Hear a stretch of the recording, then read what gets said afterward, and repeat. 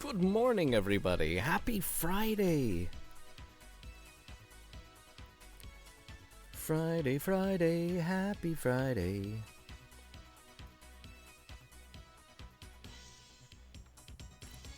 Before we get to play the game, though, there's a whole bunch of story in this game.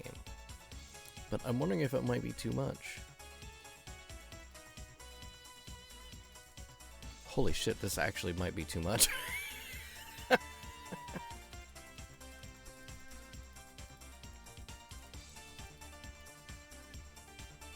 There's like 27 pages of story.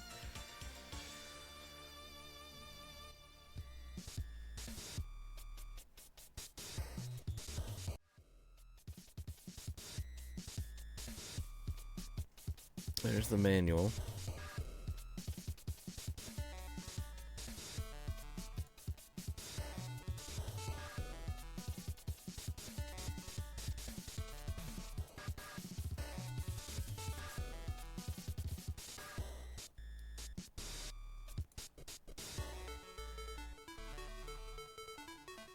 So there's our manual.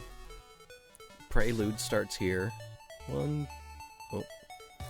2, 3, 4, 5, 6, 7, 8, 9, 10, 11, 12, 13, 14, 15, 16, 17, 18, 19, 20, 21, 22, 23, 24, 25, 26, 27, 28.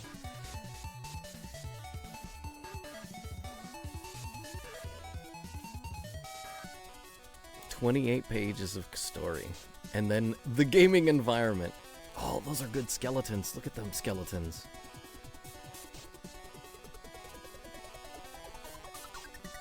I'm excited for skeletons.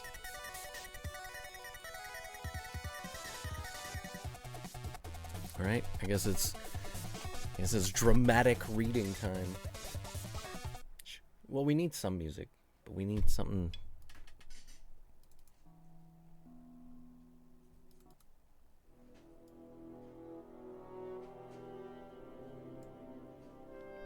Alright, that seems good.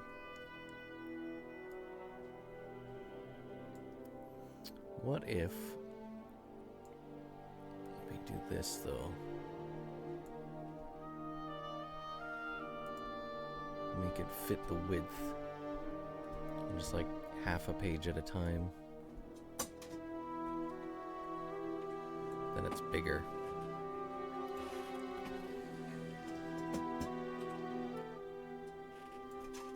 An enemy of dreams. Many candles lit the hall, sconce after sconce, flame upon flame. They burned in rank and regiment within a broad space. Some stood in rows, others about stanchions. Yet another shone alone, fixed high in the stonework, like quiet sentinels of light. As evening fell, a wind began to penetrate the hall. It came through slits in the stones where archers watched. Fighting past oaken gates, no battering ram might hope to win, and with each chill gust, the flames of candle and hearth could be seen to falter. They wavered, as did the hearts of the citizens and soldiers. The mages and diplomats who huddled, waiting, cursing from time to time while they ate or prayed, or bent to sharpen a spear beneath a candle's guttering light. A murmur began to pass through the gathered crowd, and they drew back. A procession neared. Torches, brilliant and smoking, held high by council guards, cut a path through the assembly. Shepherding between them, a score of soldiers and noble lords. Those nearest the procession began to cheer. Others soon spied the new face among the marchers, and they too lent their voices to the growing excitement. Here marched their savior. Some eager voices said, coming at the head of this midnight parade. "This dress does not fit," said the commanding female voice. "You accepted the honor," came the reply. "Where is the crown?" "I left it." "You are impossible. You must wear the crown, and that it's so gaudy. Give the necklace here, quickly." "No." Cry of trumpets stilled the voices to silence. There was a creak of iron hinges, then half as wide as a castle gate, a door opened in the hall. The eastern half of the palace began to glow. It filled with wondrous yellow light as the sun of summer days had come to save those gathered about, and beyond the source of the light a great room awaited. Here magic held sway, providing light for the council and warmth for the body of mages and diplomats who had ruled in Latrobe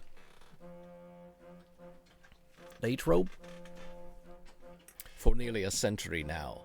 It comforted them, those leaders about to seat within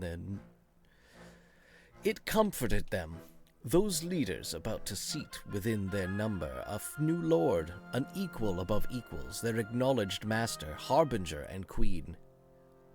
Jarrus entered first. He knew the way, and though old, his purple robes, together with the jeweled headpiece, lent an air of great authority to his march. Behind him, taking measured steps, her eyes level and full of care, full of fire, came Rowena. Inside the council awaited. They were 12 seated about a circular table, which rested on a dais above the floor. In one corner of the room hung a great crystal sphere. Rowena recognized it at once as the Orb of Knowing. Without ceremony, she took her measure of the council, judging each of them who sat before her without waiting to be judged.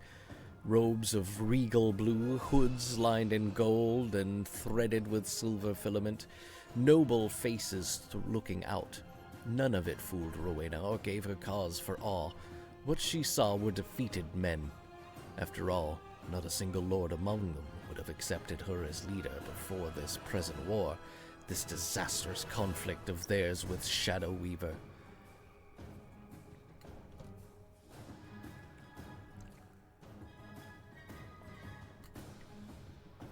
She touched a piece on her necklace for luck. "Gentlemen," said Rowena, "in times of peace there is no more noble leadership than what I see before me now. Modesty, a quiet stillness, the humility and temperate reason of the council." Her voice grew stern, commanding. "But when the trumpet sounds to battle, you, all of you, must imitate the actions of the lion, not the doe. Put fire to your blood. Let your backs be straight. Send your hands grasping for your swords. Disguise this fair and female nature of yours with overwhelming rage." This is the manual.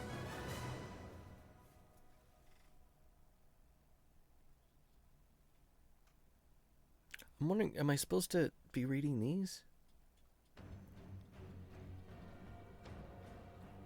With a smile, Rowena moved to the Orb of Knowing. As she did so, a vibration began building between her and the sphere. She paused, and though her words had cut through shocked stillness, Rowena stood perfectly at ease. Let them see her as strength built upon strength, a goddess come to lead. The tight perfection of her dress aided the illusion, she had to admit, as did the braiding of her hair side to side in the style of the most ancient witches. She had only refused the crown, for they must see strength from her heart, and not a circlet of gold about her head. "Summon up your breath and spirit," Rowena continued. "Let your souls reach their full height, honored princes of Whitney and Latrobe. Oh, you noblest sons of warring fathers whose grandfathers and their wives fought side by side in ages past. Follow me. Dishonored..." Okay, so I'm not supposed to read these, because here's the dishonored, not these ancient. Okay. "Dishonor not these ancient and valued halls, whose stone lay stained by the blood of better men. They who died to build this kingdom were champions. They were of your kin and kind, and they need no introduction. But you, all of you, seem content to forget their sacrifice.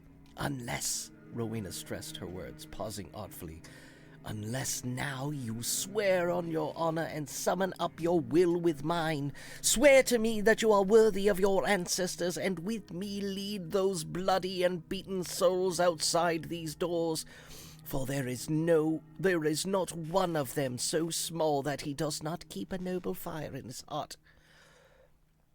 I see them waiting, not as defeated men, but warriors, dogs of war, straining to be set from the leash. Swear that you will follow that spirit. Follow me, and by the gods I promise you a victory of the like your enemies have never seen. All 12 rose as if a single man. They pulled back their hoods. They bowed. It was an extraordinary sight. To all appearance, the woman before them was no better than a girl, a woman of 20 a girl of 20 summers who might command any man in love, but whose battle strength had stirred them all. There was about Rowena a reserved force. She came to them with no resume of heroic deeds, having led no armies, nor crushed any evils of which they knew, and yet not a single man nor woman in the kingdom could say they had not heard her name. A river of command seemed to flow outward from her, engulfing all those who beheld her. It came as a natural power, like light or heat, and all of that was best in men saw fit to cooperate with it, as simple as obeying the will of gravity. It was as if the events of the day did not happen to her, but that where Rowena moved, the events of age were like to follow. "How did you know?" asked the leader of the 12. He addressed his question to Gyrus, the greatest mage and advisor. "When I journeyed to the east," answered Gyrus, "I first saw her teaching outside a temple wall. Even with what we knew, I thought it best to ask for a demonstration. Perhaps I could engage her in a contest of wills, but as I drew closer, I knew it would be unnecessary. She conquered where she stood, or walked, or sat, in whatever thing she did." Gyrus paused, stroking fingers across the length of his chin as he considered with a racing heart the woman at his side. When he continued, it was to say, "She is our one and only hope." "I agree," said a telepathic councilman. "Brothers, I have looked into her soul. Neither did she resist nor offer evidence of anything beyond a brave and a magic most true and powerful. She is no spy of Shadow Weavers. Instead, as the orb proclaimed, she comes to us most welcome. She is our savior and queen." "I agree," said Gyrus. "I, too, have had the opportunity to test her soul on our journey here." With a smile, Rowena moved to the orb of knowing. As she did so, a vibration began to building between her and the sphere. It was invisible, noticeable only to the most adept in the room, and yet it linked Rowena to the orb along lines of magic as old as the world. "Gentlemen," she said, "we begin."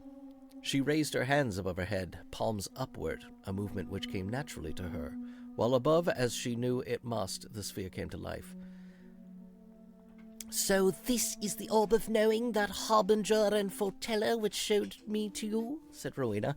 "I heard of it in my youth. I never dreamed I might so easily." She allowed her words to trail. Her face grew stern, while above her clouds and flashing scenes began to swirl in the sphere. "All time is an arc," she said, "through which shines an untraveled world, the truth. See it, my gentles, and do not despair." Images of a black and lonely island appeared. Here was a desolate place. Very nice. Rocks lay everywhere, as if in a rage. The gods had shattered a mountain and left its corpse to lie upon the sea. Yet by ones and twos aboard rafts or cast away from good boats passing near, the dregs of the earth found their way to this unpromising land. They came to escape, to slip away from sentences of death or to settle far from honest men.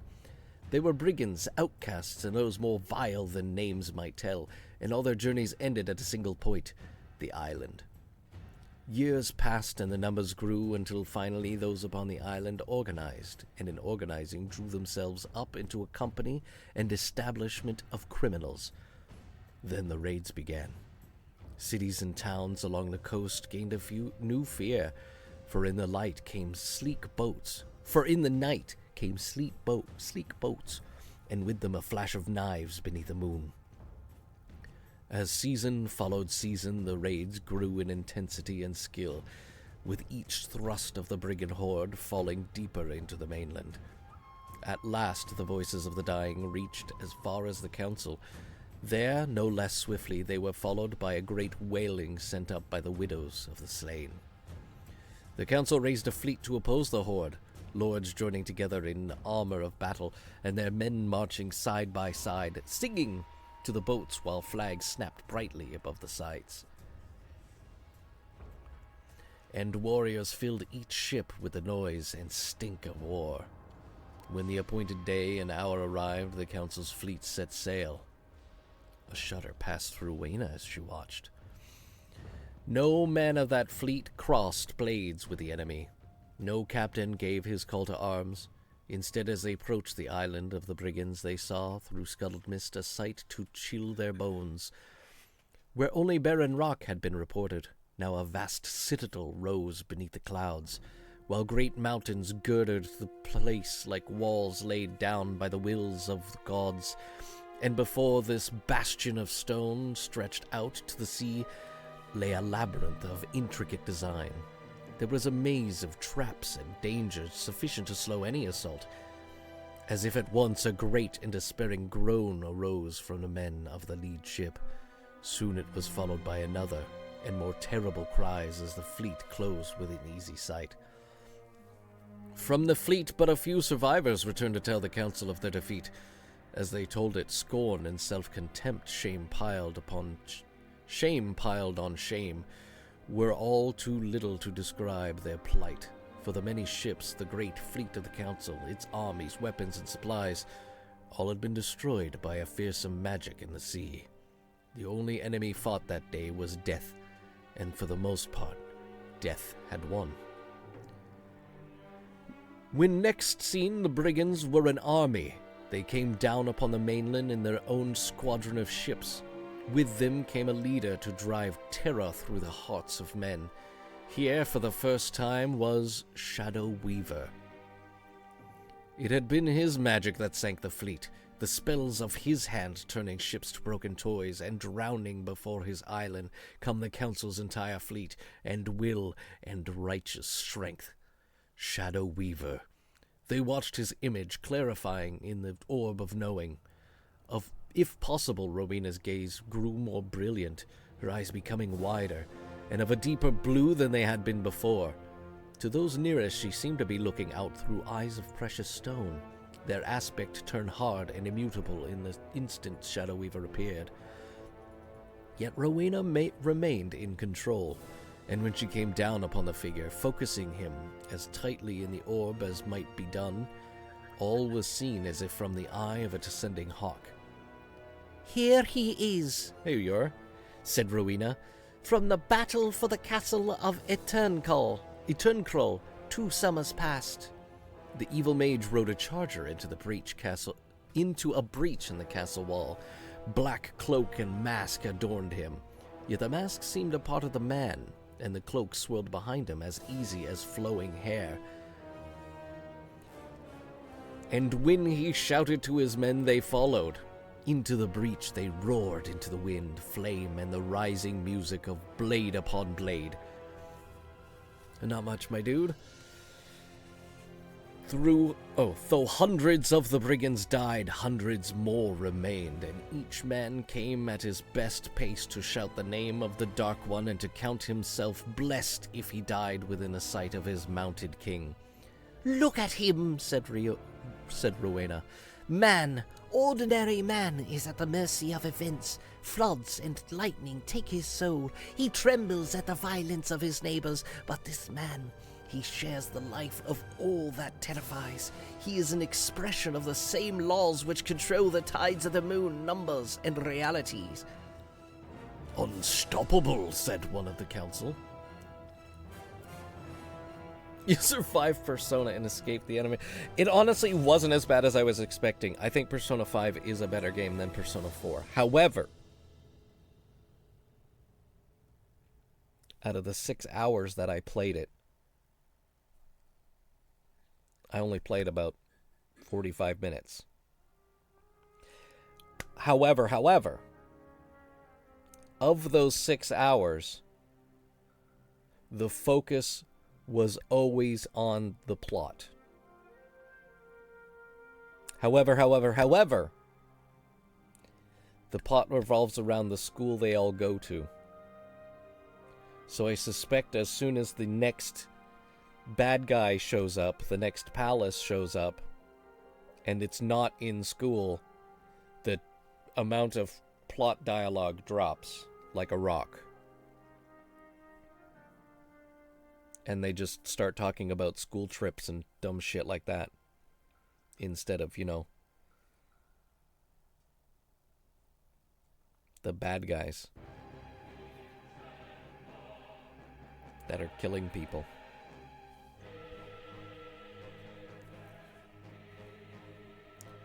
And I also know that the game is 100 hours long. And you only get to play 1/8 of it. So, I don't think I could finish that game.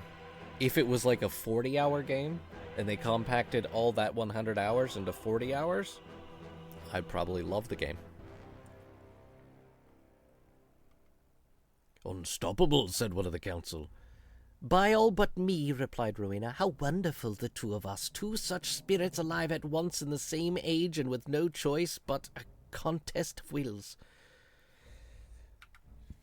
Best speedrun record is 15 hours, but they skip all the dialogue, so I wouldn't be able to enjoy actual parts of the story.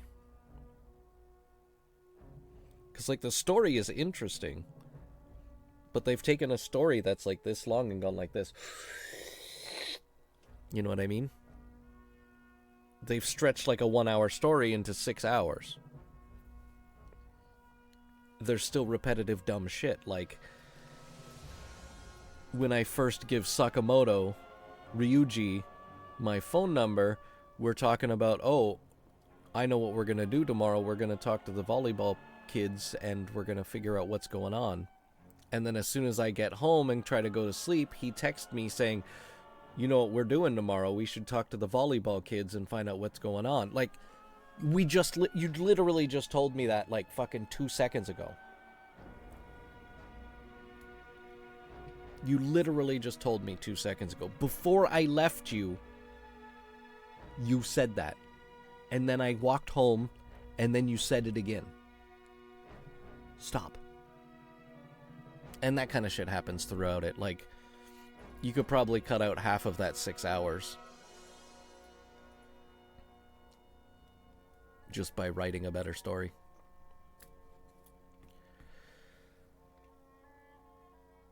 When will you tell us how? Asked Jarius. When will we know?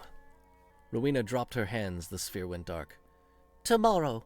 It will be tomorrow, she said. For now I want quarters, food, the plans and disposition of all men-at-arms. Disposition of all men-at-arms. These I want immediately. Then tomorrow at this same hour we will meet again. Rowena watches Jairus as he directed the placement of dishes upon the table, his gifted attention to each portion of browned and golden pheasant, his delight at a taste of the council's best wine. After a rush of servants and serving wenches, they sat together in the palatial quarters provided her. They ate. You are more the diplomat, said Rowena, than am I. No doubt it explains the size of your stomach, the bags beneath your eyes. A cruel tongue, Jairus responded, but direct, accurate, and sorely needed in these halls. He speared a streaming potato with his fork, bringing it carefully before his lips. Some of what is before you may be too generously heated. Be careful, my dear. Perhaps you should remember who brought you before the council. Rowena narrowed her gaze. I remember. Narrowed her gaze. I remember. Then a simple question, an honest query for honest tongues, said Jairus. Do you believe you could even come before the council, let alone as their preordained savior without my doing? He pulled apart a succulent leg of meat he chewed. No, Rowena answered. I can appear threatening without the proper introduction. She paused, placing a morsel of food to her mouth. To be honest, I would never have thought to raise an army as Shadow Weaver has done, nor would I have conceived to place myself in opposition to him without you. An honest question, then, for honest tongues. Now, having brought me here, what do you want out of me? My reasons are entirely self-interested, replied Gyrus. He sipped at a heady wine. If Shadow Weaver wins, it is unlikely I can be of service to him, and more likely I shall spend the rest of my days in some great agony of torture. It therefore befits that I should run or fight. Yet however old or out of shape I may appear, I have never run. Then I take it, said Rowena, I am the weapon you have found for your fight. In part, yes, Gyrus admitted. I believe you can lead us against the evil. There is also the matter of your magical strength. You wish to learn? Yes. Whatever a child of such gifts may teach, said Gyrus. There is also this force about you, so natural and overwhelming, an aura of command. Which, if you possessed it, might give you control of the council. But not replace you, said Gyrus. He threw his hands wide, palms up, and smiled. And finally, there is your beauty. Old I am, and weak in many ways, but whatever has been dulled in me by time awakens when I see you. Your dancing shape, your haunting gaze, they stir a magic all their own. Gyrus forked another steaming bite before his lips. Charming, said Rowena, but honest woman to honest man, you would find my charms more difficult to swallow than a hot potato. More true to the result, they would kill you. This because I am as direct in love as in war. The necklace, Gyrus whispered. What? Rowena asked. She grasped toward her breast, feeling for the necklace of gold, and once finding it, letting her fingers run across its many small runes and inscriptions. Yes, I recognize the piece, said Gyrus. You stole it from the temple where I found you, didn't you? I've searched for it. I've spent years. They knew not what they had, Rowena interrupted. And do you? Asked Gyrus, now that you possess it. In all its particulars, no, Rowena admitted, but I feel the strength of the thing. She dropped her voice to a whisper. What will you tell me freely? I tell you freely that it belonged to a most ancient and evil witch, the sorceress Cheschantra. She was the one who betrayed our kingdom in the days of Lord Borel and the gods of the Three Ways. This bauble kept her young for an age more than she deserved. Rowena smiled. Then it will keep me young? No, said Gyrus. It'll make me young. We together will explore its powers to that benefit, and securing such ability, I will transform myself into a more vital form. He spoke quickly, excitedly. We will then join man and wife, king and queen to this kingdom, sweeping aside the Shadow Weaver, the council, and any who may oppose us. Rowena fingered the necklace, considering Gyrus's offer. And if I refuse? I will have what I want, he replied. They looked into each other's eyes, and in that meeting strength came against strength. One harbored a power as direct as day, while the other took subtler advantages, those of position and experience. I must sleep on it, said Rowena, and take this, my one last and honest thought. I will consider your request. Now leave me. She sat back in her jeweled chair as if suddenly exhausted. And still there are maps to study and plans to review before I sleep. Wax dripped from her candle, hitting in soft splashes against a parchment of battle plans. Even as she attempted to concentrate, the room grew dark. It became a close and weary place, and within moments the rigors of her day having caught up with her, Rowena fell asleep. A dream began. Rowena entered as if the lapse from consciousness to fantasy were immediate, and soon she found herself suspended, bodiless, a witness to the pain below. "Father!" screamed the child. The girl fought, pushing against spears held close and leaving blood upon more than a single blade, while one soldier stepping toward her came on through the ring of weapons. He reached out with a mailed fist to slap her hard, and the child fell. Abigail! Abigail, screamed the woman. It was the mother. Get away! The woman's hair lay braided side to side in the style of the most ancient witches. About her throat hung a necklace of golden pieces, and her eyes burned a remarkable, unyielding flame.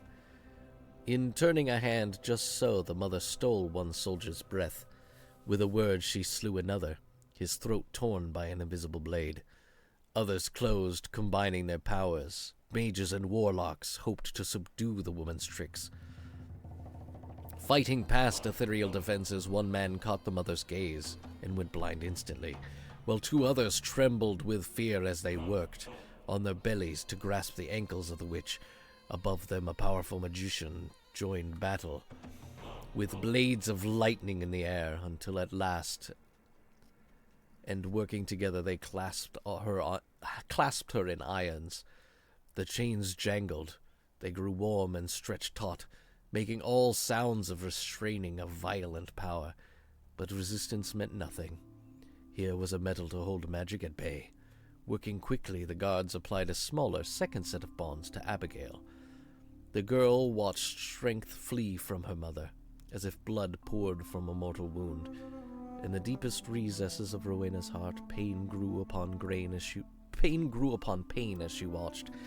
She became richly, serenely aware of the young girl's terror, seeing from her own vantage how weary was the mother and how unutterably frightened became a mind of a child no more than 14 summers old. Medicates, stimulates. Thank you very much for medicating, stimulating, and penetrating. Since this decided to pop up at the beginning of the month, Merry Crimbacy's ABS absolved. Merry Crimbacy's ABS absolved. Thank you very much for 110 bananas. Bananas. I'm gonna make banana bread. No, we don't have bananas, for real. Father! Screamed the child once more. She mistakes you for Lord Burrell, said the captain of the guard. She mistakes no one, replied the mother. She was well loved by him and called to his memory. You were all loved by Burrell. You should all be ashamed. Fool! Charged the captain. He brought the enemy upon us, said another. Ooh, banana. Or did you, lady, behind his back? Asked the captain. Well, Burrell is dead and the three gods defeated. Time now to clear out all spies, miscreants, saboteurs, plotters, villainy, fiends, monsters, rogues, curs, and betrayers. Stop me, lady, when you hear your name. Ah! The women screamed, a crystal, icy exhalation of grief comparable only to the howl of wolves in the northernmost reaches of the world. Take it, end this issue, said the captain, forcing his words from between clenched teeth. Take them from this place.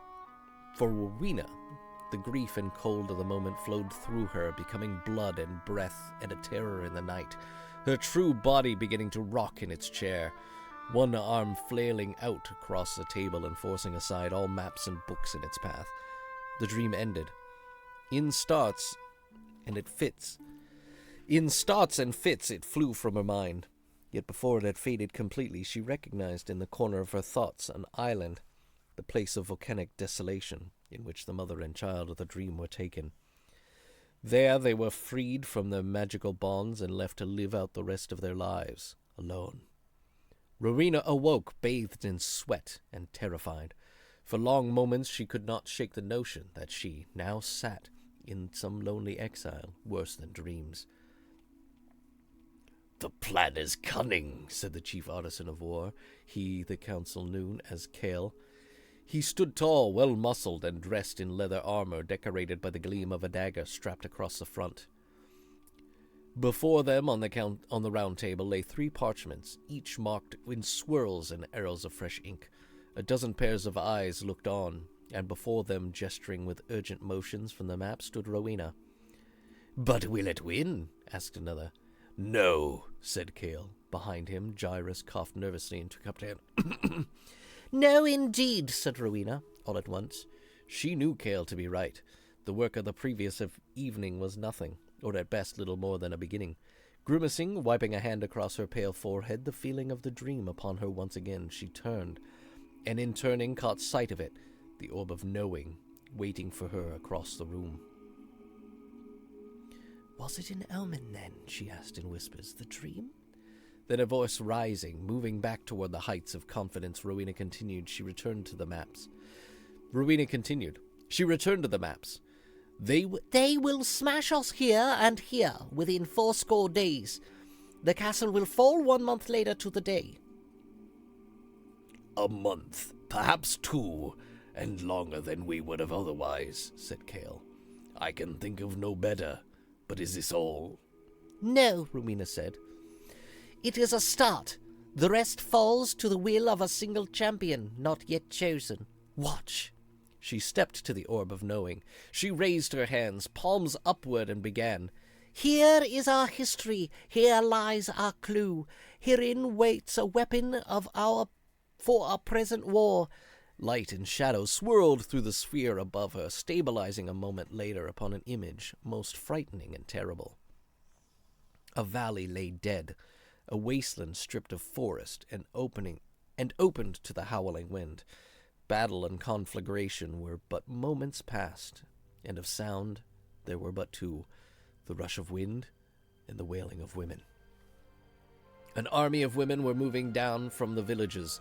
They crossed the dying embers to find their dead. At first the mothers and daughters could not be certain if they imagined the movement, or if the trembling beneath them was real, holding in its restless vibrations some new danger, some terrible purpose. Then it came. All eyes turned toward the center of the rumbling. They saw it rise. From the center of the ashen land, a tower rose. Its sides sloped to a steeple top. It became a spire. The land stopped its shaking, but the tower remained. It waited there, as the widows of the slain and the daughters of the slain stood before this unholy structure, and as they watched, 3 forms retreated to within its walls. A god of magic, a god of war, and a god of intellect, said Rowena. They hail to us, these images, from a history almost legend. Remember how these gods came to conquer man. Remember how the armies of one lord held them at bay. Remember the tower. Oh. So this is, I guess, the story of the prequel. The game before this, called Dark Spire. Yeah, there it is. Within the Dark Spire. Within that Dark Spire, the spire was spelled with a Y, though. The 3 gods hoped to heal their magic and their wounds, eventually return for battle. But Lord Borel, having forced retreat upon them, had no heart to lend them, the very time they might need to re-emerge. Alone he ventured into the tower. Alone he did battle with the gods. Alarmed by the proceedings, Gyrus moved forward. Though his hands shook visibly, he saw fit to interrupt. "Are you aware of the history?" he asked, looking to the images within the sphere. He blessed himself. "Borel was the traitor who brought the anger of the 3 upon us. He incurred their wrath by his eager demands." Watch and be silent, Rowena ordered. "He died in that tower," said Cale. "The first of the champions." Yes, agreed Rowena, smiling. And for it, his love was banished, his daughter banished. But others followed. Many brave men and women followed in the years to come, until one championed all the tricks within a tower. Until one championed all the tricks within a tower and brought it crashing down. Today, mankind is faced with a new threat. The armors of Shadow Weaver cross the land. Rowena spreads her fingers, watching the play of light within the sphere as it became a series of faces. Visages of men and women, champions all who had marched off to die within the tower of the 3 gods. At last, a single image remained. Rowena identified the countenance as that of the final champion.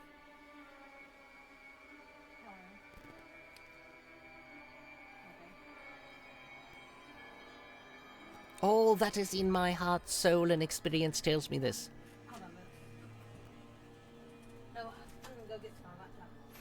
All that is in my heart, soul, and experience tells me this. We need a new champion. All that is in my heart and soul tells me it must be someone with the one quality I do not possess.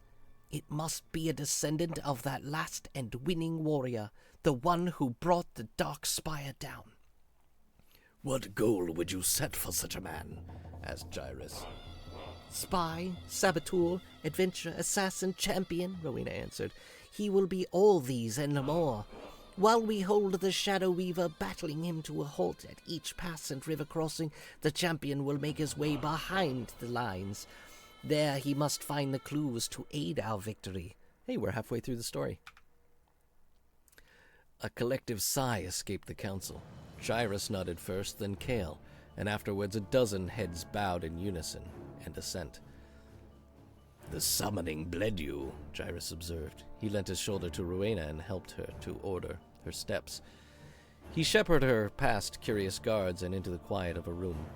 Drawing shallow, quick breaths, her brow furrowed and pale, almost as if a fever burned behind it. Rowena collapsed upon the bed. She coughed. It was not part of the bargain, Gyrus continued. You never told me. Conditions change, said Rowena, interrupted. We must be flexible. I had a dream last night. I saw the witch Chandra and her daughter Abigail. It was the day they were banished from the land, and I took it as an omen. To find and teleport some country oaf within these walls? Yes, said Rowena. That oaf is the direct descendant of the champion who saved us all. He is blood and kindred flesh to that memorable knight who struck the tower down. This oaf, no less than a stem of a victorious stock, will, oaf-like, in oafish fashion, oafishly bring our enemy curled and bleeding to his knees. His oafishness, as you may call it, will, if I am right, burn away the shadows in our weaver's eyes, and, like 1,000 oafish suns, blind him to his soul. Fate will have no less. He knows no weapons, said Gyrus. We will teach him. He knows little magic, said Gyrus. Details, insisted Rowena. You and Kale go and attend to them. Leaning forward across the bed, Gyrus entwined his fingers through the necklace about Rowena's throat. You, he whispered, are one that, headstrong with your own desires and seeing omens in every dream, will lead us to ruin. He pulled the necklace taut. Remember who I am. I remember that, Rowena answered, and I remember what you want. She searched inside herself. She felt for what strength might oppose Gyrus in the moment, and none remained. She would have to bluff. Gentle Gyrus, Rowena said. This war with Shadow Weaver has new angles every day and like a dream. I cannot believe the necklace came to me by chance. Came to you? Gyrus interrupted. You stole the thing. As would you have if you found it first, Rowena said. Now understand this. It possesses power, but how much and how we will need it to destroy Shadow Weaver, I do not yet know. It is a necklace of youth, said Gyrus. His wrinkled, bloodless fingers pulled it close to the nearness like a breath of ice upon Rowena's throat. It kept Chandra young. No, not a necklace of youth, said Rowena. It is a necklace of time. Dismissing Gyrus from her room, Rowena fell quickly into slumber. The finding and teleporting of the champion to their castle had played her out. She slept. She recovered. She dreamed.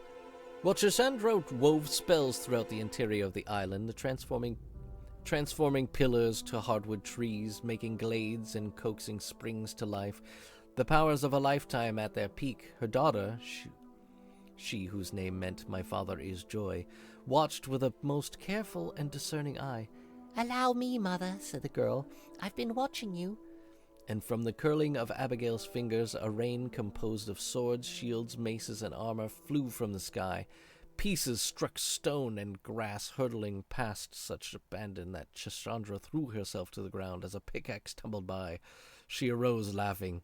Such hatred and such power, Chandra beamed. One day you will shout, and the world shall tremble at the sound. A world that hates my father's name, said Abigail, deserves to tremble. Then she smiled. It was a teenager's delighted smile. Teach me more. Gyrus, what's up, Face? Teach you, said Cassandra. You are already almost beyond teaching. You could be the daughter of a god, young Abigail. Lord Borel is father enough, said the girl. Well loved and loving. I tell you, mother, I will remember him always. Upon awakening, Rowena ordered the servants to bring her a mirror. Hours passed, for it took hours, and many permissions to secure the particular mirror Rowena wanted. When it arrived from a nearby temple, they placed it in the brightest part of the room at the foot of her bed and facing outward toward the hall. It was not magical, but valuable, perhaps the only full-length looking-glass in the land. Within its frame of gold and silver filigree, Rowena studied herself. The dreams had taken their toll. Her eyes seemed weakened, harboring dark circles beneath their squint. Her movements were unsteady. It was as though all the fire and power in Her Majesty had been doused in that cover of sweaty sheets still laying on the bed.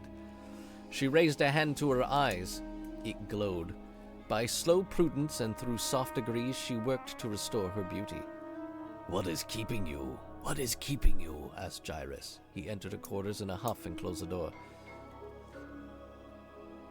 We find ourselves busily training your oaf while our armies engage Shadow Weaver at the pass of Ivers near Whitney. The whole castle will lose heart if you do not show yourself.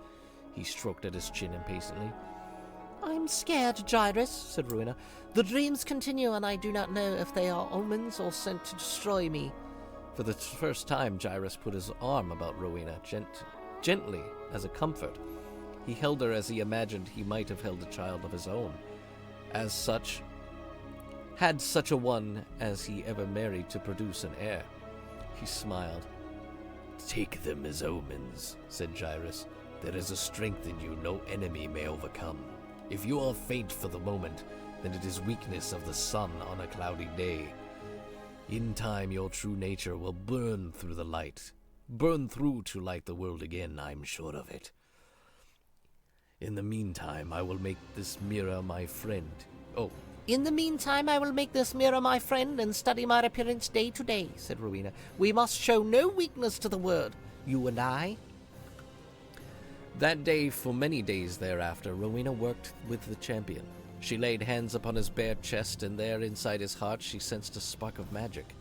His flesh descended from a line of mages, of that Rowena could be certain. And so her task became one of awakening abilities already waiting within. Together she and Gyrus taught him the art of casting spells, leading him step by step through the ancient arts of visualization and the proper hand motions, each of which represented a different kind of magic. By combining different motions, he might successfully call upon different spells, and when his time was not thus engaged in supernatural lessons, Cale and the finest swordsmen and combatants in the castle pushed their champion to the limits of his physical strength. Like a true champion, he learned well, complained little, and day by day grew all the more used to the idea of sacrificing himself for the common good. Complained little? That's not me. I can't roleplay that. Still, at night, Rowena lay tortured by her dreams. Images of Cassandra and Abigail, of Lord Borel and the tower, of God of Magic and his two companions filled her dreaded nights. And each morning upon awakening, Rowena faced the mirror. There, standing before her at the foot of the bed, she watched her image grow darker in the silvered light. Her strength waned visibly. She looked worse and found that it took longer with each day to repair the damage. In desperation, she removed her necklace, hiding it carefully, almost hoping some undetectable curse lay upon it, and that this might, at last, prove the cause of her hated dreams. Rowena placed the piece within a hollow above her door, in a spot she carved out with the last bit of magic she could manage for the day. Yet that night the dreams continued. We are losing, said Cale. He stood squarely at the head of the training field, his armor dulled by blood and battle, his jaw set with grim defiance. The horse that had brought him in from Ivers paced nervously behind him, with its mouth foaming. Its sides were slick with sweat. Were my latest orders carried out? asked Rowena. She walked toward Kale, the champion at her side, the latter's chest heaving as he drew deep breaths in recovery from a mock battle with but moments past. We followed them, lady. We followed today's orders and your commands of yesterday and the day before. By my heart, you make the worst of it with each new decision. You dare say this? Said Rowena. You've changed from the original plan, lady, said Kale, and my men die for the privilege. Only I can save this castle. Tell it to the dead, said Kale. Your failure has brought the enemy within a day's march. Ooh, good.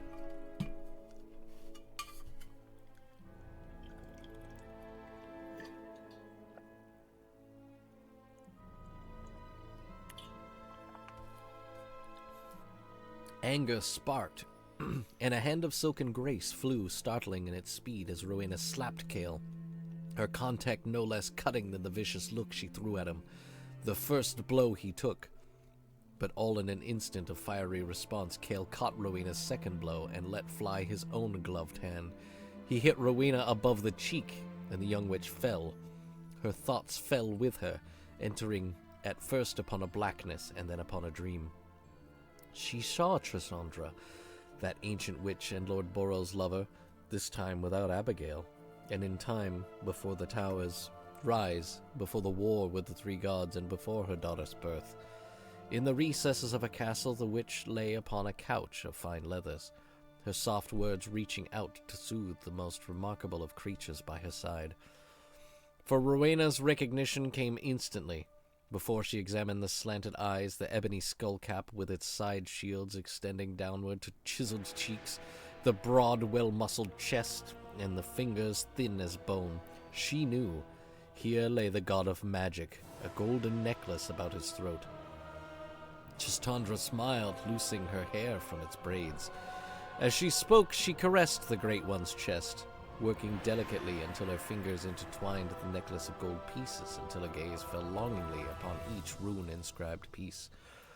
As if aware of Rowena's presence, the Great Witch turned, looking directly toward the position Rowena's consciousness seemed to occupy, and there, across a tremendous span of years... What? What was that?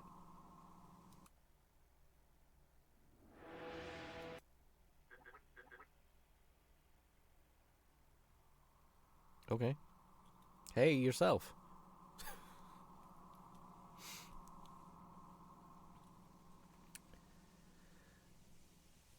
Sorry. And there, across a tremendous span of years, their gazes met. Hey, Spring God! This would be a very boring 2-hour-long unskippable cutscene. Yeah, it's already been like 40 minutes or something. And I've still got 8 pages left.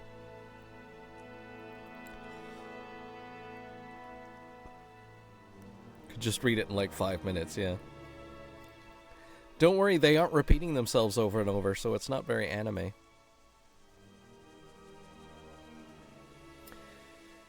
Chissandra's feature... a puzzled look passed across Chissandra's features, for she could detect nothing more than an aberrant breeze, a touch of some unknown breath. Still, the Great Witch laughed, and for Rowena, there appeared in the other's eyes a measure of such treachery and cunning that it shook Rowena from her dream. It hurled her from this past of long-dead images and back to a present where her face still throbbed from Kale's blow. Behind her eyes she could still see Chisandra laughing at her. My apologies, lady, said Kale.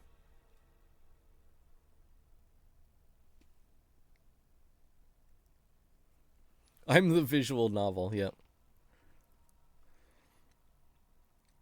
The champion helped Rowena to stand, while 2 guards held Kale at bay, and a score more of the castle's men-at-arms rushed in to protect her from the threat. Let him go, Rowena ordered, and you will have my apologies, General. I know now that the dreams, the omens I have taken for true revelations were but the devil's work. They fought to confuse my judgment, and they won. Lady? Asked Kale.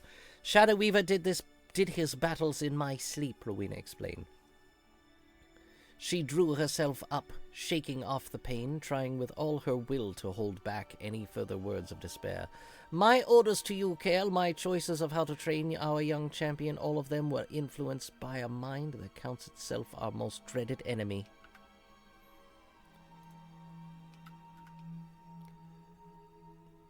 The enemy is almost upon us, Gyrus said. Every remaining man is within the castle walls, and Kale stands before them like a silent shadow. He has lost his will. I doubt now that even the curses we have laid for traps and the cloaks of magic we have used to hide this place can hold for much longer. Don't bother me, said Rowena. They stood in the council room alone, with Rowena having positioned herself beneath the orb of knowing. She raised her palms upward, and images began to play within the sphere. The people need you, said Gyrus, to rouse them in their defense. They cry out with despair. Voices, the movement of catapults and wagons, a host of mingled, confusing sounds filtered through the great doors. It was the rush before the storm. He fooled me, said Rowena. He had me from the first. Each night a new dream changed my plans, each battle order contaminated by his message within. Even my training of our champion was warped. I fear, and I shaped to some unknown plan. Are you telling me, asked Gyrus, that you've trained the champion to do Shadow Weaver's bidding? Not consciously, Rowena answered, but he may yet take action to end us all. Within the sphere, images of Cassandra and Abigail begin to clarify and form from them. In a truth she hoped would prove sharper than her dreams. Rowena looked for possibilities and answers. What had happened in those long-gone days, and why had the Shadow Weaver chosen their pains to taunt her dreams? For mother and daughter on the island, years passed, season after season, fading into silence, into the quiet between two people. Hey, Astro Vortex, you got more than halfway through this game? Nice. Cartube he said he really enjoyed this game. And recommended it. For mother and daughter on the island, years passed, season after season, fading into silence, into the quiet between two people who know no others, have no news, and wait together in some far-lost corner of the world. Then came the ships. At first, reflexively, Cassandra smiled and called to Abigail. Together they ventured toward the breakers near the sea, their arms pointing outward to puffed sails. Ships rushing in toward the island bay. Their voices became as giddy as might a pair of young girls at some warrior's approach. But there were no good tidings, no friends having braved the sea to rescue their long-lost pair. Cassandra caught their thoughts. She explored the emotions wafting on the breeze from the sea. Murderers and magicians manned those boats. Warlords and brigands gleefully rushing toward an island whose only treasure stood above the shore, watching their approach. In their thoughts they held no less a plan than to find and enslave Cassandra, bending the will of so powerful a witch to their own. And in their dreams, for their ultimate endeavor, they would intend to conquer the world. In the first days of Cassandra and Abigail worked to conceal themselves. But while the magic of cloak and stealth was easy to maintain for a time, it became laborious to hold. And outside, the warlords persisted in their search, using their own probing sorcery. At last, there was nothing for it but battle. You must go now, said Cassandra at the height of the turmoil, when it became clear her powers could protect them no longer. I will send you away. No, Abigail answered. We stand together. But as lightning and fire cracked heavily against her magic shield, Cassandra knew but a single option remained to them. With a final burst of magic, the witch released her soul, expanding outward in consciousness and power, all the will and fire of her life released in a single instance, as if from the shattering of a magic vial. In that second, the mountains rained down upon them, falling in blocks of shattered granite hail, while a hot and sulphurous wind blew through every rift and fall of dust. It was a breath of scalding heat, and it crossed the island in a rush. Raiders died, the magicians abandoning them to their fate, feebly trying to protect themselves with weakened shields of magic, the whole of the island raising up to crush and burn them all. But for Abigail the scene faded about her. A calm will gathered up in her, holding her within its thoughts. This is what the soul of Chistrandra and its teleported. This was the soul of Chistrandra, and it teleported the girl away to safety. It set her down far and away in the world of men, where Abigail grew in remembrance of her parents, of Borel and of Chistrandra, always perfecting her skills with magic and patiently making her way in the world. Making your way in the world today takes everything you've got. Years passed, and though Abigail learned many tongues and traveled in the course of time to many lands, she remained young, always young, with only her hatred to keep her company. It festered inside her, a hatred of the world which turned Abigail season by season from the gentle daughter of Chistrandra into an enemy of all life and living and joy. A sad tale, observed Gyrus, but we have our own invasion to deal with. There, don't you hear that ram at the castle gate? I must have time to think, said Rowena, but Gyrus grabbed her by the hand and pulled her insistently aside. Where is the necklace? Where is the necklace? He asked. Please only give me that one small miracle. Allow me to become young enough for battle. We may yet fight off the evil one. Oh, let me defend your honor, at least that. Perhaps you're right, Rowena said. Follow me. Outside, warriors stood in disarray, their captains terrified to the point of inaction, while a battering ram continued to shake their castle gate. If only 1 in 100 of our dead might rise, said a woeful voice. If only their sword might swing with ours today. Who says so? Asked Rowena. She stepped forward and grasped the pulley of a catapult, drew herself to stand up along one beam of a heavy device. My General Kale? No. Great soldier, ask not for one man more. She raised her voice, projecting it for all to hear. If we lose today, said Rowena, then we alone should bear the shame. But if we win, then our small band goes the greater share of glory. Wish not for one more soldier to join our side, she said, for I am starved for glory, and I would not give up that share of I would not give up that share of it a single extra man might take. Hey, Franken. No, I haven't gotten to the game yet. We're still reading story. We got 4 more pages. Instead, Kale, proclaim this through my army. He who has no stomach for this fight may leave. Yes, let him depart with gold in his purse for ransom, and a cheer for Shadow Weaver ready on his lips, for I will not fight in that man's company who is afraid to die with us. Listen, brave souls, he that outlives this fight and brings a triumph to our side will know this day as he knows the first morn of spring or the feast of champions. He will call it Victory Day, and yearly on the eve of this great anniversary he will prepare a feast for his neighbors and tell them tomorrow is Victory Day. Then he will bare his chest or roll up his sleeves and say to all, these scars I gained on that great day. Old men forget, but he'll remember that feats. He will remember what feats he did that day, and with each yearly feast our names will grow bright in his thoughts and fresh on the tongues of those about. Then never, I promise you, shall a Victory Day go by from this day to the ending of the world, but we shall be remembered. Know this, all of you, that warriors born in future years will think themselves cursed they were not here, and each of them will hold still his tongue, and sit in shame while any man speaks that fought with us upon Victory Day.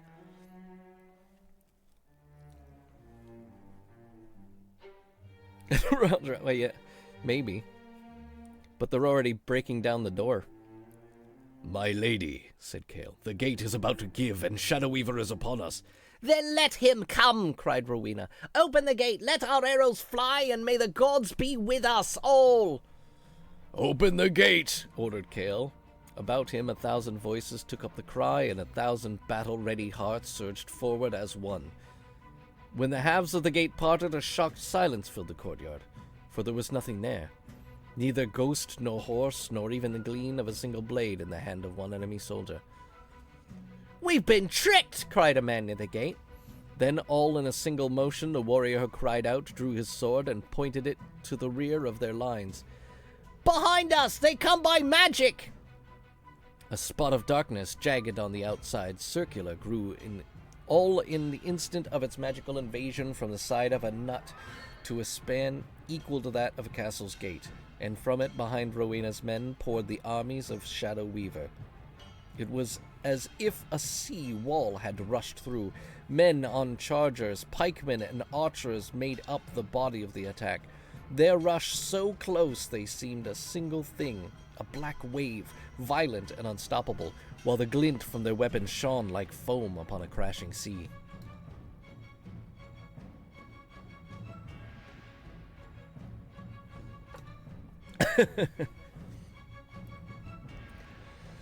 Dictated old stories.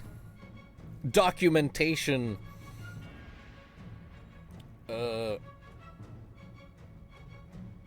Over software. Got it. Or documentation of software. Beneath that first wave fell 100 of Rowena's men. Then the catapults quickly turned, cracked in response. Her archers reformed their lines and fired. They let loose their shafts in ordered ranks. Volleys followed after volley, until death closed the sky with arrows, and arrows rattled upon the enemy in waves and showers of death. Horses died, their terrified animal screams mixing with the shocked cries of men, the thud of catapults, and the crashing of steel blades. Explosions rocked the stone walls. Magic was everywhere. Shields crumpled and faces turned their expressions into nightmare masks of death, all in the first wave of attack, when the bodies of the dead and dying came to pile up before the magic gate, blocking it as surely as if oaken doors had been closed upon it. "Now," Rowena said as she grabbed Gyrus by the sleeve. The necklace, I have a plan!" But the old man fell as if his limbs had suddenly been replaced by works of straw. As he crumpled to the ground, Rowena saw the crossbow bolt which had taken him just below the heart. She reached down, and with a trembling hand she closed Gyrus's eyes. To Rowena's left, Kale was faltering now, his sword a twisted fragment of metal holding an enemy but hand-breadth from his already bleeding throat. Rowena turned and ran for her quarters. If any hope remained, it rested there. She skirted warriors locked in battle. When a hand came roughly to her shoulder, she let her knees buckle, and in falling, Rowena found time and art enough to twist 2 fingers just so, sending an invisible blade deep into her assailant's ribs. She also dispatched a second man before realizing it was the champion racing to her side. "Lady," he said, looking about, "time is short." In that instant, Rowena was a woman that, having failed at all her plans, her advisors dead, her armies falling and dying about her, knew only fear. She seemed dazed. "Lady," the champion said again, "you must transport me away as we discussed. Even if you lose here, I may yet be able to destroy him." "Then come," said Rowena. Together they made their way back into the council hall, the many angled roofs of the palace already aflame above them. 2 of Shadow Weaver's men intercepted them in a smoky corridor. Weighed down with stolen loot, they were no match for the champion's sword as it flashed, cutting away their loot and their lives. Hey, Kay. Honestly, I was almost enjoying Persona 5. But they're just not enough gameplay. And I know the game is 100 hours. The story around I can't remember his name now, the gym teacher. The story around the gym teacher is interesting and vicious and not really something that games cover, and it's disgusting, but also heavy, Kamishita, that's it. Thank you, Wes. Kamishita. It's really heavy.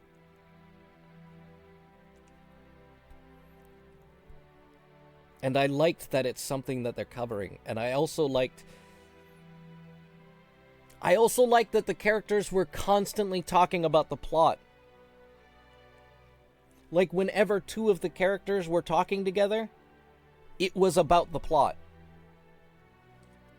It was about the palace. It was about Kamishita. It was about figuring out what's going on. It was always about the plot. There was no, oh, let's stop for band camp. Yeah, Persona 4 was dead people and power lines. Oh, but wait. Today's band camp. Oh, but wait. Today is soccer practice. That's the thing that pissed me off the most about Persona 4. That's the thing that pissed me off the most about Persona 4, is that they never spent any time talking about the plot. There was this little sliver of each month where they talked about the plot, and we got to go to a palace, and then it was over, and then the rest of the month, one day in the month. The problems I find is that, one, we went to the palace 3 times and ran away every time. Each time in the palace was only like 20 minutes. I think I fought 10 total battles in 6 hours.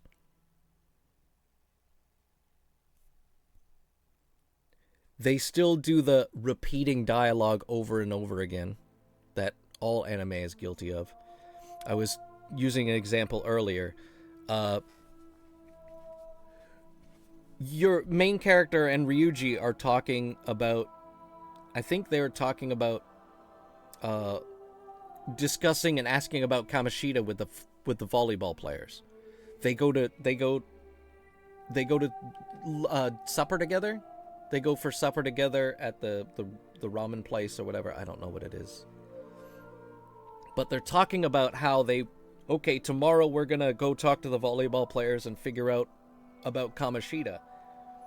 Oh, but I need your chat information and your phone number. And so then we part ways, I go home, and he immediately messages me on my phone saying, hey, tomorrow maybe we should go talk to the volleyball players. Like, no shit, we just talked about that 5 minutes ago, you stupid asshole.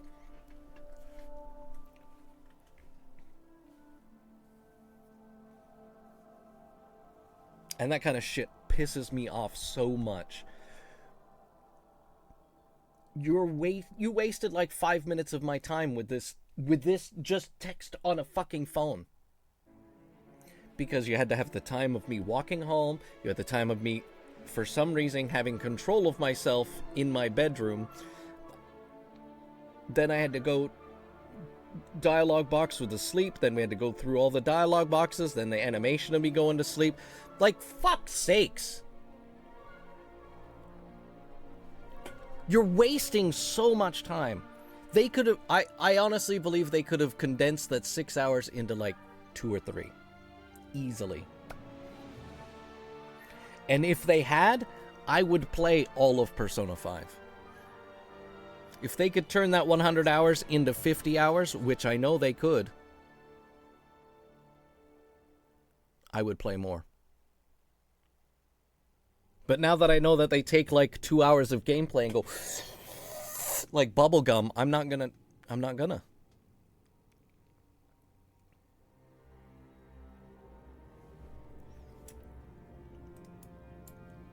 And like I said, we went to the palace 3 times. The first time was by accident. We found Morgana and we escaped. I get it. That makes sense. We're escaping. The second time, we're going in to deal with Kamishita.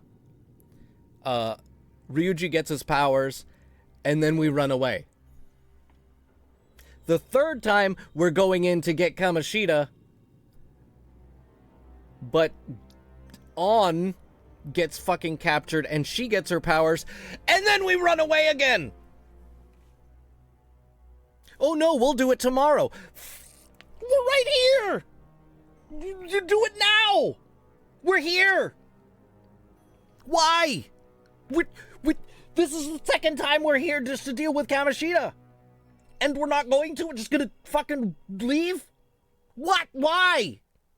Fucking do it! Do it! Just do it!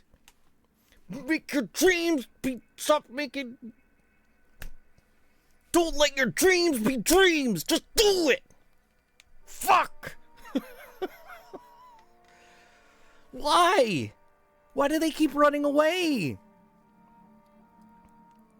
Like, especially when the one with Ryuji pissed me off the most. Because, like, there's me, main character, Morgana, and Ryuji. Ryuji got his new powers. Ryuji just got his powers. Then three monsters drop out of the sky.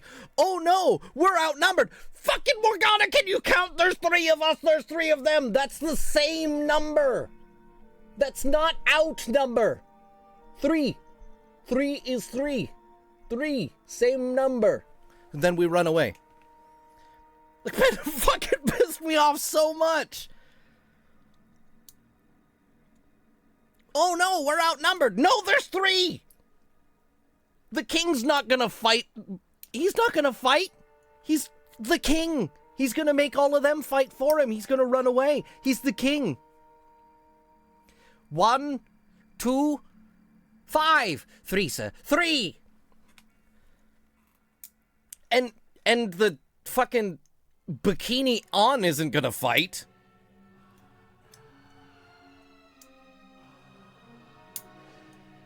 Not only could I probably have taken him, they use the excuse of being outnumbered.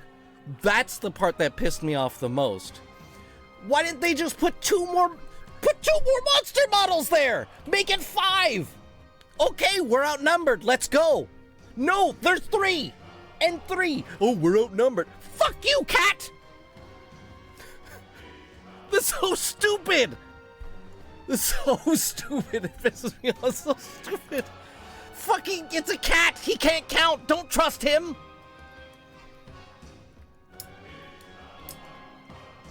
Cats can't count. It's a cat.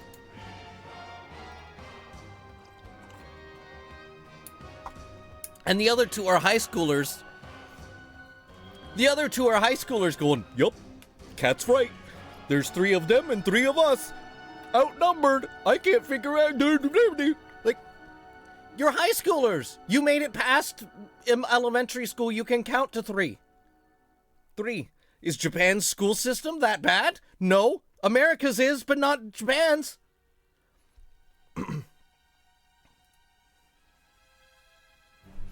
So that was my 6 hours. And I still never finished the first palace in 6 hours. Didn't finish it. Because we ran away the last time. After An got her power. And holy shit was... The stuff with An was just... mind-blowingly fucking dumb. Oh, here's a girl that's trying to get sexually blackmailed by her teacher. So that her friend can stay at the head of the volleyball team. Oh, well, she didn't show up. So instead, he rapes her friend. The one at the head of the volleyball team. And she kills her. She attempts suicide. Oh, fun. And then, so, sexually exploited girls. Hey, alright, cool. Let's turn her into a fucking leather mommy. Let's turn her into leather mommy. Oh, what's the first shot of An with her new outfit? Close-up of her tits. Of course it is. What's her idle stance? This is her idle stance in battle. Like, bent right over. That's not how humans stand. Like, they could fucking turn an sexually exploited teenager and sexually exploit her. Gah! She might be a model. They never really mention it. She mentions the shoot at one point.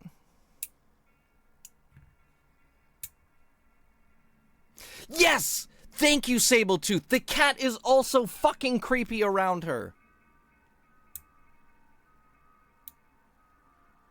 The cat is also ultra creepy. I don't... Look. That kind of sexual stuff, whatever. I've said it a billion times. I'm not huge on, you know, giant anime titties in every one of my games. But this specifically is about a sexually exploited teenager. She's being blackmailed by her teacher to come back to his place. And then the developers fucking sexually exploit her. They turn her into a dommy mommy. Like, what the...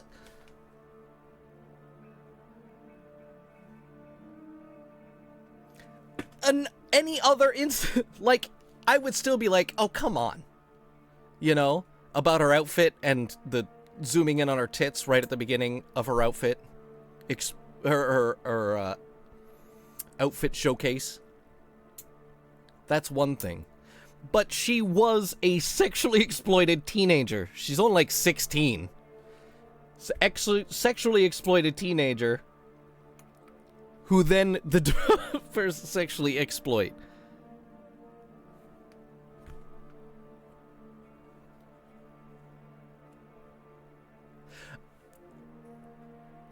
Like that, her being sexually exploited by the designers is the part that gets me. Like, obviously, her getting sexually exploited by the teacher is fucking disgusting, but that's the point. It's supposed to be disgusting. You're supposed to fucking hate Kamoshida. And I do. They did a fucking excellent job at making you hate Kamoshida.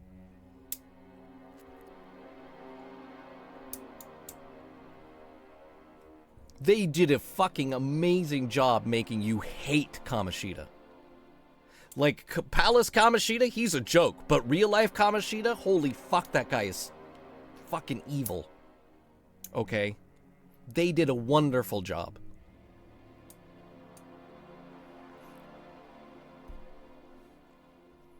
Right. He is an absolute monster. He is a monster. And I would love to continue just to kick his ass. But at the same time,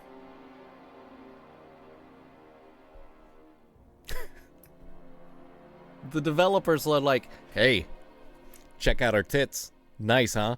Check out her ass. Nice, huh? Like, come on.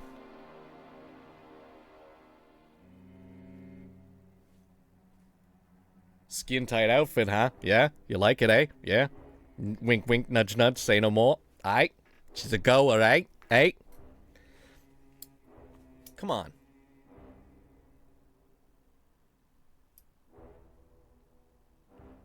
Your classmate, eh? Eh? I heard she's a real goer, eh? Eh? Wink, wink, nudge, nudge, say no more. Fucking, come on, dude. There's even rumors around the school going that saying that she's banging the teacher, like.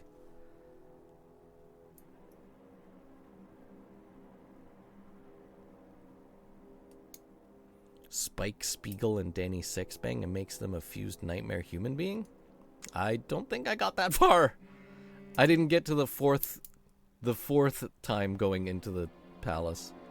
Only the first two. Oh, first three, sorry.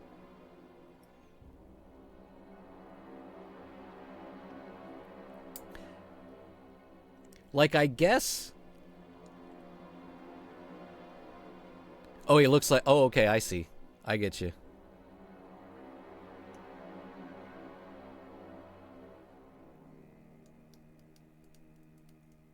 Is it two cool dudes or those two? Ooh! Isn't Danny... Is Danny Sixbang who I think he is? And isn't he a sex pest?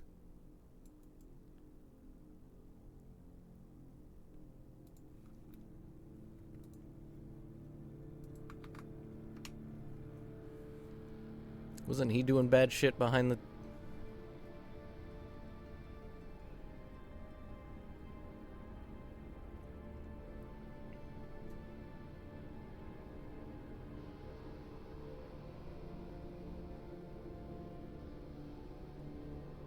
Maybe not. I thought there was allegations against him or something that came up. My bad.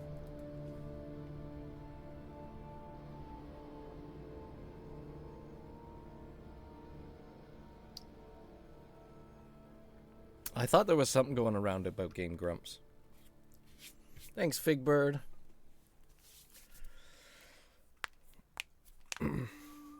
But yeah, honestly, if they were able to condense that story down, I would play it.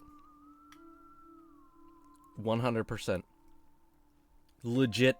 No fooling. Oh, well, until, like, maybe the second... Like I was saying earlier, because Kamoshida's in the school, and because the characters are always at school, Kamoshida is always there.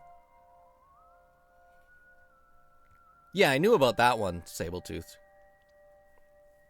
I knew about that one, but I thought there was other stuff that came up. But maybe I'm mixing it up with extra credits. Anyways.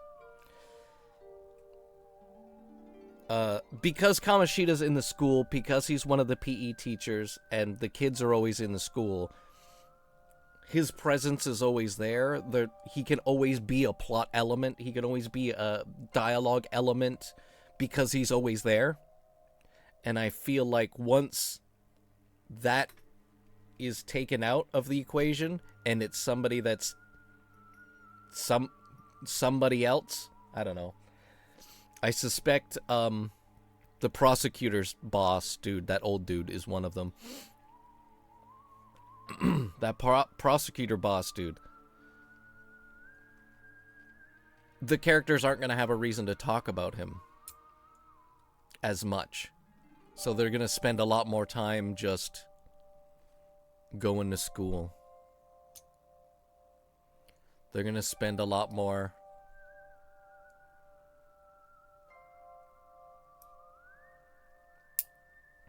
Oh yeah, Vampire. He's an absolute monster, like I said. But like I said, once the... Like, they have a direct link to Kamoshida, right? So he's always able to be present in the dialogues and be present in the... He's in the forefront of the game, right? And once he's out of the picture and we move on to Palace 2... I have a feeling that a lot of that discussion, where almost all of the discussion right now in the game is about Kamoshida and about the palace and about all of that stuff. And I have a feeling that once the threat is moved out of the school, they're going to talk a lot less about the threat and more about just everyday bullshit. And I'm going to be angry. We're gonna get back to that Persona 4 of where band practice is more important than the people getting murdered. People are getting murdered. That can wait. We don't need to go check that out. We've got band practice.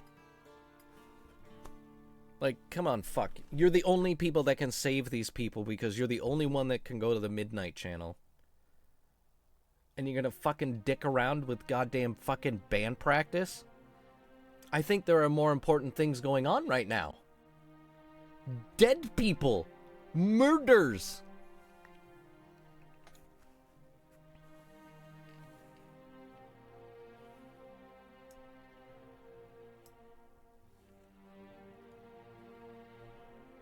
And that really bothered me.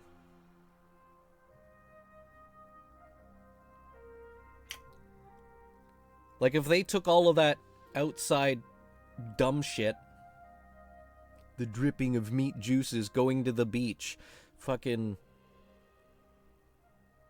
I wouldn't even mind the social links if they were directly related to the plot. But none of them are. They're completely separate of the plot. So in order to make my character stronger for the plot, I gotta do all of this other shit on the side that has nothing to do with anything that is important. And that shit pisses me off. Oh, let's go on a date with Chia. I don't want to fucking go on a date with Chia. I don't want to go on a date with any of them. They're all fucking like 14 years old. I am 43 years old. I'm not going on a date with them. Stop trying to make me go on a date with them. Japan. Stop. I am a 43-year-old man.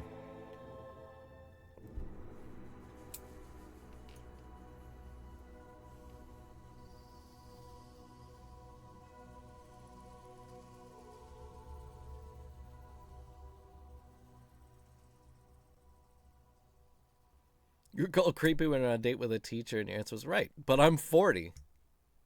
Oh, when you were playing as a... But you're playing as a 16-year-old. See, that's where everything gets weird, right? Oh, but I'm playing as a 16-year-old. Okay.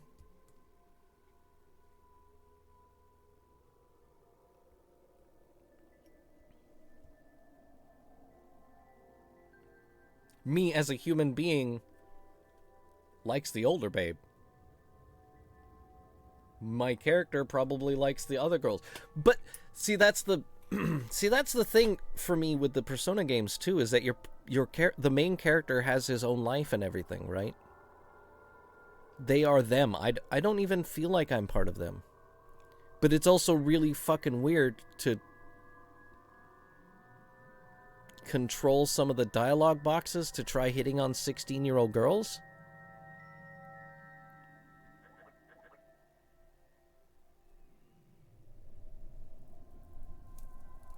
They don't go and rescue murdered people. They won't become a popular local band. They don't go and rescue murdered people. They go to band practice. And by band practice, I mean the school band.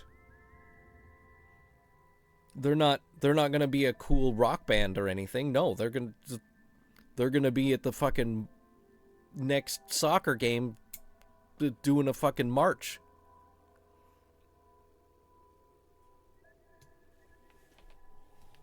Be just marching down the field at halftime. This is more important than people getting killed. Yeah, it's school band practice, school soccer team practice. It's always about school or going on a date with one of the girls. It's very, very rare. Like I said, like one day a month of gameplay where you get to plot, where you get to investigate murdered people. One day. And then you beat the boss and then it's done.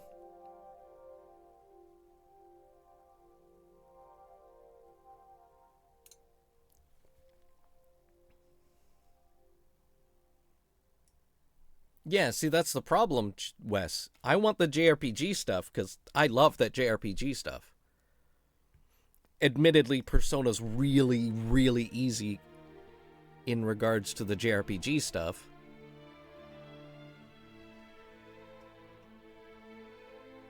But at least it's something. The monster designs are interesting, that sort of stuff. We got to see Toilet Demon yesterday. That was awesome.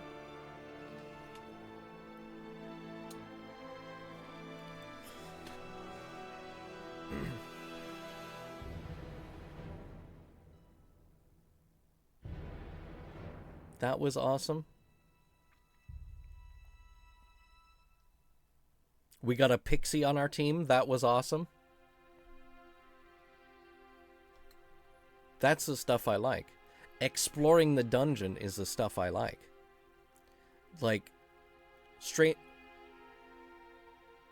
was it called? It's not called Strangers in Paradise. That's a Final Fantasy game. Isn't it something Stranger? It's not Perfect Stranger. That's the old TV show. Fuck, now I gotta go look it up.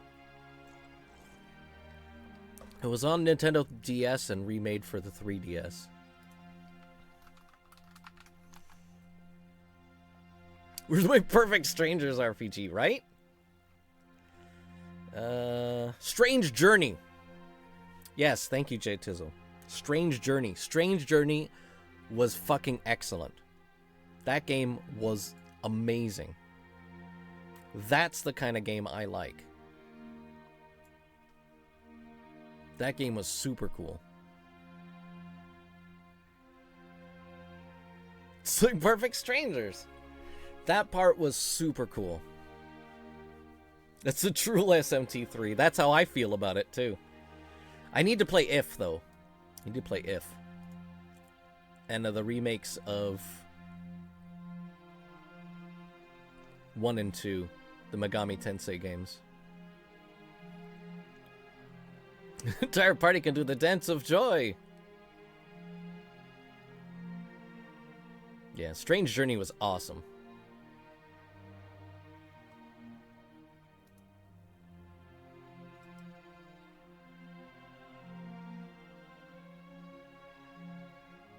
Strange Journey was really good. I have SMT5. I haven't played it yet, though. Because I played SMT3. And just like, it's fine. It's kind of easy, but, you know. I punched the shit out of the last boss. Oh, let me just increase my strength a whole bunch. Fucking Incredible Hulk fucking Iron Fist over here. It was awesome. Anyways. SMT5 is very Persona-like, yeah. That's what I expected. Especially after playing Persona 3 and seeing what Persona 3 was like.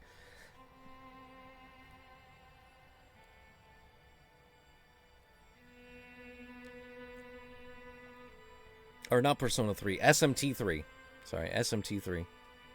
Once I saw what SMT3 Nocturne was like, I figure SMT5 is going to be much more Persona than it is SMT. It is. It absolutely is a real shame. We still have Strange Journey. Always remember Strange Journey.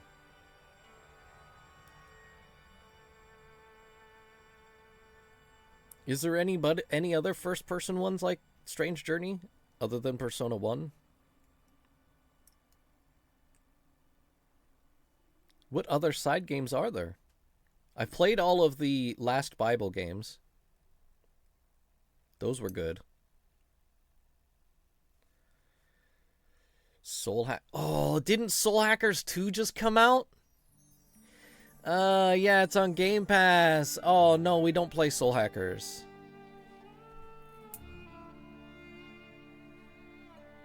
We don't play Soul Hackers. I saw Soul Hackers.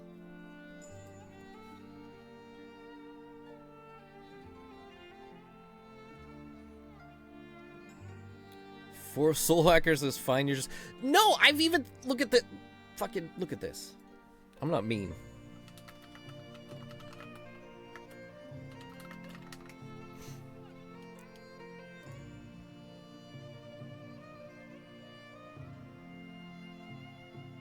I have to enter my date of birth.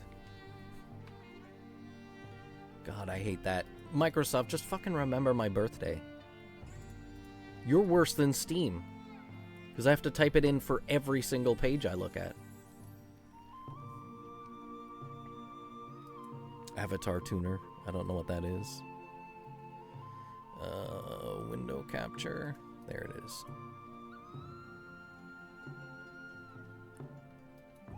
Like, immediately I'm going, no. No.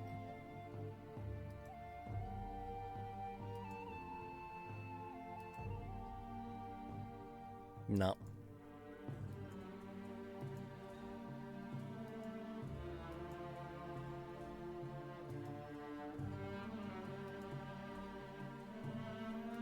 Like, this is the... Is that big? It's not big.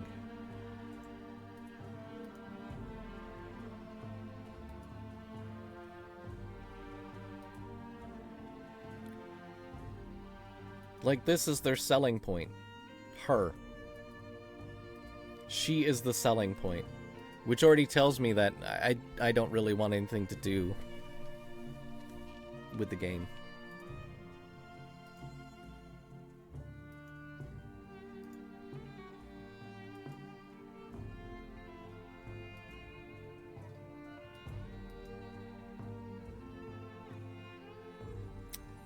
They even gave them SMT 5 outfits, huh? Or Persona 5 outfits? Yeah. See, they're the selling points of the game.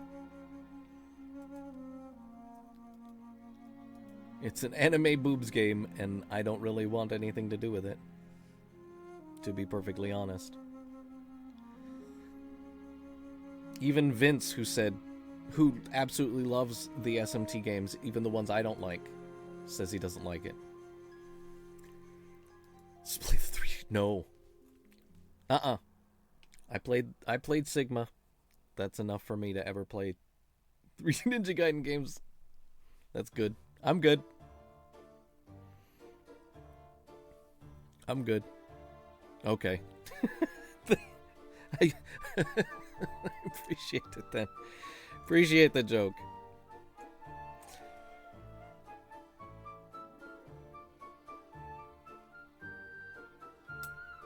You can't afford that, Wesley.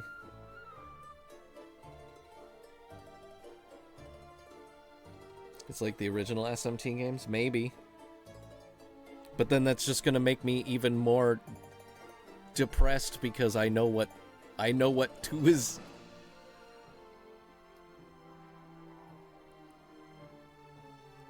I know what that's the only thing. Like, oh right, I get to enjoy Soul Hackers. Yeah, all right, and then I get to be pissed off because Soul Hackers 2 turned into a Persona, like Persona 1 turned into.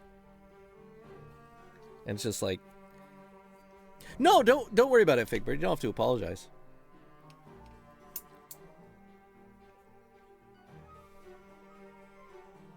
You don't have to apologize. I should have got it from the tongue out.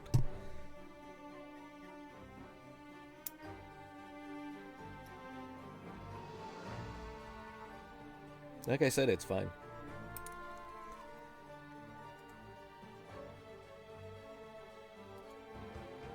Yeah, even if 2 doesn't have anything to do with the first,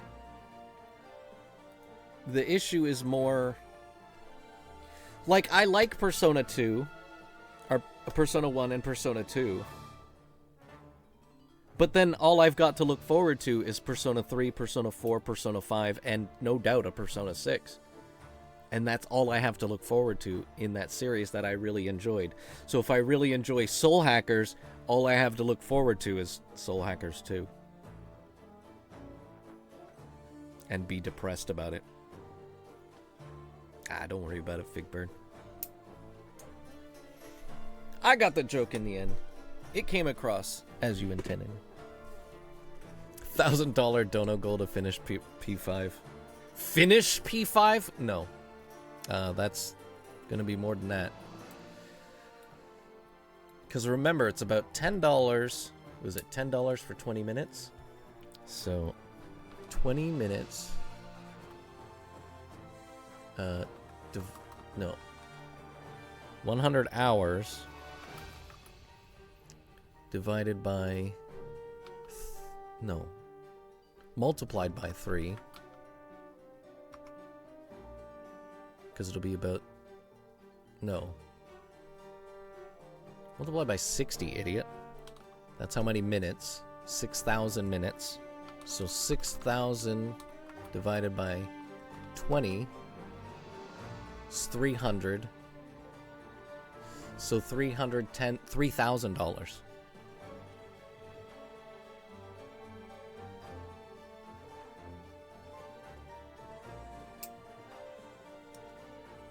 Right?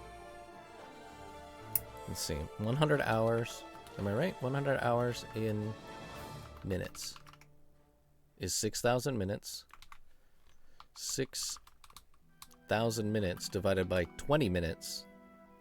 So you get how many times there are 20 minutes in 6,000, which is 300.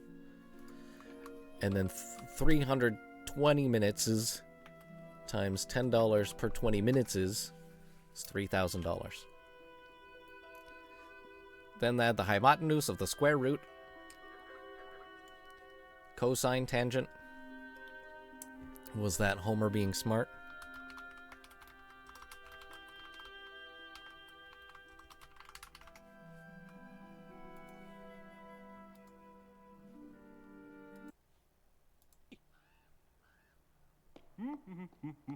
Oh, hey, there's something you don't see in a toilet every day. Anybody lose their glasses? Last chance. Woohoo! The sum of the square roots of any two sides of an isosceles triangle is equal to the square root of the remaining side. That's a right triangle, you idiot. Go! It's a right triangle, you idiot!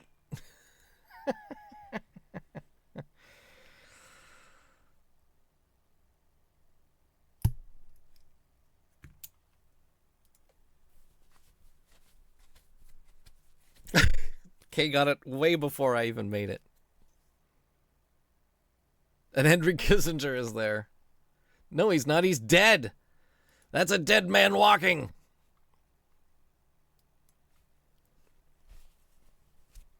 All right, let's get back to this.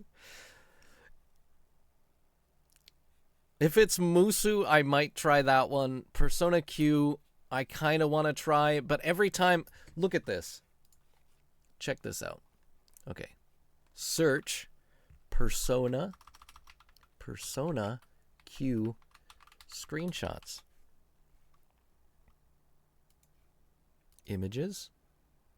Persona Q screenshots.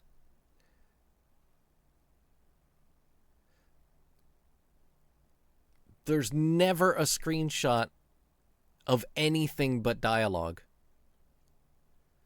So it makes me mighty worried. Like there's one of battle. One of battle. But almost all of it is dialogue. There's dialogue and combat. Dialogue and combat. So that's all the game is, right? There's just no... Why is there not a single screenshot of, you know, the map? Or the Etrian Odyssey part? Not one? Whoops. Google.com.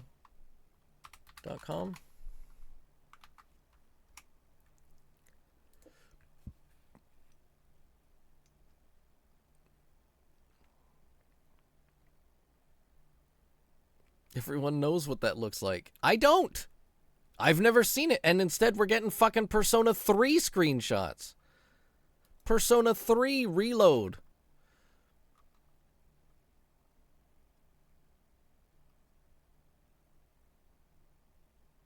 Persona 3 Reload. Persona 3 Reload. Persona 3 Reload. Persona 3 Reload. Persona 3 Reload. That's not even Reload. I didn't ask for Persona 3 screenshots. Persona 3 screenshot. I didn't ask for Persona 3 screenshots.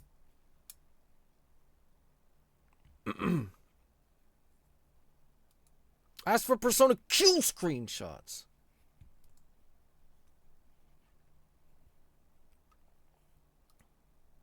The dancing game. Persona 3. Oh! Oh. I think it's just a battle. Yeah, just another battle. Almost got map. Handcrafted. Anything? No? No.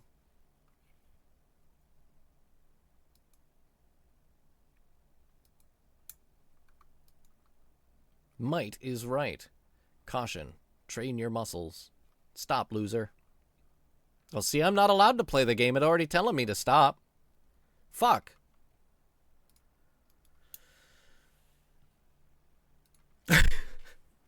I do not like rhythm games.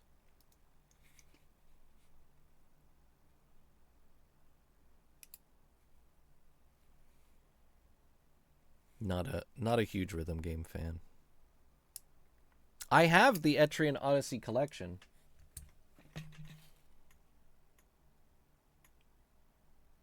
Is that it? Or is that Ace Attorney? No, that is the Etrian Odyssey ones.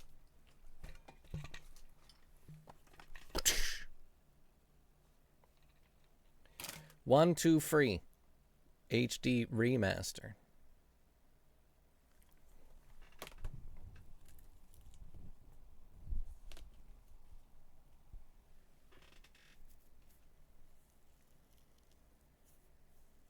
Stream when? January.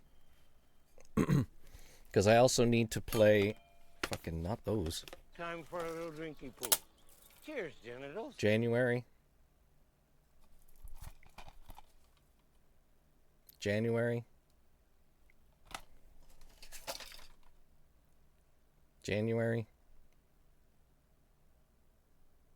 Void Terrarium 1 and 2. Not Ninja Gaiden and Eternal fucking Sonata. God, Eternal Sonata. Kiss my ass.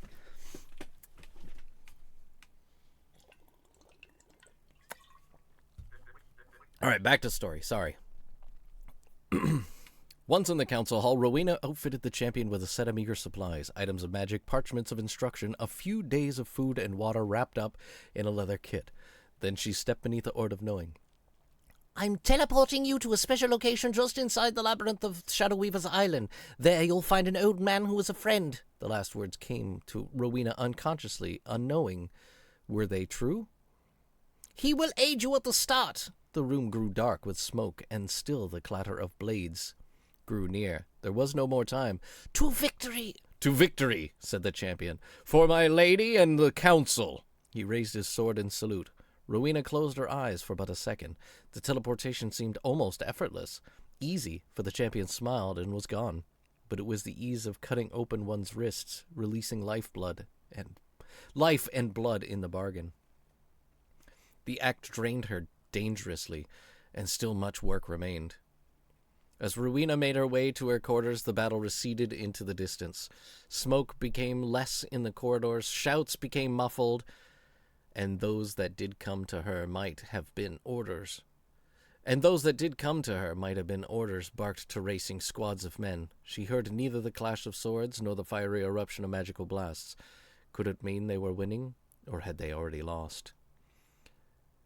Upon first rushing through the door, she reached above the threshold. She reached into her secret place. The necklace was still there, and Rowena brought it down. That, said a commanding voice, is of no use now. Rowena spun around, turning, her teeth bared. She was ready to greet the speaker of those words with whatever force she might still possess.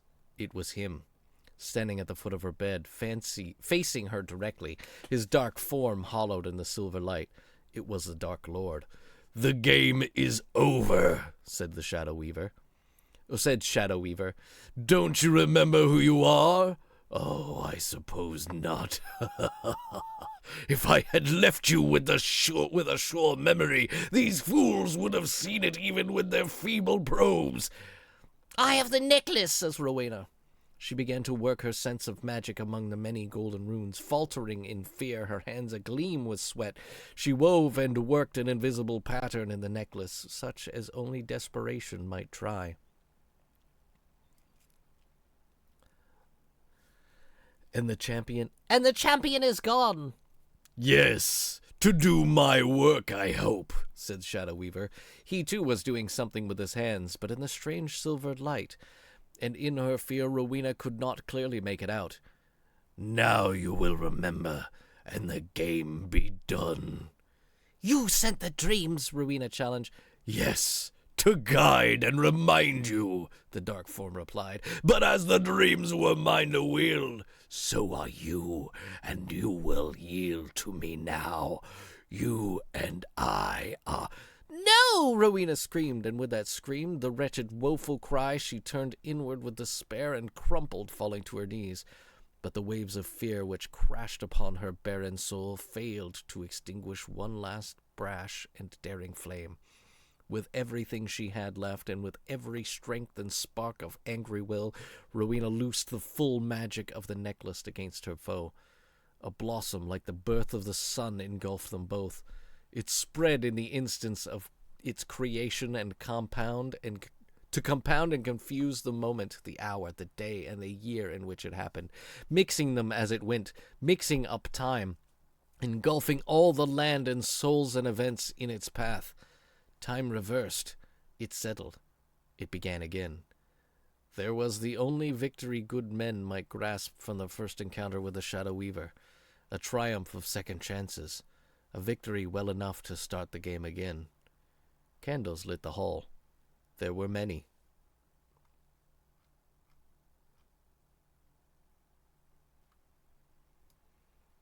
And that's how the story started. Many candles lit the hall. So there we go. Interesting. So I was trained to be for the Shadow Weaver, but now I'm in his maze, and she used the power of the necklace, which controls time, to turn back time and start everything over again.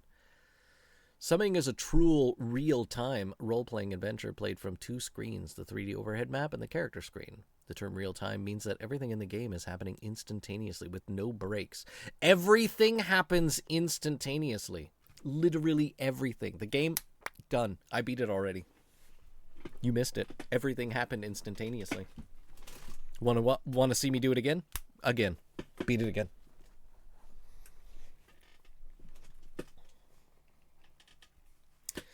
This prevents the need to switch from one screen to another during play. All of the important icons, character information displayed on top portion of the screen. World record. Played again. Character screen. This allows you to have the top of the character screen visible while your character moves on the 3D overhead map. The character screen can then be moved up to reduce the size of the 3D overhead map, increasing the amount of character screen that's shown.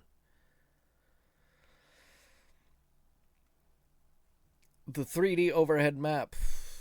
So that looks wild. I like this. Creature hit. Rolled 15 damage, 15. These guys are cool. I like the skeletons. Ooh. Look at this. Oh, man. This guy's got a skull shield. Get to see a character. Right-hand action, spell icons, a cool Skullington shield, Jarred Blackheart Vanquisher. What a name! Poison Confusion Lightning Shield, where's that? This icon, where's Poison Confusion? Are these the icons that they're talking about?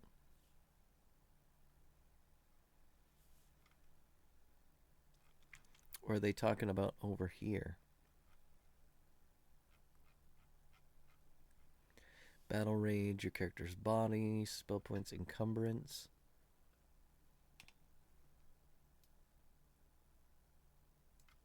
So all these heads at the top of each page are that's the copyright. The copyright codes. Out of operating on the IBM PC. Keywords are underlined. Do I have to write them down? Let's see. Oh, okay. You can type in hidden keywords. Okay, so I'm going to need to...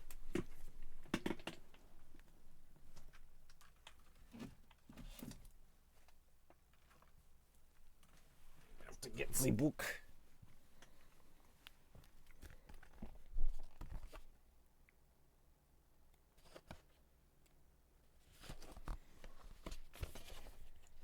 Get the book, because we want... Excuse me. Excuse me. Where's my pen? There it is.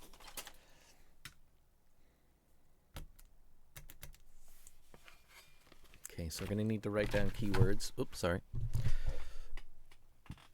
cursor. There you are. Hidden keywords. In addition to the keywords included in NPC conversational text, select NPCs have hidden keywords. These hidden keywords never come up in regular conversation with the NPC. You learn of hidden keywords by interacting with some other NPC. For example, let us say your character runs into a thief or brigand who knows of another NPC that you may have interacted with. This thief or brigand may say to you, the next time you speak with Eldarin, an elven NPC, be sure to ask him about the dark sword. Now, either the word dark or sword could be a hidden keyword. Next time you encounter Eldarin, be sure to type in the hidden words dark and sword at the keyword window. This could lead to a whole new tree of conversational text. Cool. Wizardry, sorcery, enchantment, and healing. F4 is healing. Keyboard only operation. Ooh.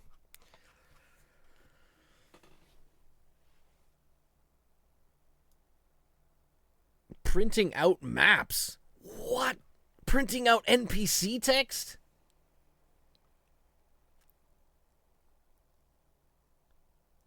What? Oh, dude, that is cool. Please make sure your printer is on and set up to print before you attempt to print out a map. Dude, that is so too fucking cool. Oh, man. Now I wish I had an old printer. Character you create can either be male or female. The summoning is designed so that female characters treat the same as a male character, suffering no penalties or drawbacks. The sex of the character is automatically taken into account when the face is chosen to represent your character. 6 attributes. Strength, physical strength, influences, amount of damage you can do with hand-to-hand, the initial hit points your character at the start of the game, the amount of weight in kilograms your character can carry without being encumbered. Agility is how fast you move.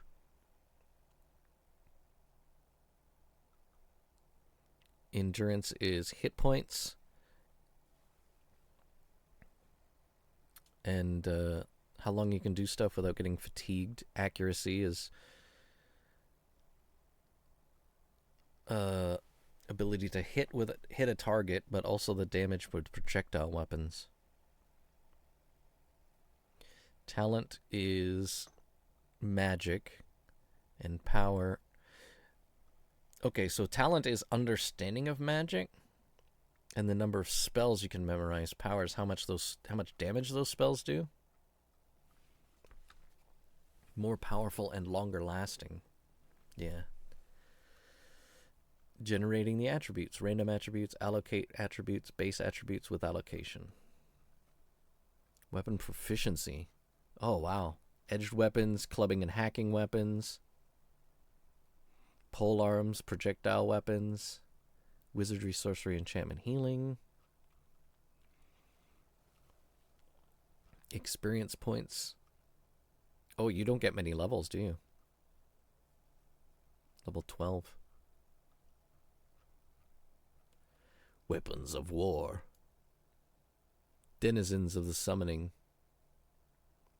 It should be noted not everyone may want to read the descriptions that follow. Contained within them is information that may give your character an advantage over his opponents. While some find this information useful, veteran game players may find it takes away from the challenge of the game. I may look at that later. Because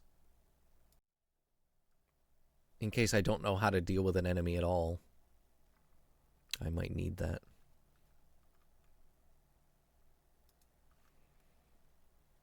All right. Play.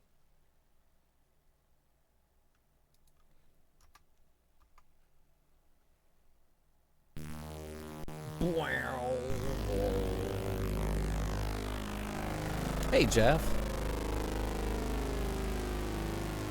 Oh, the screen life with Abs Jam?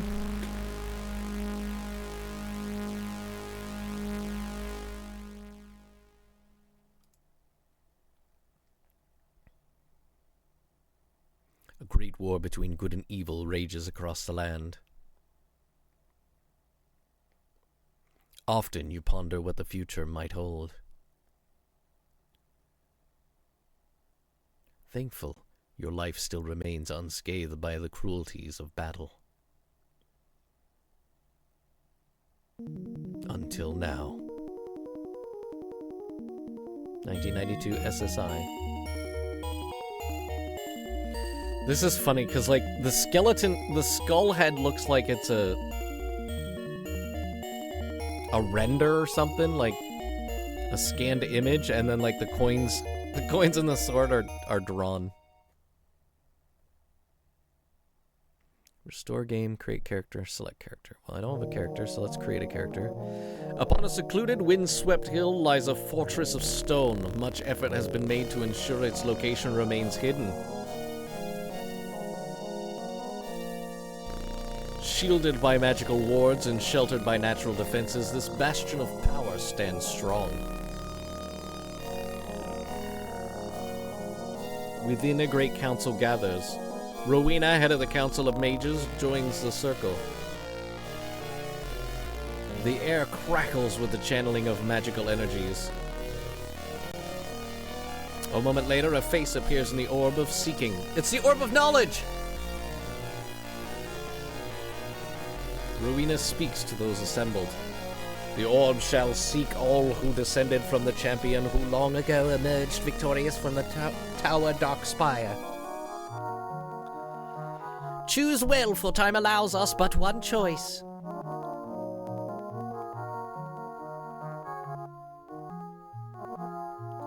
Let us pick this one. Search for another. Oh! That guy looks too normal. I thought his ear was just droopy, but he's got an earring. I feel that that's kind of representative of me. Guy's got a good helmet. Oh! That was a good fart sound.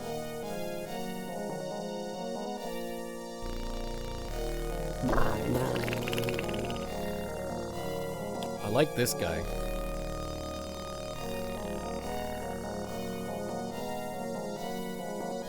Oh!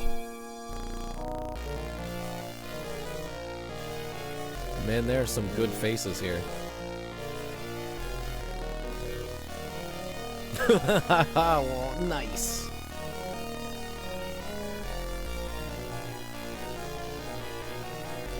Oh! I like Bum Wizard.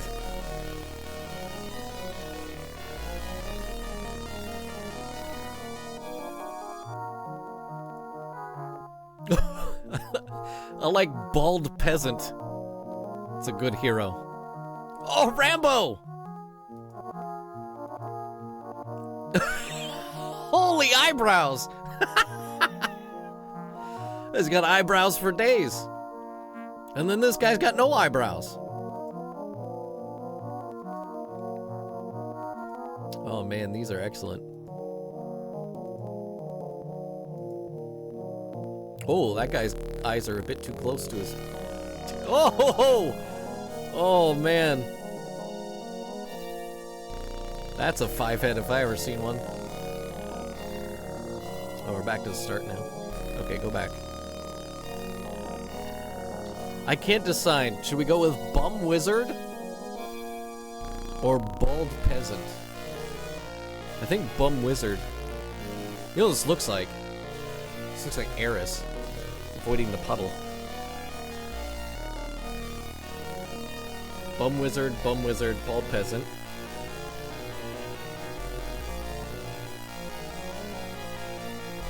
The Rita Repulsa looking lady? Oh, where was that? This one?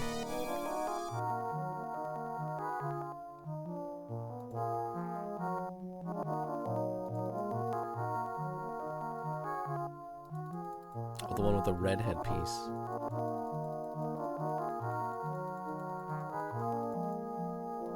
Oh, that one? That one's good. She mad.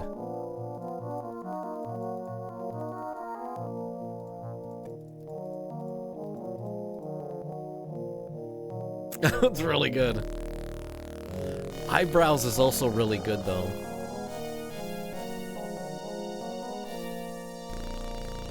Send a bunch of these to good faces. There's some really good faces here.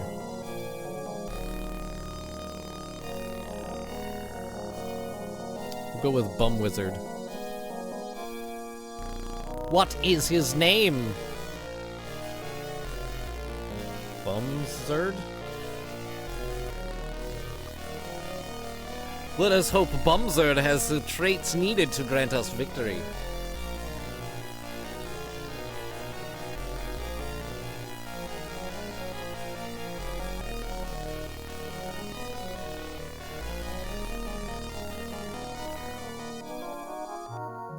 I want good talent, because he's going to be a bum wizard. We need good talent and good power. 8 and 9? 8 and 9 isn't bad. Oh, but each one is 1 point. And your stats can go up to 20. Can only roll up to a 10?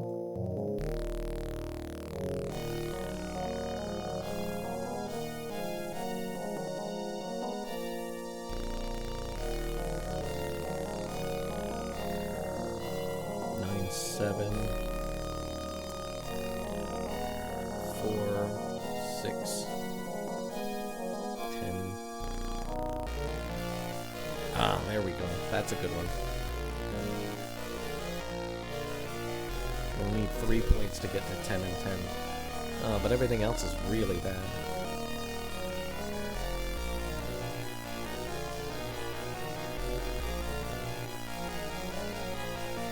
Oh! Alright. There we go.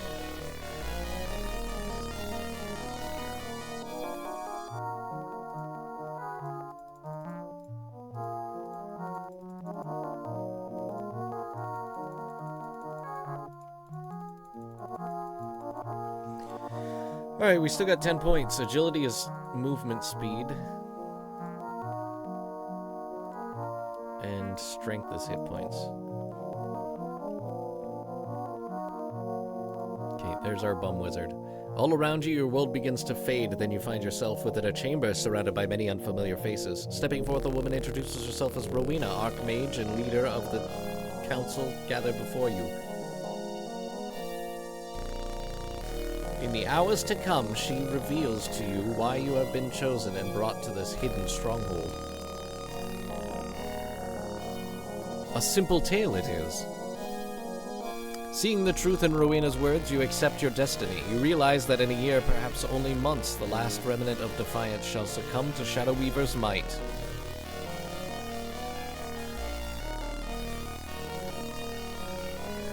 These men and women of power see you as their last hope.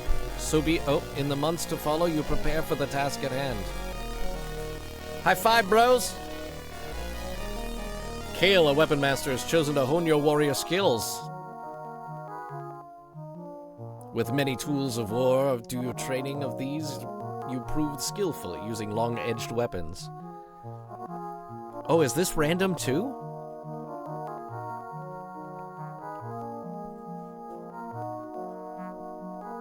Oh, I get to choose!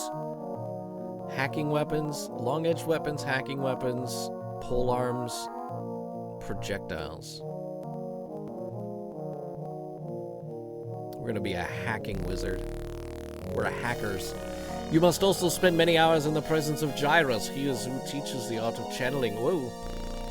4 magical arts, you seem to show a great interest in learning those of the wizards. Wizardry, sorcery, enchanter, healer. Oh, I can only choose one?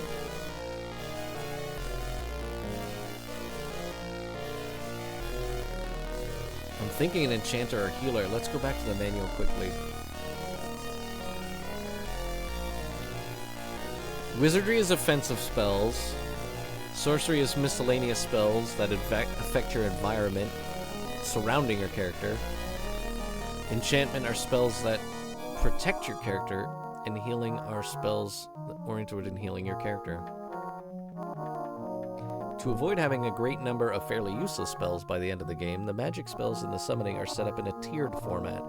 This means that as your character increases in skill at casting a specific type of magic, spells in that specific class transform into more powerful versions of the same spell. Cool. feel like healing is the correct answer. I think I'm gonna go Enchanter. For weeks you dedicate night and day to the teaching of both Kale and Gyrus, as you all are pleased for you display much potential in both weapons and magic. That's not how Gyrus was described. He was old, dude.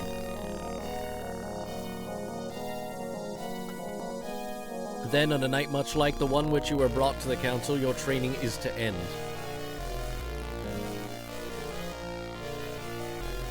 A gateway appears.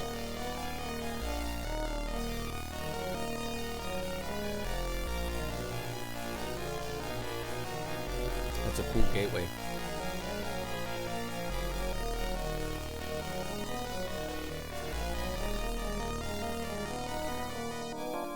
Aghast, the council looks onward as Shadow Weaver's horde emerges from the mystical doorway and sets upon the stronghold's defenses.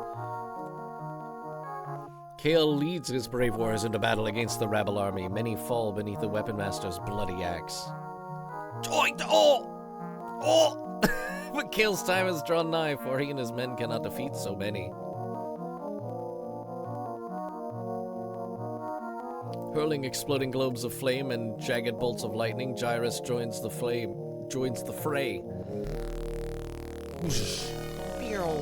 For an instant, the horde's onslaught is halted. Then from afar flies true an arrow unseen. For the first time, you sense a great fear in Rowena. Handing you a war axe, a small piece of age-torn parchment, a glowing object, and an apple, she says to you, Take these quickly. I do not know how long Shadow Weaver can keep the gateway open. Bumzard, I fear we have lost here. I have no idea how Shadow Weaver found us. We were protected by many magical wards. His power must truly grow strong.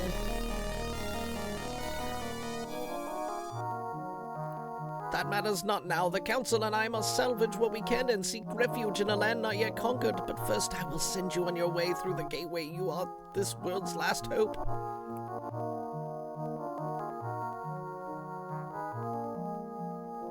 Fear not, Rowena. Succeed I shall. As the champion of ages past freed us from Darkspire, so shall I deliver us from the wrath of Shadow Weaver. Well spoken, brave one. Now I must teleport you into the labyrinth's antechamber. There will be one waiting for you. His name is Malachi. Trust him, you can. But do not forget to ask him about the coins. They will aid you in your quest. Coins. You must seek a way to destroy the Black Mage on your own. The knowledge you need can be found in the labyrinth. For the sake of us all, I wish you well. Coins.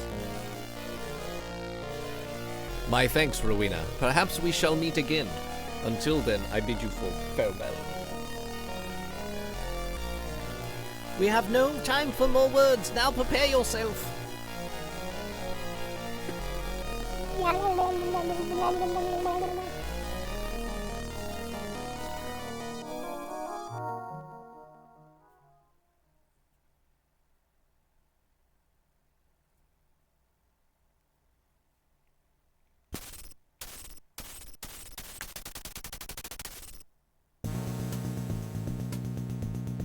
Oh, dude.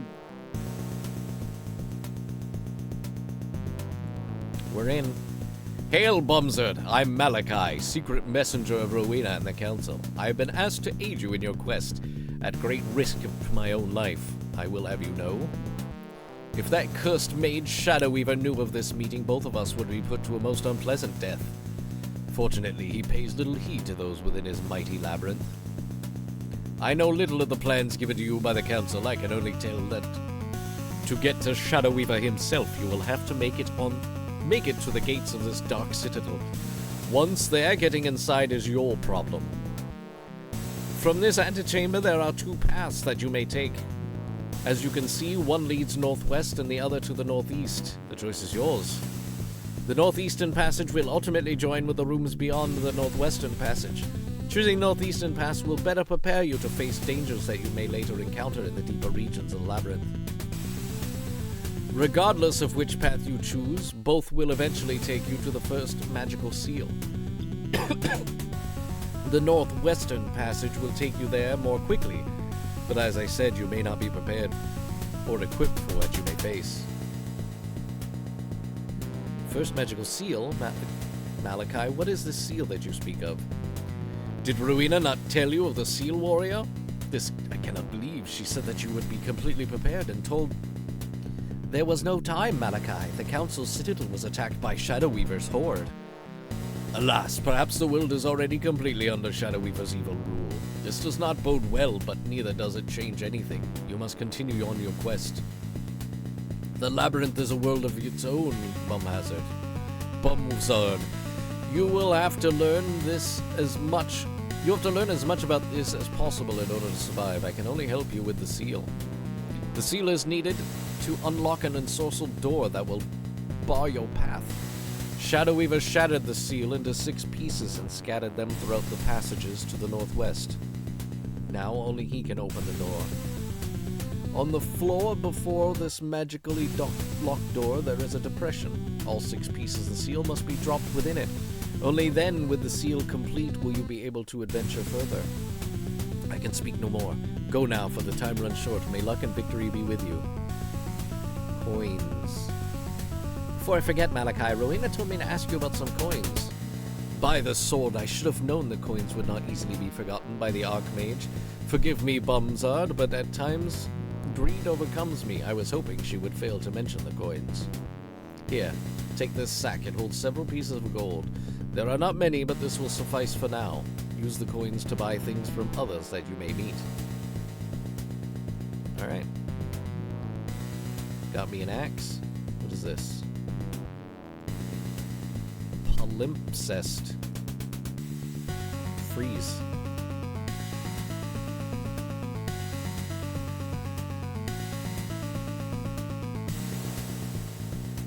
How do I... Alright.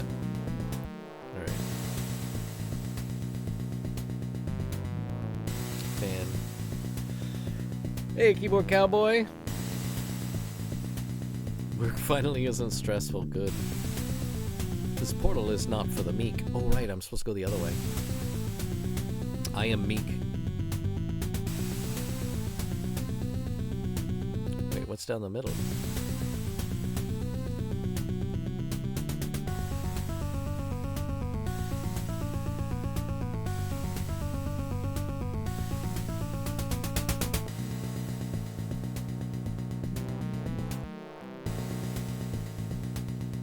Falchion.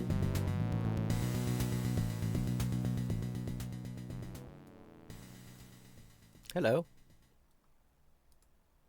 Greetings, friend. My name is Bumzard. May I ask what is yours? My name is Lagmane. Have you come to keep me and my friendly company? Friend, do you speak of the skull impaled upon the great spike? Aye, the skull is a magic mouth. Do you not know what I speak of? They're scattered throughout the labyrinth, forever doomed to mutter a mere command or word of warning. I've often wondered how they came to be, but nobody truly knows, save for Shadow Weaver himself. As I said, the magic mouth served only one purpose, to utter the Black Mage's commands. Most boring company. The magic mouth is a gruesome sight. How can the Dark Mage be so cruel? You must be new to this place, Bumzard. Within the darker regions of the labyrinth, there are things far more horrible than this. Skulls must have a very special place in Shadow Weaver's evil designs, for they're everywhere.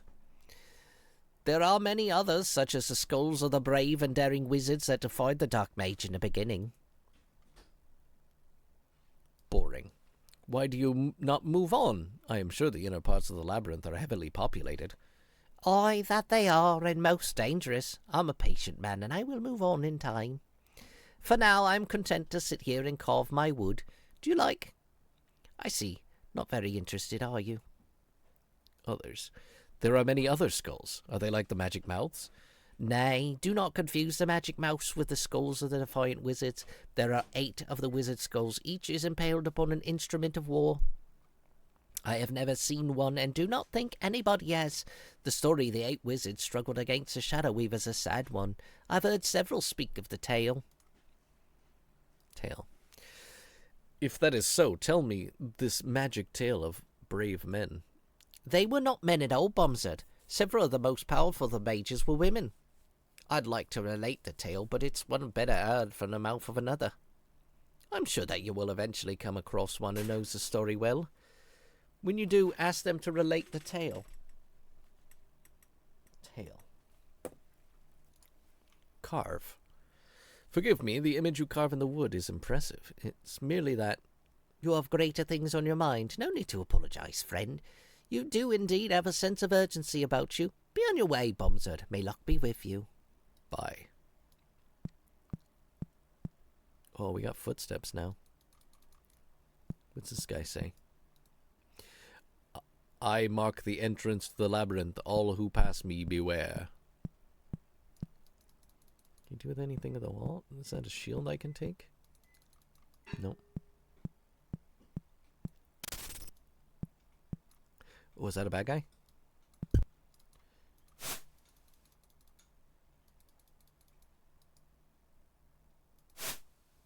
Missed, rolled 10. Missed, rolled 5. This is not going well. Oh, hit him! Oh, he hit me too.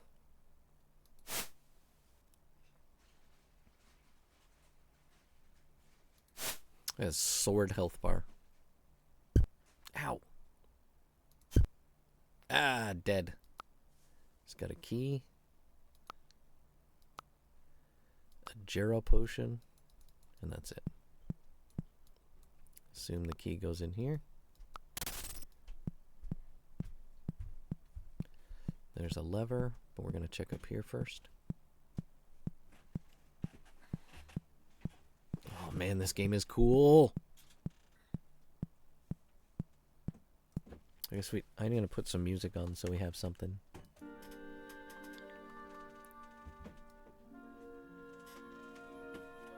World of Warcraft music.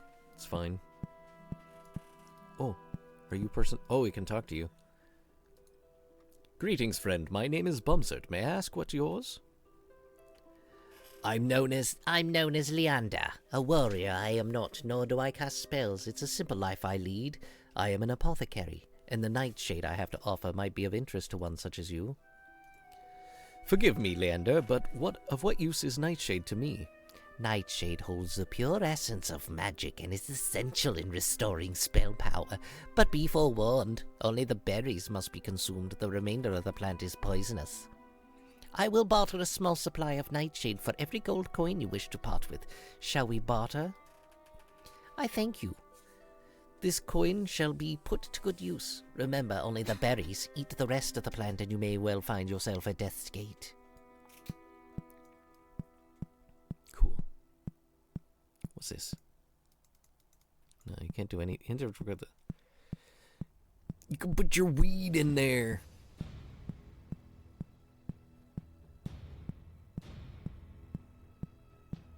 Oh, I don't have a key.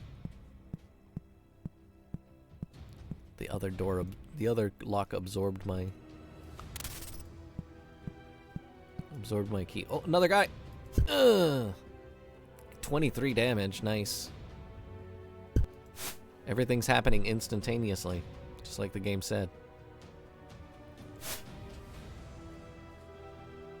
So unfortunately, it looks like... Oh, axes are slow. Another falchion. Key. And a liquefy parchment. Oh, I can push around his body. Let's go, friend.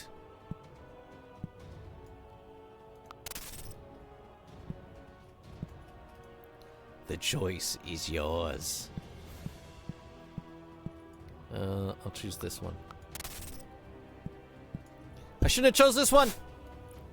Ah, there's bats!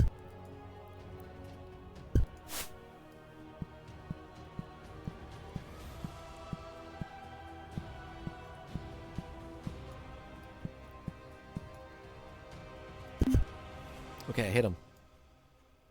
Oh, I didn't mean to talk to you. Oh, I'm dying.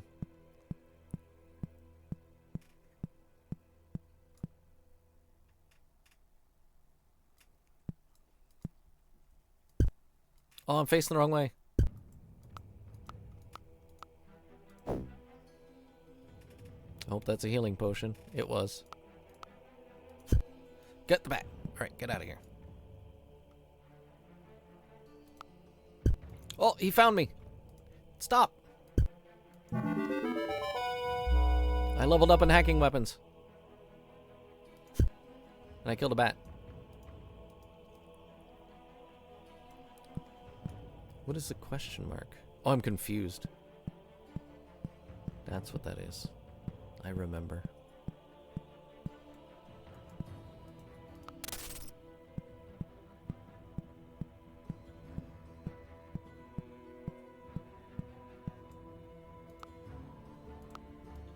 Another key. An iron token. And another key. Oh, cool.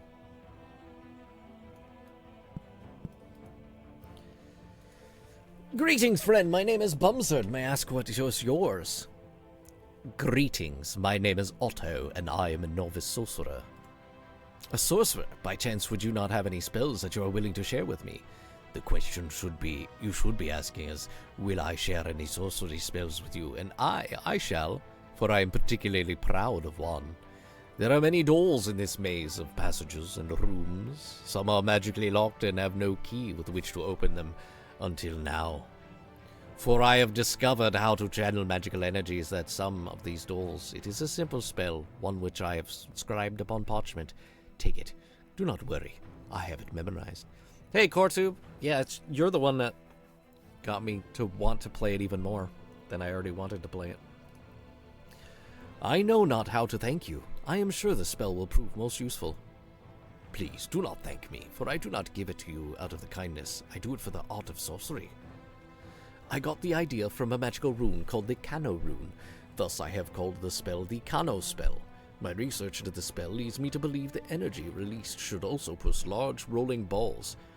I've never tested this myself, though. I hope by sharing this spell with as many sorcerers as possible that its use might lead to a variant spell in the future. Who knows? Perhaps one will use it to create an entirely new spell. Once I read the spell of invisibility was created from the methods of channeling both the sight and zap away spells. Now this was done, I cannot fathom. Invisibility. If you know how to cast such magic, Did you not listen, Bumzard? I am but a novice sorcerer. The secrets of invisibility is one of the most complex sorcery spells. Even if I knew how to channel the spell, my power is much too weak to cast such a spell. Now, if you will forgive me, I will be on my way. You aren't going anywhere. Can you write down scrolls like...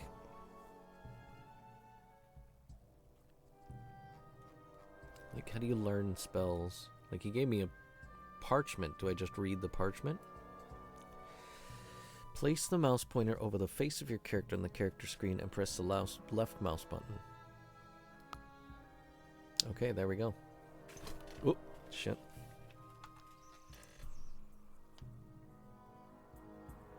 Character sheet automatically pulled down as low as it can go, and the 3D overlap displays a screen that allows you to memorize a spell. It should be noted that while memorizing a spell, everything in the game is halted.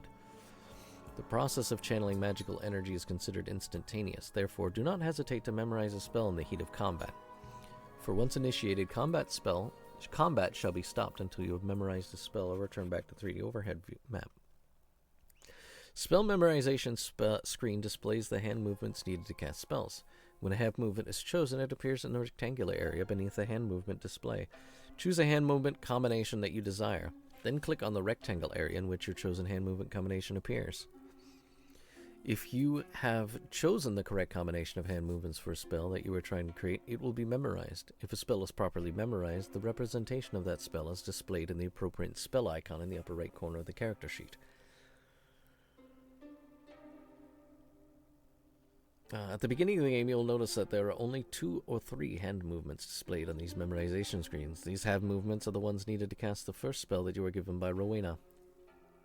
Spell varies depending on the magic class that you chose during character generation. As you find scrolls with NPCs and are taught spells by Oh, as you find scrolls with new spells and spells by NPCs, additional hand movements are automatically added to the ones you started with the game. Okay, but how do I learn the spells?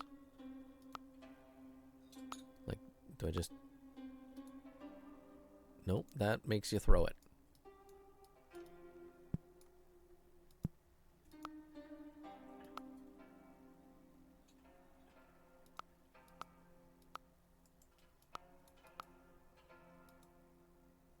That makes you throw it.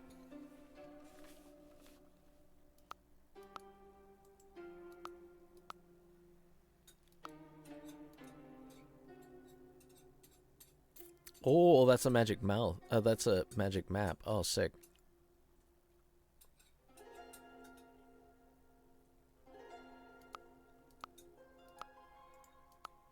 How do I read these?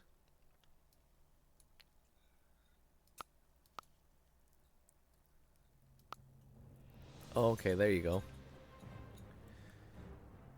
Oh, jeez. How am I gonna write these down?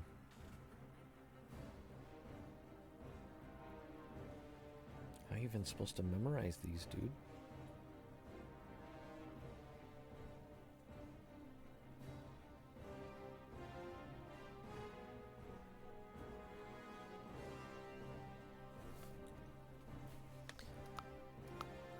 And then liquefy.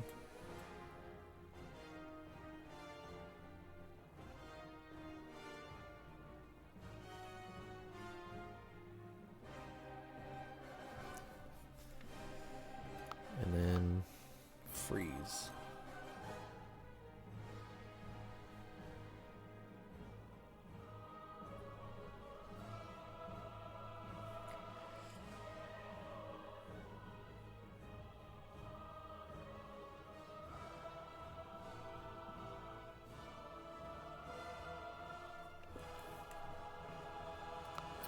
Maybe like that.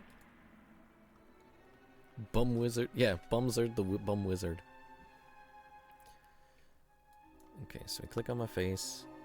Okay, now they show up. Cano is open, which is this one and this one. Freeze. Liquefy is this, then this. Freeze is this, this. Okay.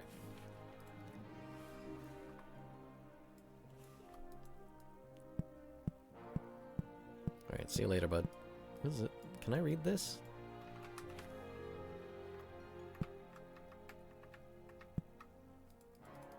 No.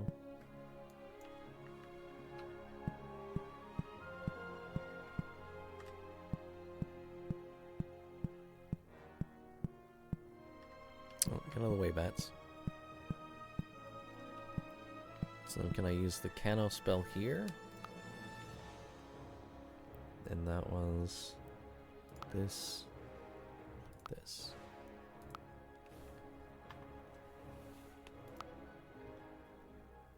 The door resists your Cano spell. Alright.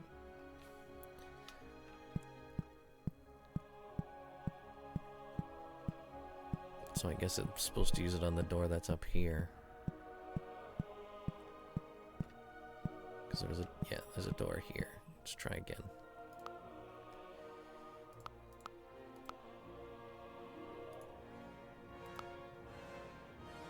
Damn it.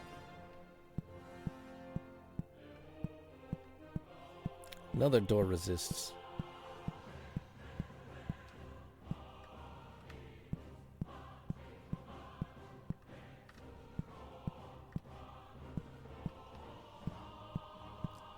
Is it because I'm not very good at the spells? I cannot open.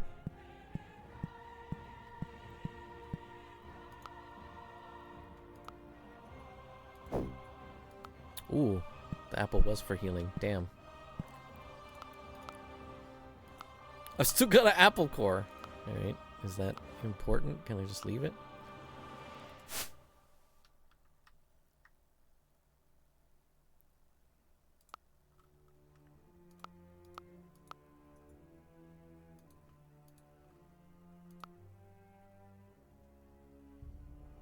Do I just have to practice? Is that the idea? Whoops.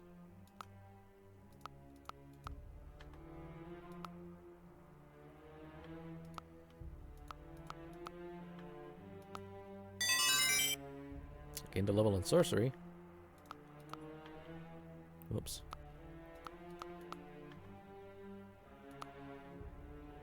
The door's still resisting my...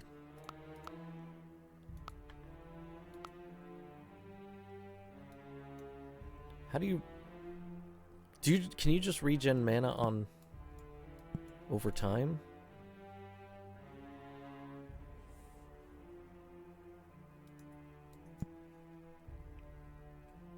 I hope so.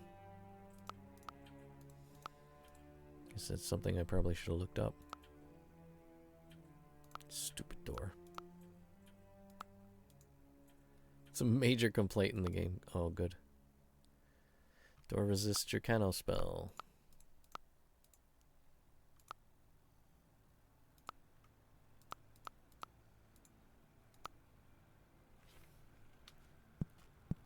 Alright, I'm just about out of mana. So let's go for a walk.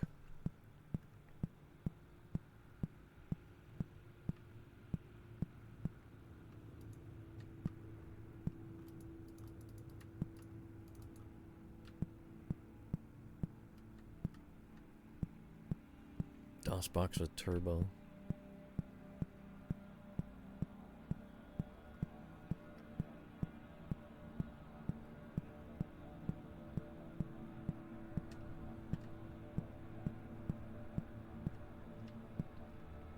Wish there was just a way to, like, make it be, like, twice as fast or something.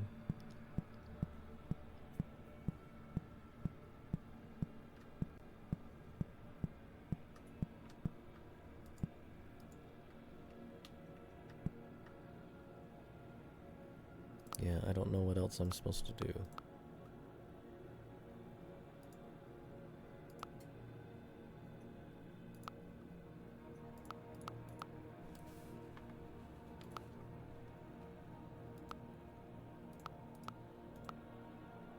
Maybe use one of the keys you have in your inventory, you dipshit.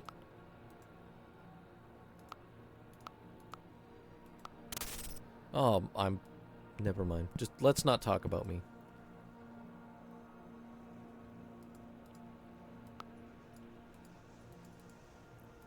Key doesn't fit in the hole.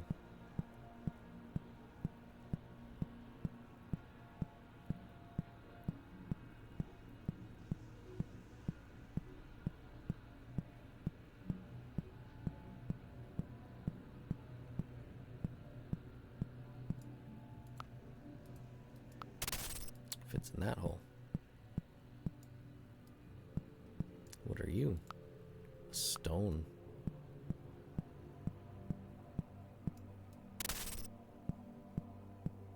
Oh boy, 2 dudes. What was free spell? I don't know if I've even got enough to cast it. Not enough spell energy! Ow! I knew it!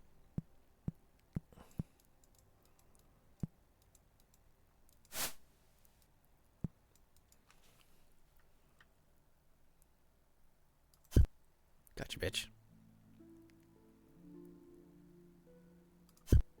Oh, nice. Oh, man, I'm hitting all the time now.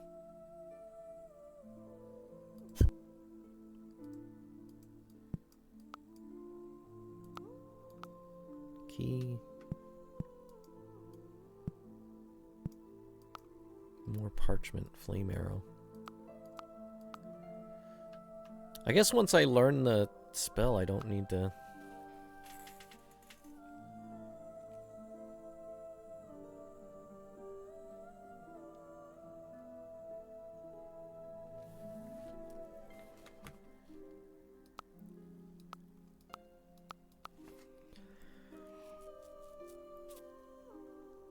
I don't need to keep the parchment around. I'm gonna put them all down here. Put the stuff I'll more than likely use sooner than later up at the top, so I have easy access to them.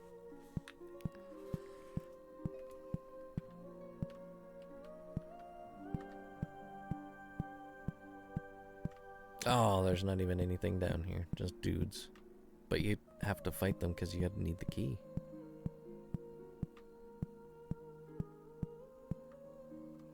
Throne of Darkness. Oh, cool. That needs this then, right? Yeah.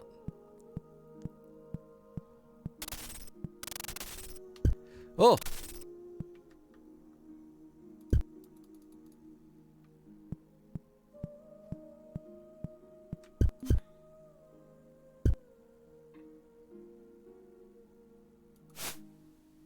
Damn, bats attack fast.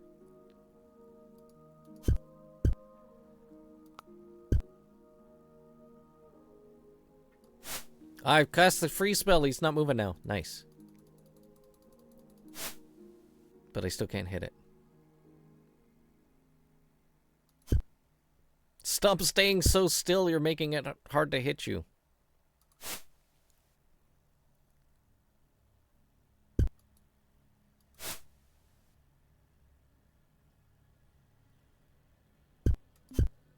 Got him.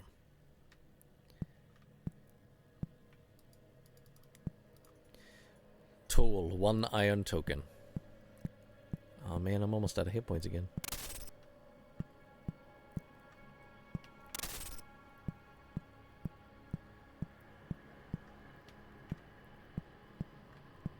Another iron token.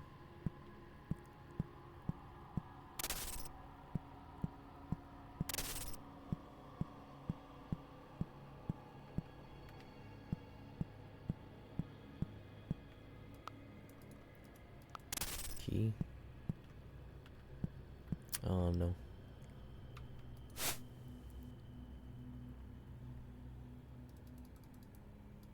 Hiya! Nice.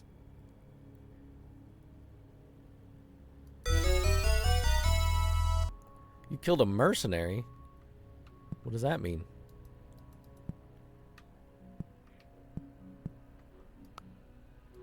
What was all that?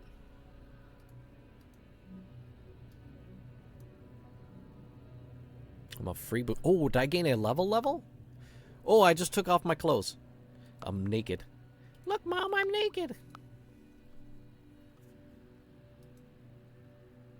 Bumzard, this is the disk option menu. You may save, restore, delete save, change an old save's name, or go to the game options menu. Save. Bumzard. Phase 1.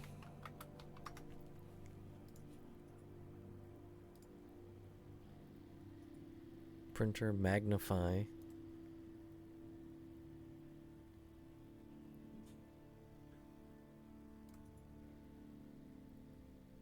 Turn it on.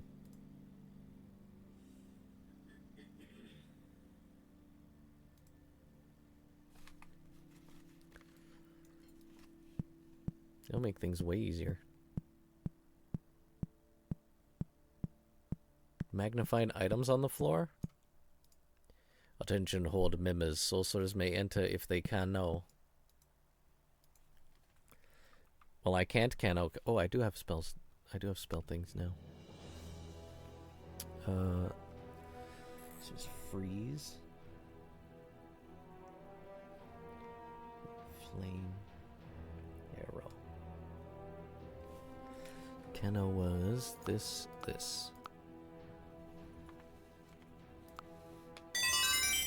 Yeah, another level in sorcery.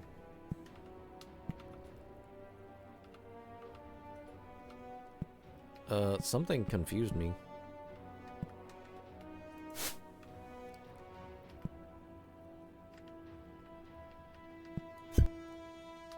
Ouch. Damn it.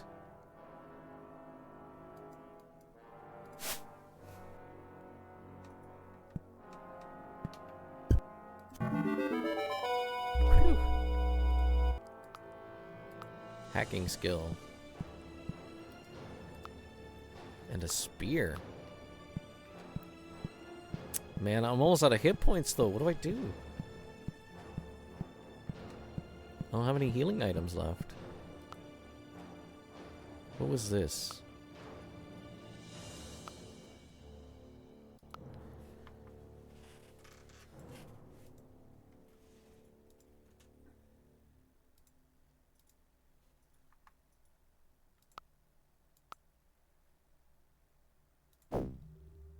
Spell points restore.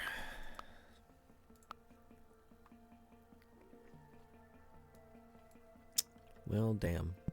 I don't have a healing spell. I knew I should have taken healing.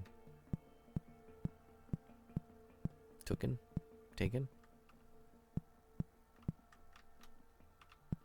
Time for a little drinking pool. Cheers, Jenna. Don't you tell me what to do.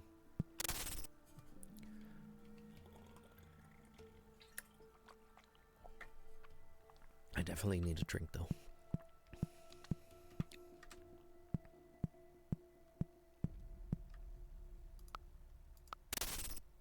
All talk and no drink makes abs a dry boy.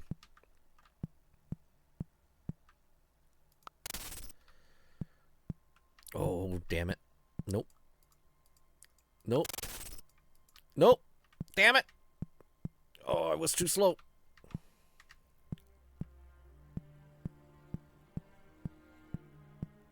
Oh, I don't have enough health for those guys yet.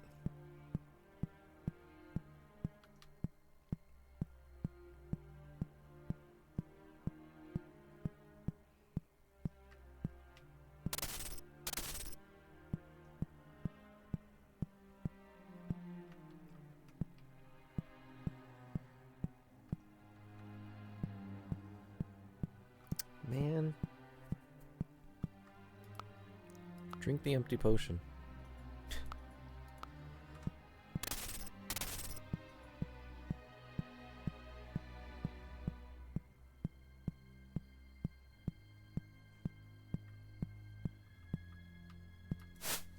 I missed.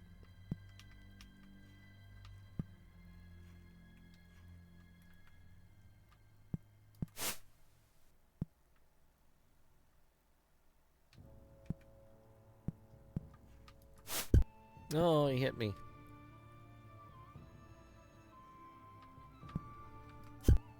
Oh, I one-shot him. I've got like 1 hit point left. I missed.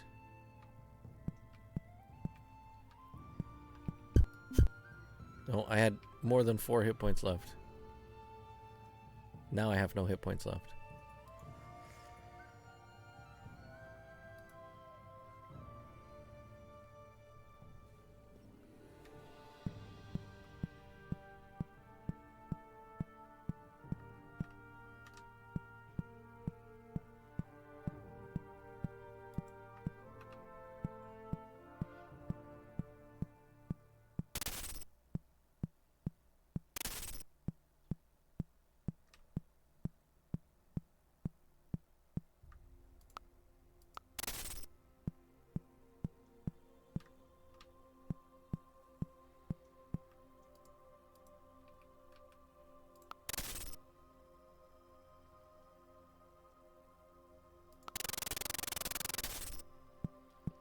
Well, I got 2 through.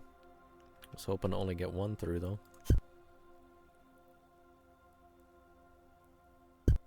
Ow. Oh, man, I'm screwed.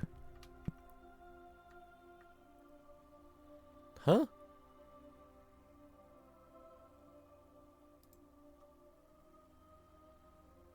Omae wa mou shinderu. Nani?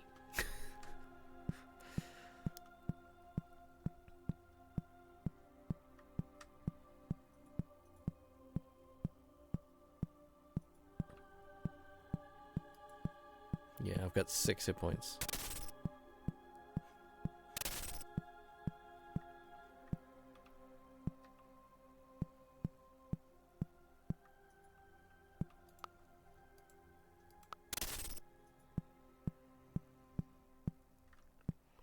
What was flame arrow? Let's...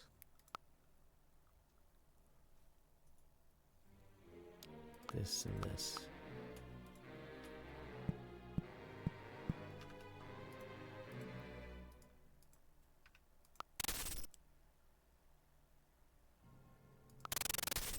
Yes, only one.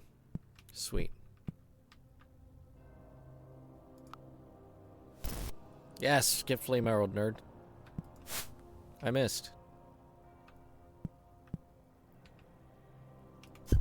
Yes! Give me that. An arrow.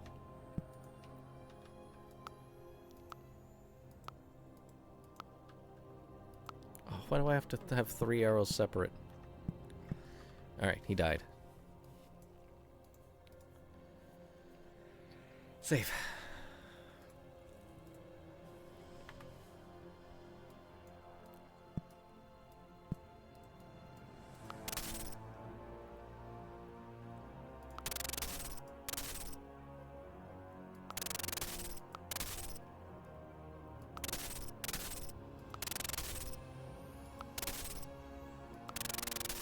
Oh, they both came through on the same tile. That's not fair. I've got 3 hit points left. I'm dead.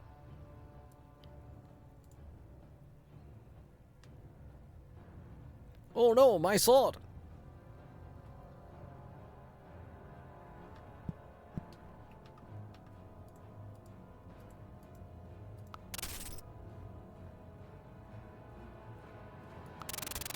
Okay, only one this time.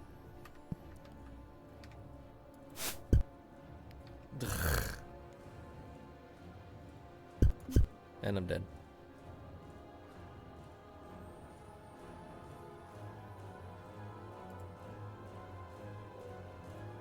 Game took a bit to realize I was dead. Got 6 hit points.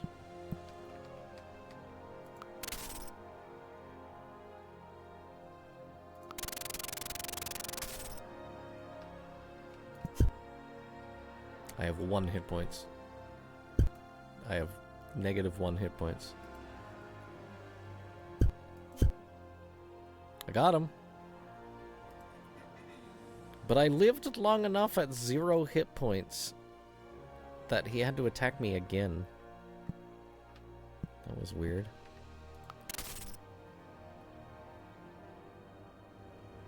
I should have taken healing instead of enchantment. Aw, damn it.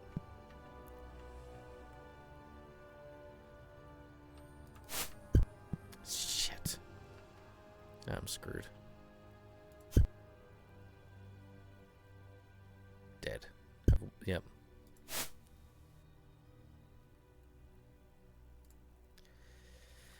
Man, I cannot seem to hit this new guy.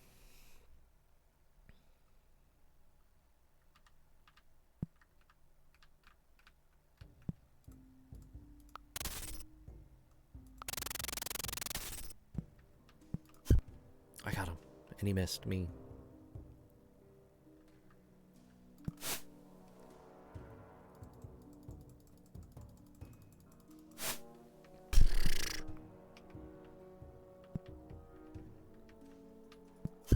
Yes!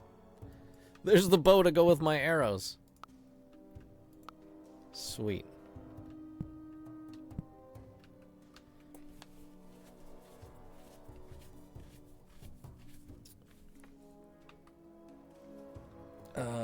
F10? Nope, that's how you make spells.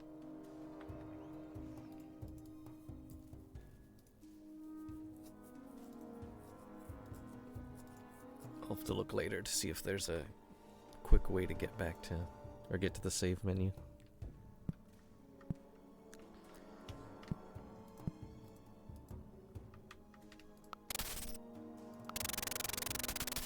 Ha, dummy. You went the wrong way. Now I get to hit you with the door a whole bunch more. Yes! Get out of here. Oh, that's a weird looking key.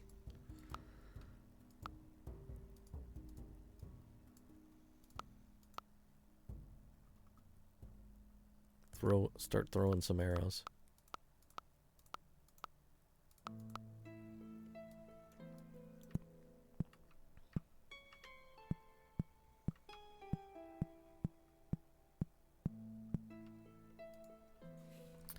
Yeah, it does not appear that you heal over time. Okay, I'm gonna check.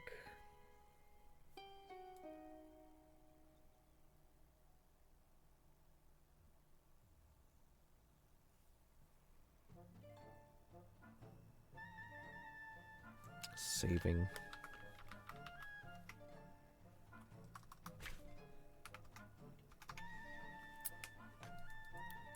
Oh, this is not a text version of the document.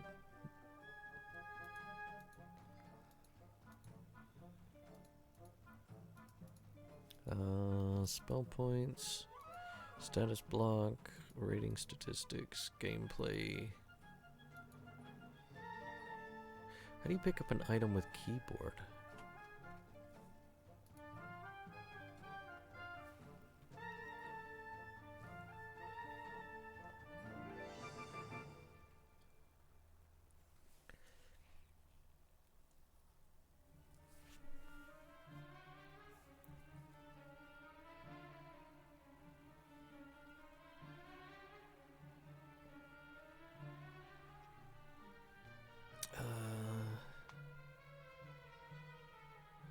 Alt Q, Alt A, Alt C. Alt C recenters character on the screen.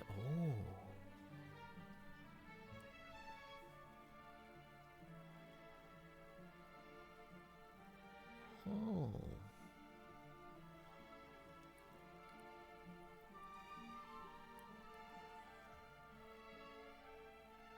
Okay, enter is to toggle a lever.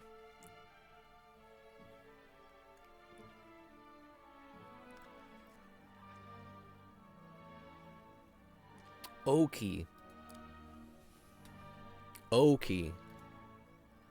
Okey hokey. Okey hokey.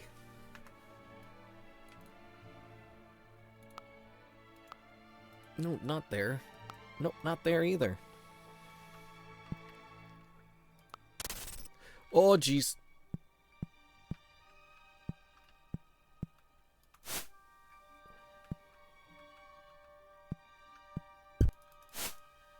I'm so dead.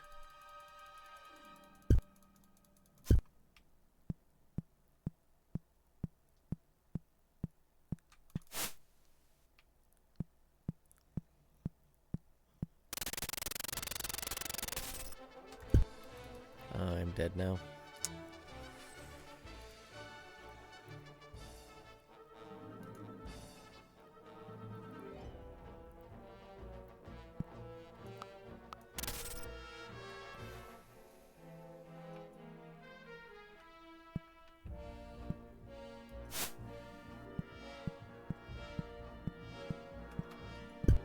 God damn it.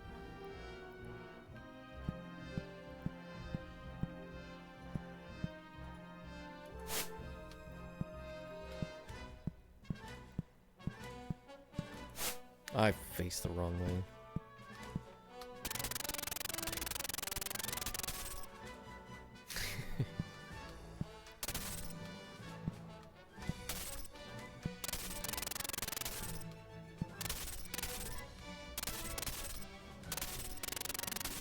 Cheese their lives using the door. Squish.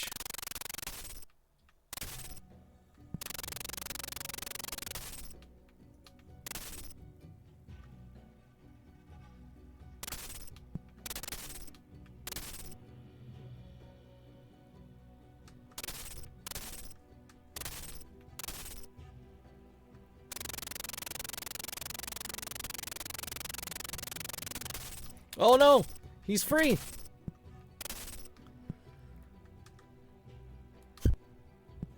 And he did 7 damage.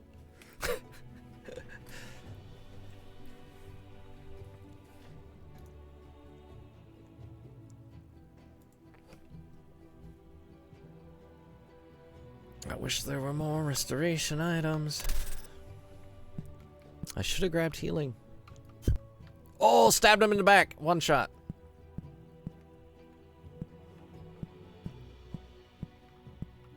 But now I gotta deal with the bats. Shit. 2 hit points left, 3 hit points left.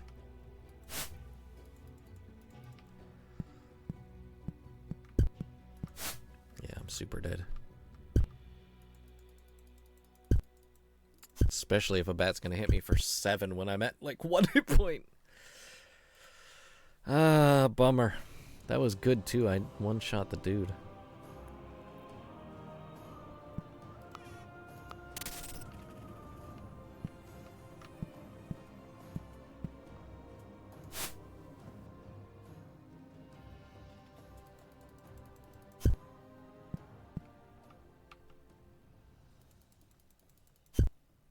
Okay, bat's done. And I missed him.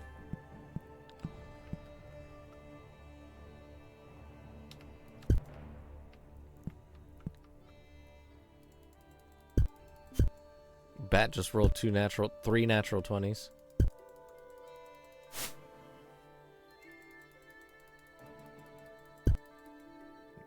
That's it, I'm dead. Gained a level in door crushing. I'm the best.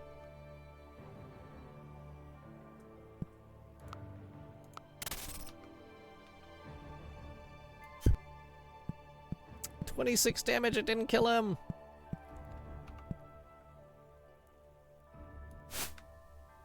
I missed.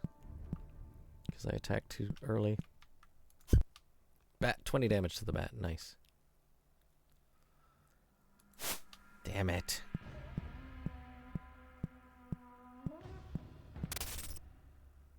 And then he hit me for 7. I've got 0 hit points. Yep. Just takes a game a second to register that I've got 0 hit points.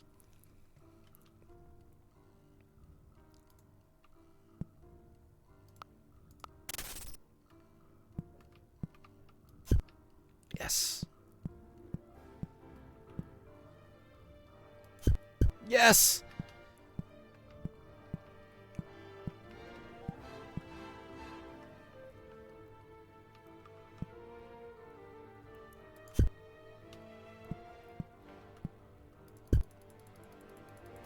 No!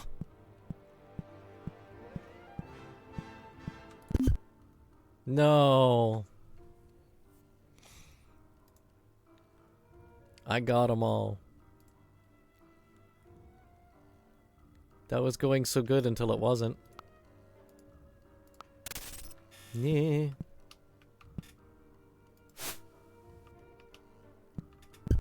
Ow. Oh. Yeah, I'm screwed already. I've got 2 hit points left. Okay, we got the bat. Alright. It's a good start. I missed.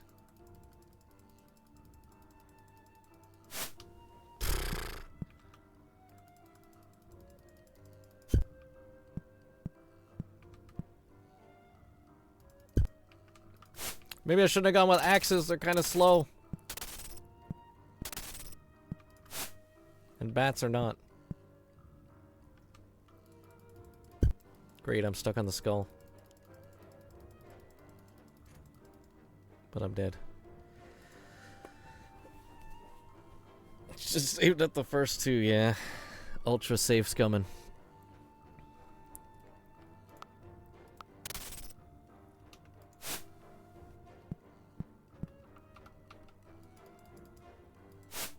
Oh. This is not going well for my team and me.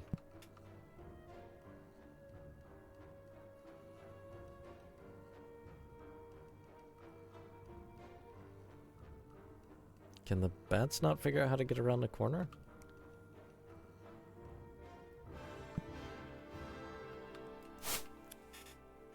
No, they just couldn't see me, I guess. I was too far away. I don't know. I'm screwed because they're both on me. Okay. The other one flew away. Uh-huh. Come on. Ouch. 1 hit point. 1 out of 46. Got me.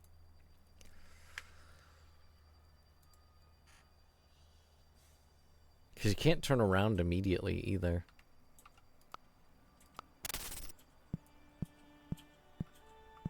Controls are a little bit stiff. Yeah, he hit me for 3, 5. I've got 1 hit point. Yeah, it's over.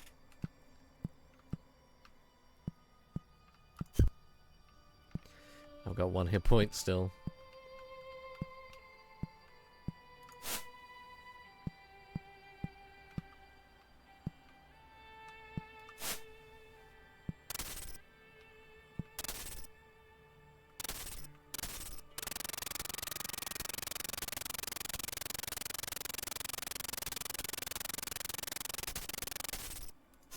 Yes! That is so stupid.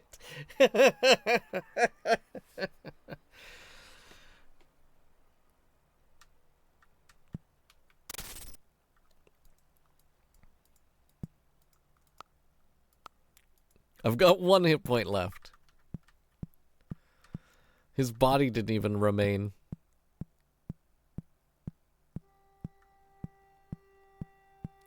Amazing. I can't believe that worked.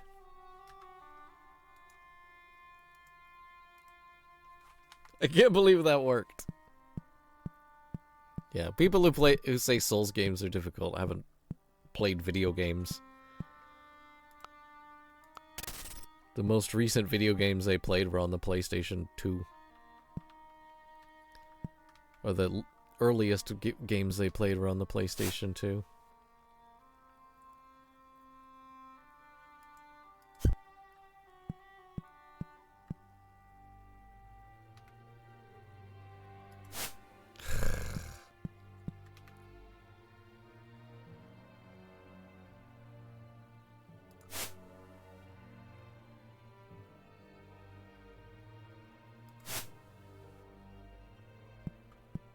This is absolutely nerve-wracking. I attacked too early. I attacked too early.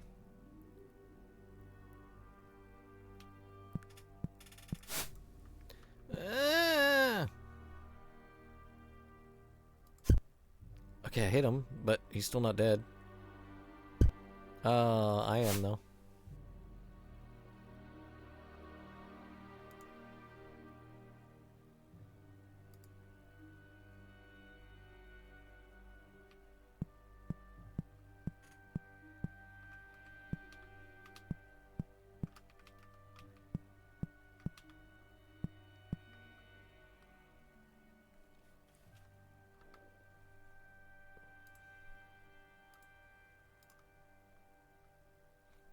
Like, relative to newer games, Dark Souls is difficult.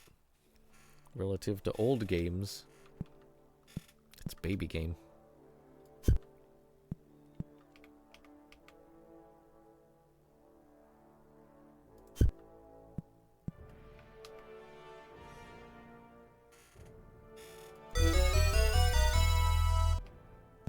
Yes. Did I gain another level?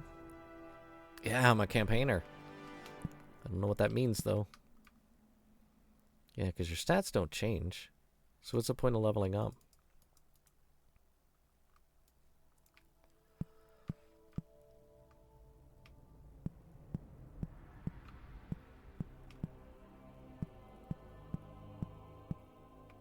It's a dead end.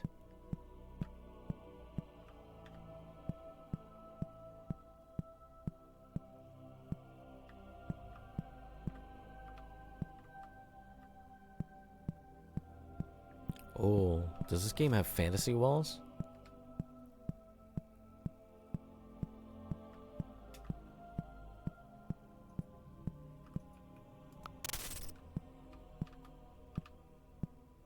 I never went in here after I killed those guys. I'm a dummy. How do I open the chest?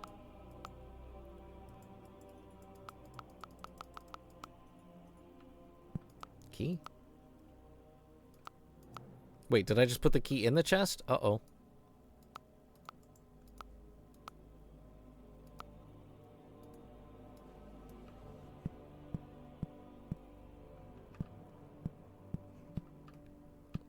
And then I think I threw the chest, but it's not anywhere.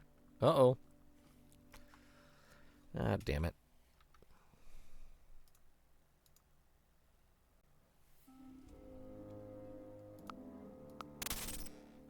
I knew I should have saved after killing him. But no, I'll wait till I get to the next door so I don't have to keep loading and moving.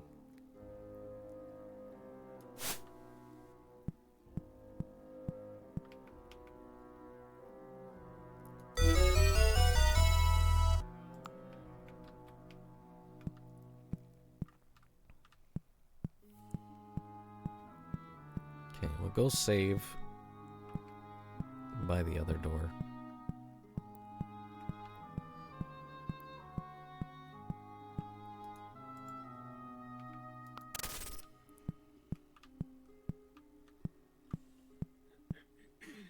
Santos got expelled. Hmm? George Santos. Good.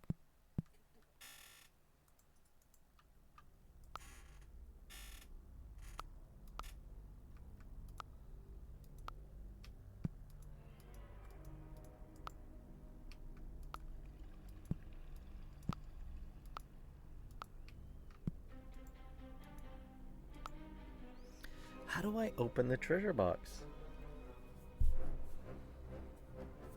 You heard that, Vorpal?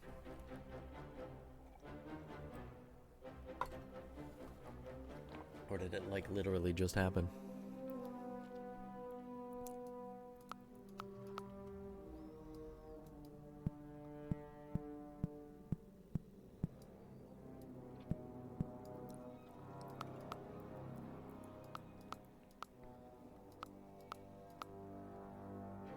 Ah, okay. How do I open the treasure box?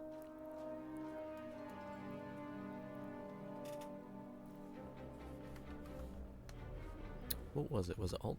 It wasn't Alt-C? There we go. Oh, that sends it sailing.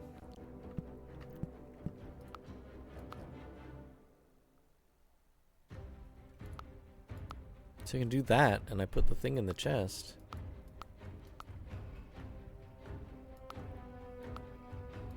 Oh, okay, I think... Ah, there we go, okay. Okay, we figured it out. Well, I did, you guys didn't help at all.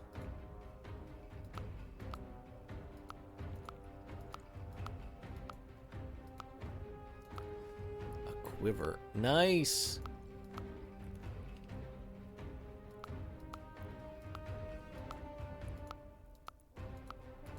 Get those out of the inventory. I got a new spell too, didn't I? I got freeze again. Throw that shit. Put all that in the treasure box.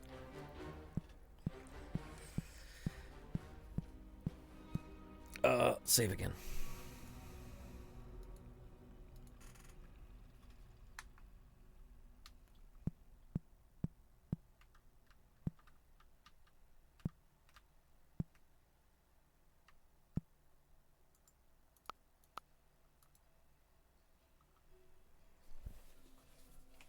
Okay, that was a dead end. Oh, I gotta go all the way back there. Damn. Alright.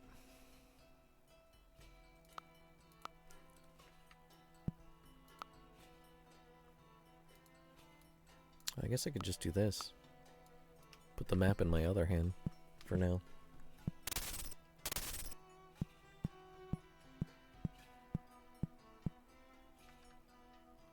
Oh, get out of the way, bats.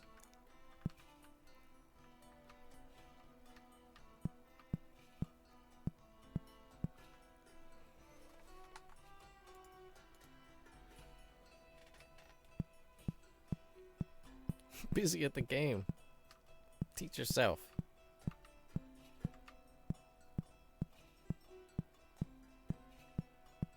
At the gym. At the game. I'm busy at the game. Do it yourself. Okay, is this the right key? Ayo.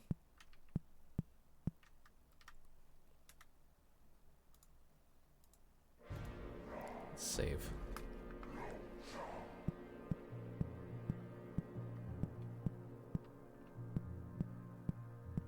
Oh, hello. Greetings, friend. My name is Bumzard. Can I ask what's yours? My name is Isidore.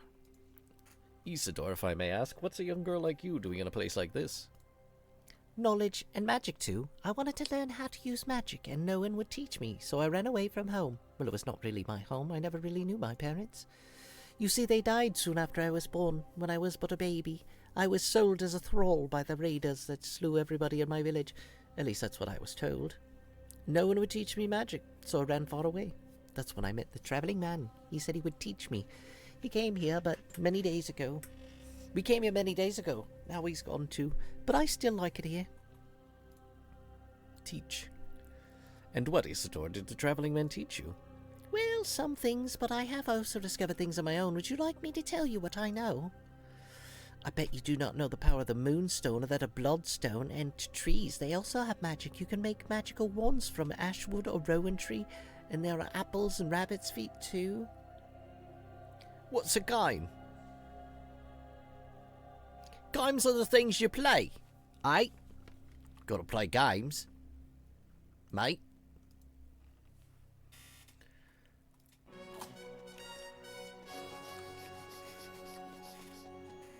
Game?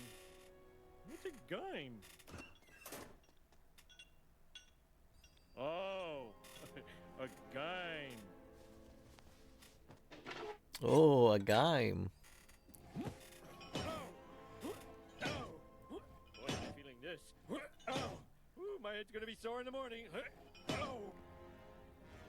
My head's gonna be sore in the morning.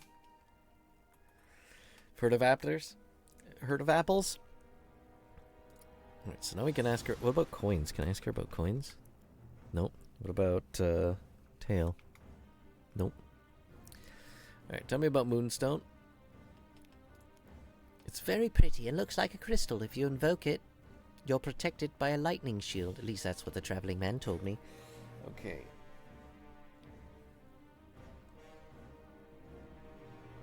This is Stormwind, isn't it? No, Heart of Pandaria. Oh, it's gotta be the title screen music then.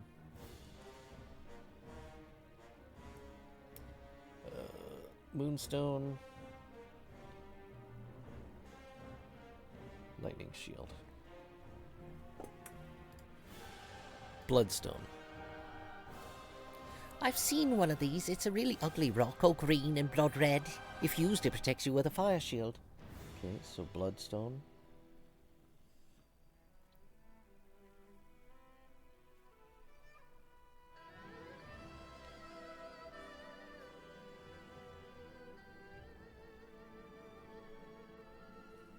Oh, I know. Yeah, okay, I think I know what this song's for. It's the first time you go to... It's like the cutscene where you're traveling from Stormwind to Pandaria for the first time. Ashwood? If I had Ashwood wand, I could blast you with a powerful ball of fire. Ashwood. Fire's ball. Hey, Crunton, what's happening? And if you were smart... If you were smart and had a bloodstone, you could use it to protect yourself against my fire magic. But I bet you would still win. A Rowan wand? What? Lightning!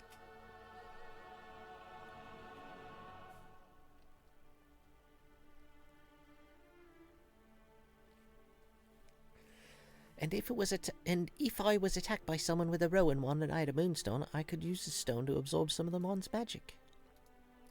Apples? You mean to tell me apples have magical powers? Not ordinary apples. They're only good for eating. If they're ripe, that is. I'm speaking about magical apples. The traveling man called them apples of vigor and said that they are endowed with healing magic. But I know something else. Mangoes are better. You probably do not even know what a mango is, do you?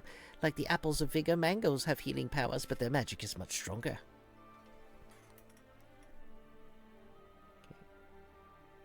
Eeples and baninis?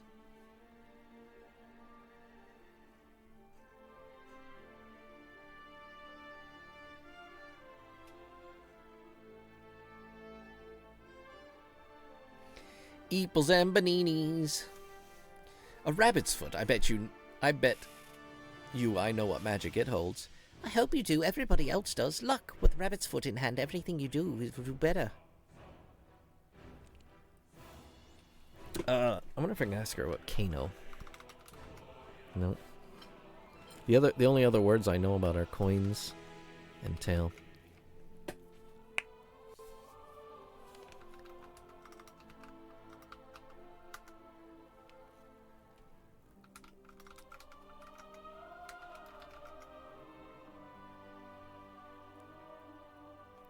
Okay, bye.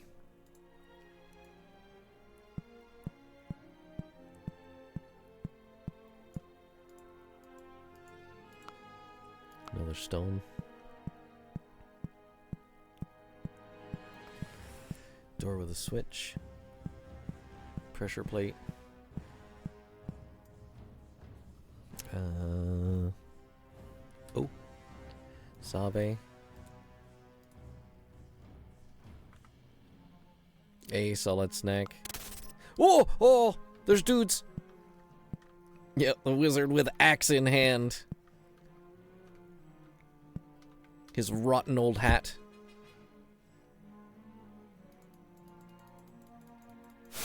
Oh, butts.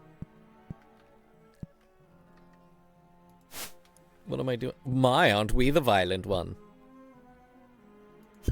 Yes!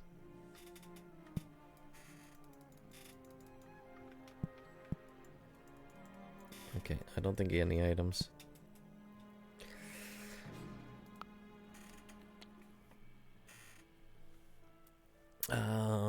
What is it? This? Freeze. Nice. And what was... Let's just prepare all of these. Flame arrow is this and this. And Kano is this and this. And the last one is... What was that one in the bottom corner? Thought I had another... Do I have another one? I've got liquefy, but I don't know if that... I don't know what that's actually for. Boosh! Take that, nerd. Freeze! Oh, he still hit me.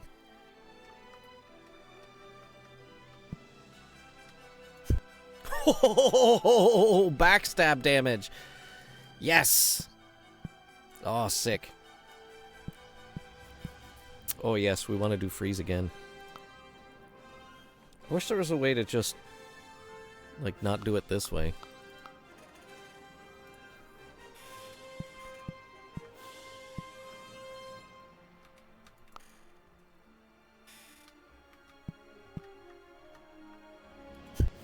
Hehehe.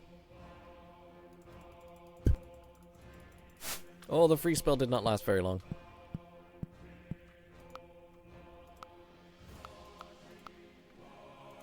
Thankfully, everything pauses while you're... Hey girl, do you think you could help? Help?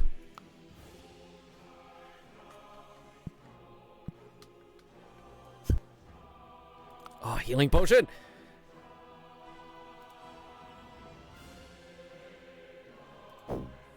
Guzzle that shit down. Oh, yes. Oh, yes. Finally, I have more than, like, single-digit hit points again.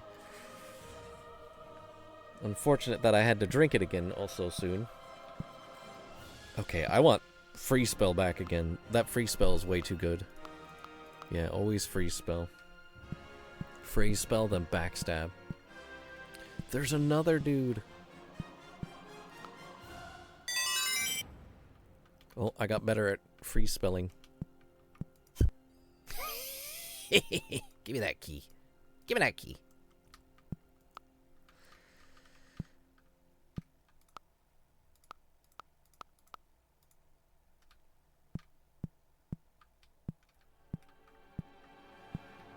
Okay, now let's look in their home. Okay, there was just 4 dudes standing around in this empty room. I must have interrupted something. I'm not gonna ask. Don't ask, don't tell. They are free to do whatever they want to. I'm not here to judge. I'm here to loot. The iron key does not fit in this hole. Well, then put it in the keyhole and not your bum. It belongs in the lock, you fool. Oh boy. Oh boy. Oh boy, everything is terrible.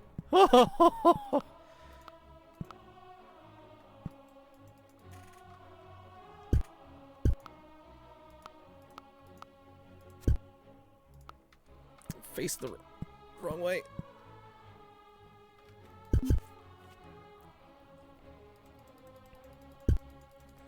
Man, this bat's owning me. This bat's not missing.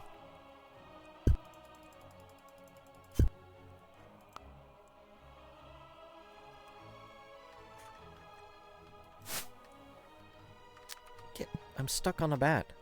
I'm stuck on a bat corpse. This is so goofy. I lost so many hit points.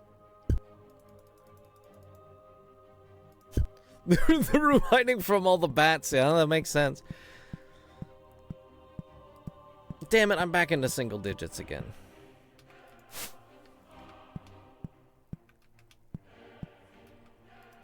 That was an unacceptable amount of damage I took.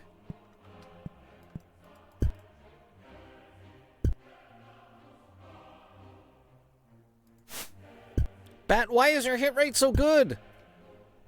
Uh-oh, I'm stuck. Yeah, they done way more than 9 damage.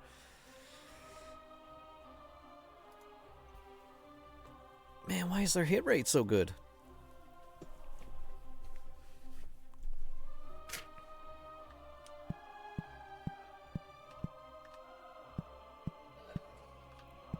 Oh, hey, there's still another guy.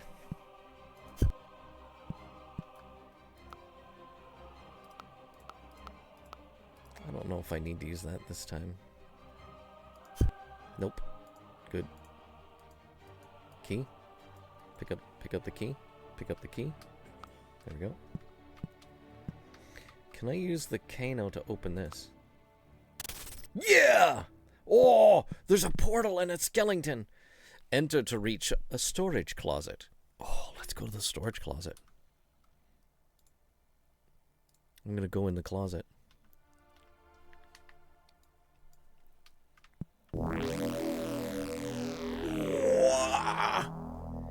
Oh, dude, that was cool. We got a buckler.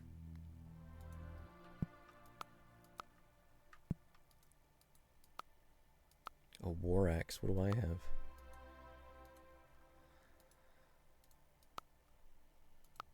I have a war axe. Empty flask. Let's put the flasks in the bag to get them out of the inventory. Stop that. Don't take your clothes off. No, stop. Take the bag off, not your clothes. Oh, man.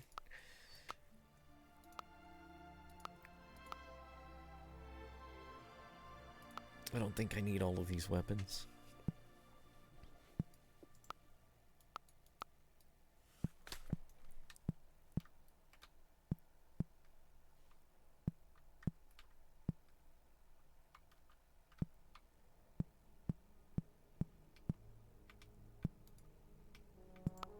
What does this switch do?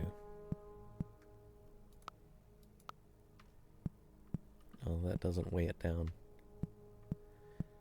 Can I open this door with the Kano?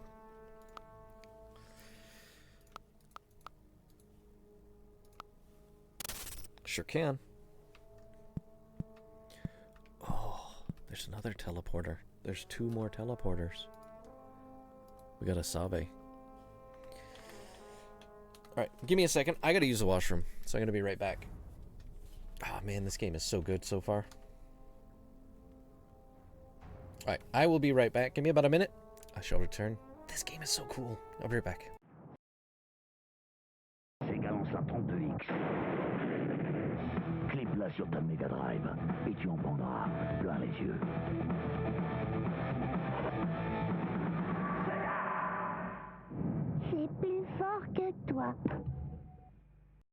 Dagobert is dag en nacht met schattendruk van de Himalaya tot diep in Zuid-Amerika. Hij stort zich vol vuur van het een en het andere avontuur. De schat van de Kula pikt hij uit Transylvania, een Afrikaans land. Verliefd aan hem is een diamant. Dagobert Eend uit één stuk. DuckTales van Nintendo, ook voor de Game Boy. Nintendo. Now you're playing with... You mean you have an Atari video game system, but not Atari Missile Command? Well, then you must have Defender. Great game. Or a challenge like Star Raiders. What about Yar's Revenge? Well, you gotta have Berserk, right? And Atari Space Invaders, a classic. You don't? Come on. An Atari system without those games? That's like having a stereo with no hit records.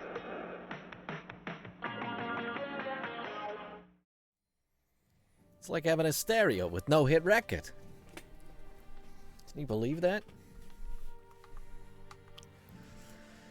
Alright. Let's try this portal first. Oh. You're confused. Tejwa's potion.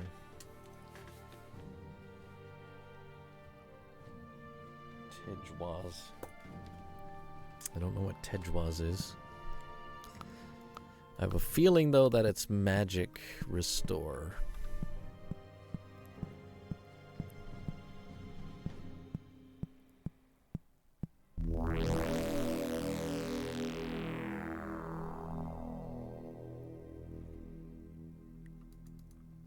Okay, I'm back here now. What was the point of those two switches, though?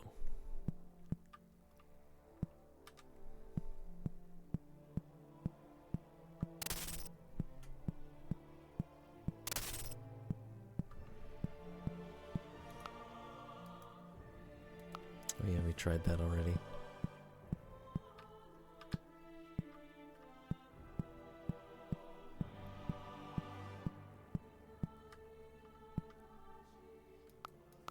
Yeah, save here.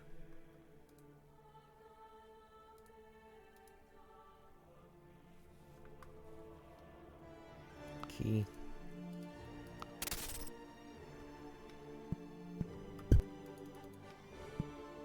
Good start. I already missed.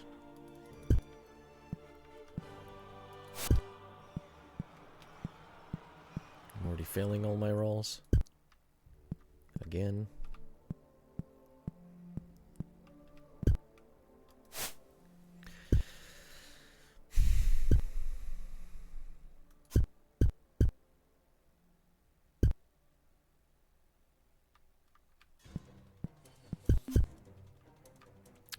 One giant bat. Only cost me like half of my health.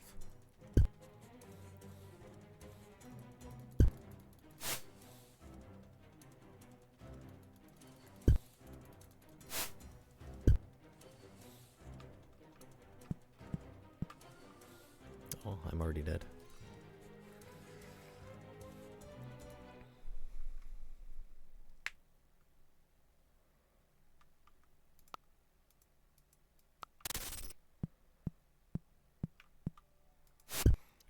Axe wizard.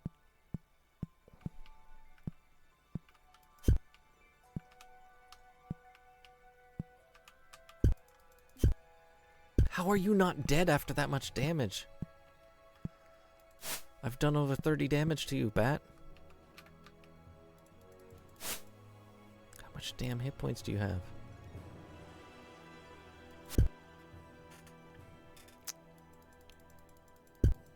Come on. Oh my god. Okay, we got one. We got one bat.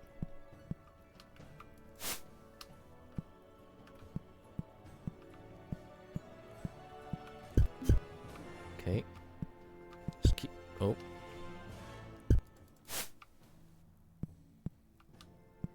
I can't walk past it anymore.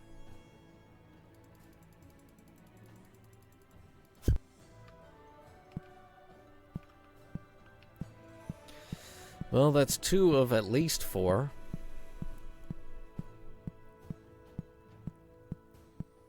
and it's cost me, oh, 3 more, 4 more. There's a chest in here. Oh, stuck on a wall, stuck on a wall.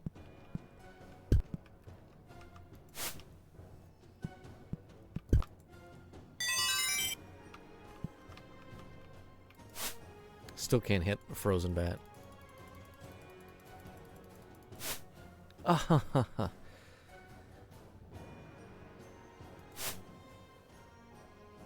Good.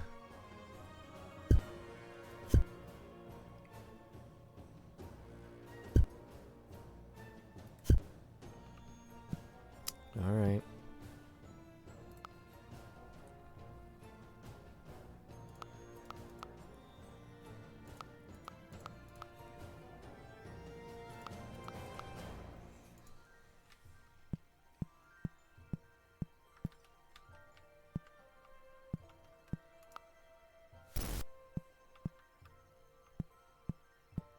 Shit, they all came out. Damn it. I'm dead. They do so much damage. They got... It's not that they do so much damage. They got a huge high hit rate. Yeah, you have to memorize hand gestures for spells. This one, this one. I've been writing them down as a series of lines. So like this one is 2 short lines and then a line up and then a line across. This one is just this shape, so down, left, up. This one is down, up, down, down, down, down. These are longer version of down, down, down, down, and then down, down, down, L. And then this one's just a circle with a line in it.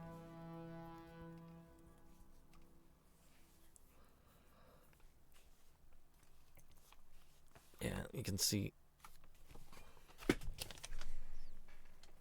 There. That's how I've been writing the spells down. There's Flame Arrow, the Claw Hand, and the Fist. Oh, Pseudo-Latin? Oh, that's cool. The only problem is you have to memorize it like that before you can cast it. So every time you want to... Oh, God. Every time you want to cast it, you have to do that.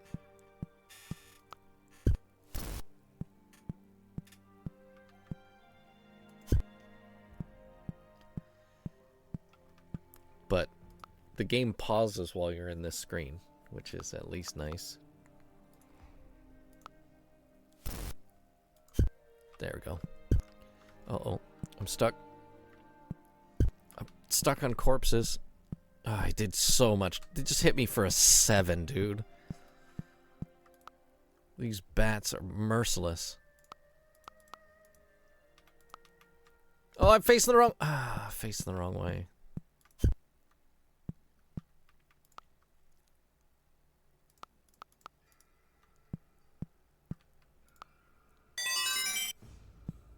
Gained a level in wizardry. It's a good game. Yes. Oh, man. It's oh, no, I'm stuck. I just hit me for 5. Dude, the bats do so much damage. Why? Freeze. Oh, it froze both of them.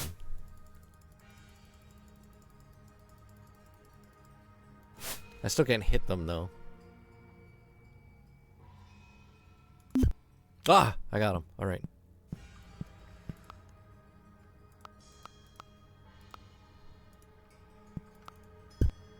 I still got a hit on me. Oh, I didn't know it froze all of them.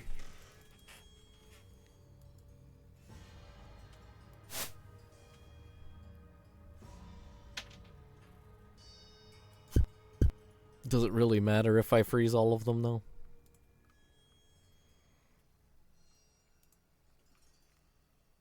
If I can't hit them?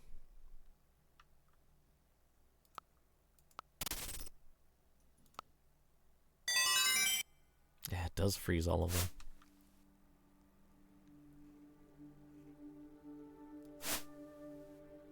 Rolled 3.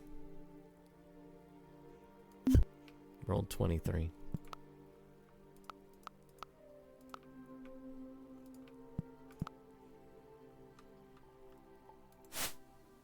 Rolled 3. Rolled 3. Rolled 5. RNG is not in my favor.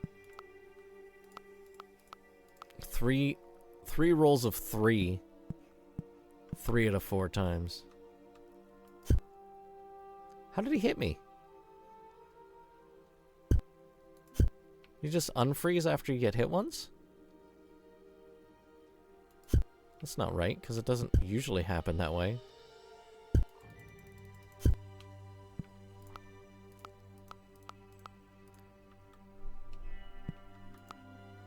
Pays to be good at magic, I guess. I should have been doing this from the start. Oh, he did not stay frozen very long.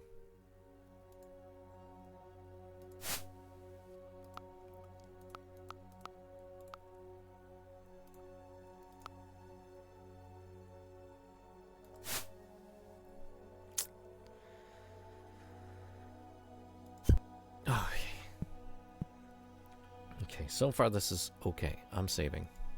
Save's coming.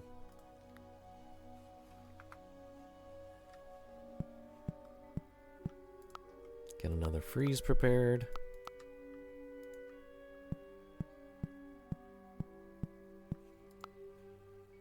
Still 3 more bats.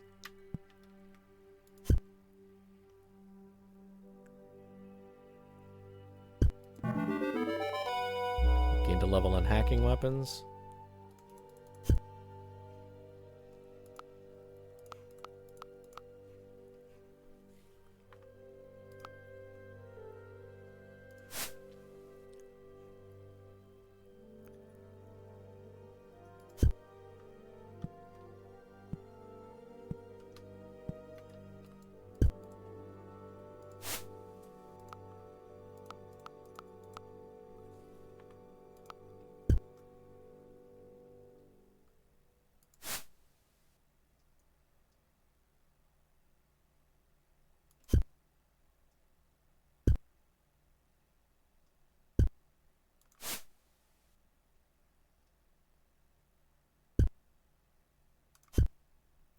Okay.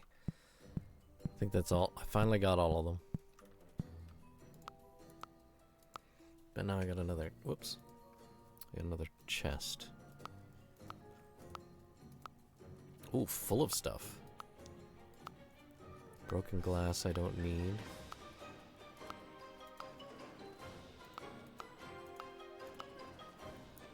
I'm sure I don't need that. Apple core.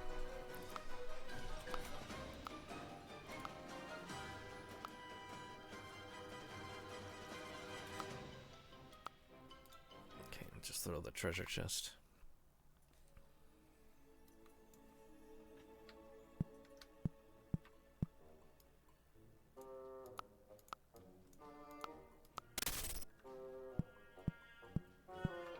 Let's not go that way yet.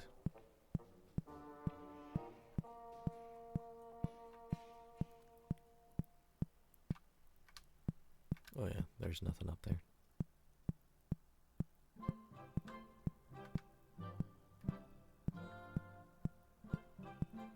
Goblin music.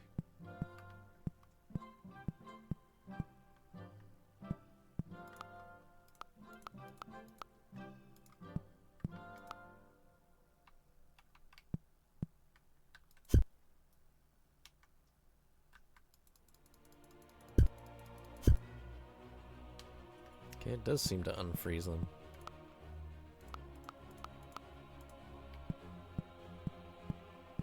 But it doesn't always. Like, if I go behind them...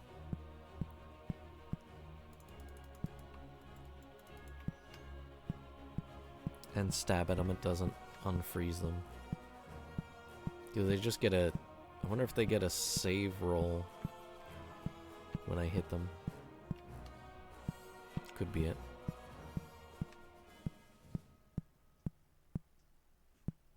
Oh, I'll take that. Always move the corpses, friends. Time for a little drinking pool. Cheers, genitals.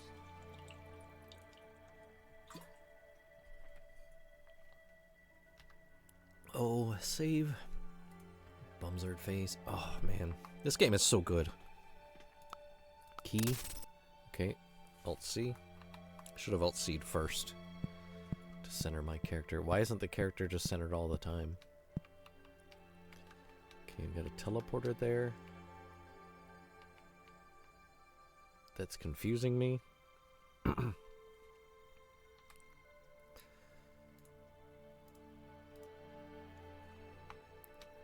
I can't seem to get past.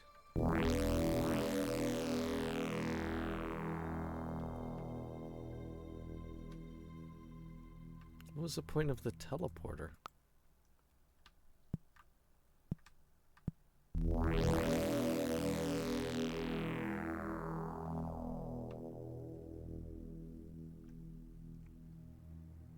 Is that just to teaching you what teleporters do? Maybe. Oh, and I know what I forgot to do. Well, besides, oh, I already have. We need, make sure to get these memorized too. Okay. That's healing spell.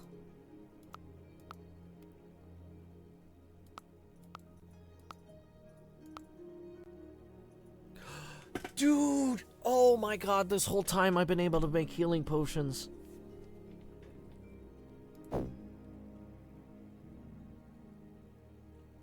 Oh, this whole time I've been able to make healing potions.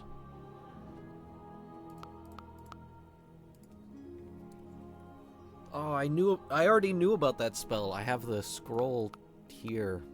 I think it's one of these. Yeah, liquefy. See? Liquefy. So I've had it just sitting there, but I just didn't know what liquefy did, and liquefy meaning hit points was not on my bingo card.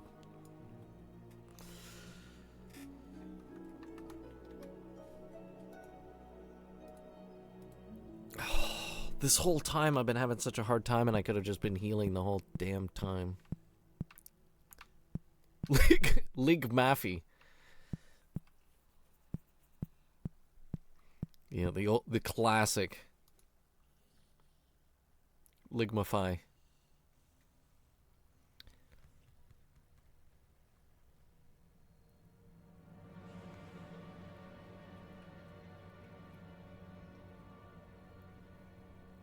Why do I have a gold key, though? Oh, it's right here. Okay, I see it.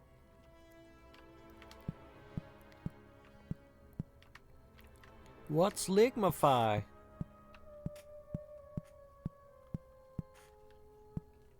I know, I love the print function. That's so cool to me. Like, you can push the button and then press F1 to print the map, so you've got a physical version of the map. That is so cool. My parents would have killed me. Because I would be printing a map all the damn time. Or otherwise, I'd like print the map and then draw the rest.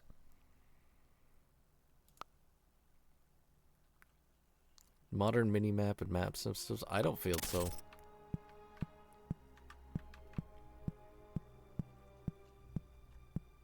It's no different than having like this, having a map. Like, that's literally an auto map. Alchemy Lab, authorized individuals only. Oh, I have a feeling I am not authorized.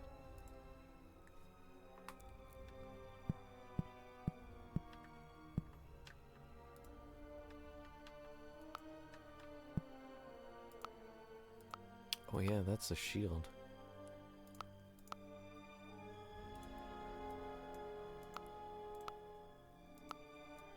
I forgot I can use a shield.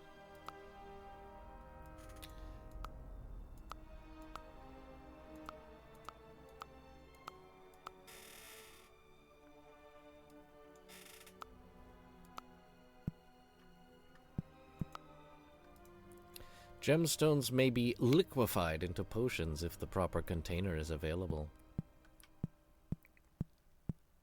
Okay, so if you have no gem in your hand... Okay, so if you have no gem in your hand, they become healing potions. Then if you have... I guess if you have... Let's try... I wonder what the red one is, though. I don't know what any of these spells do.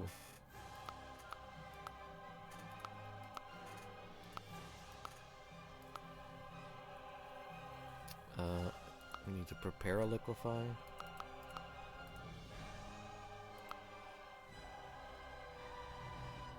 Algit potion. Tuwaj. Algit. And what was the other one?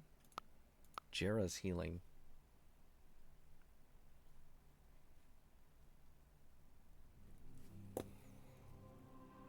I assume that this one is magic heals your, restores your spell points. Your endurance is already normal. Okay.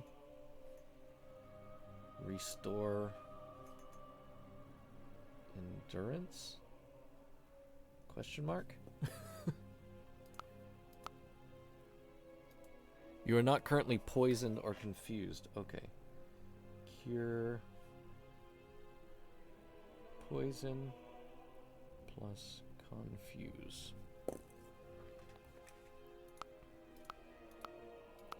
Okay, well we've still got one more bottle.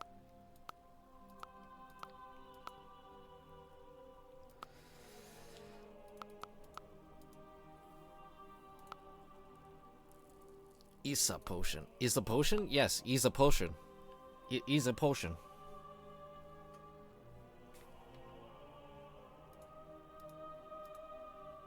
I'm glad that they don't use up the potion. If you don't need it, it doesn't use up the potion. Okay. We know what green does.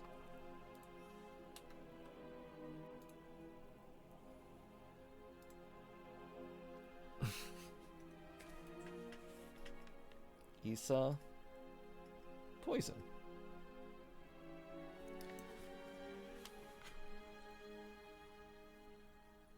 Big arrows on the middle screen point me toward the next objective. Yeah. Just being able to disable them would be fine.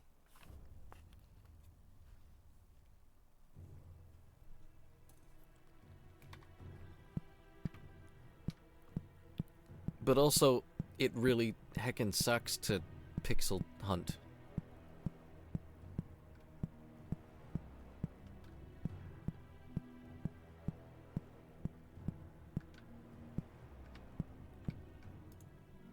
All hail the might and power of Shadow Weaver. Do I have to?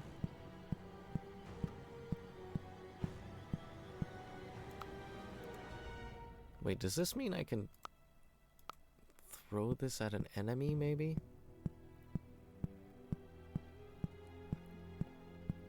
It's not easy. Enter here to battle in the arena. Do I want to battle in the arena? I think I want to battle in the arena. Let's find out. Oh shit, I'm in the arena. I broke it on his head. It only did 1 damage though and didn't poison him. Like I was hoping it would. Unless maybe it did poison him and it's just not doing much. Oh yeah, idiot. Freeze. I missed.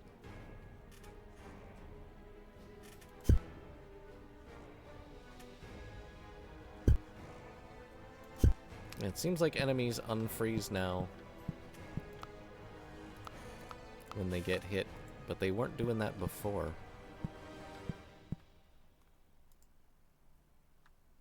Not enough spell energy! Ah!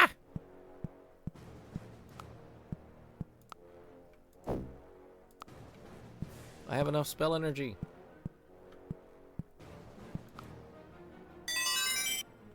I think the difference is, though, my freeze spell has gotten better, so it freezes everybody in the room, in the vicinity,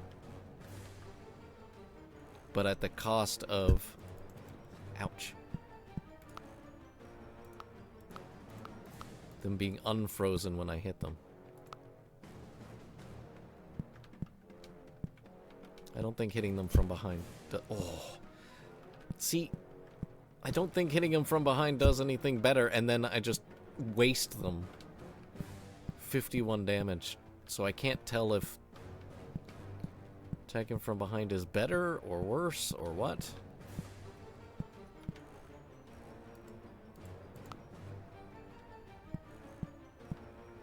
Whoa, that corpse disappeared.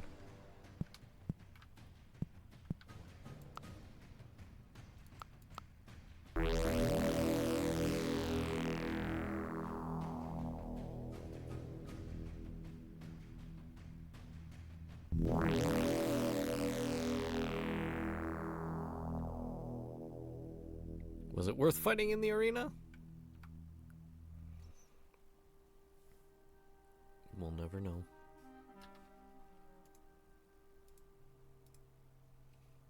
I did get better at my spell.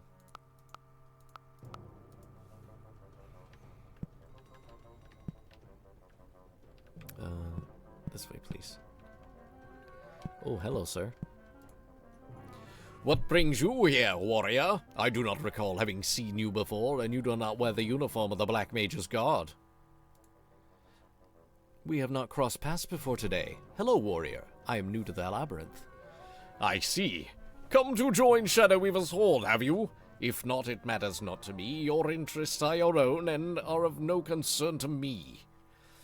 Though I will warn you, although this labyrinth has become home to the Dark Mage's Great Horde, it was built with the intent to defend the Citadel.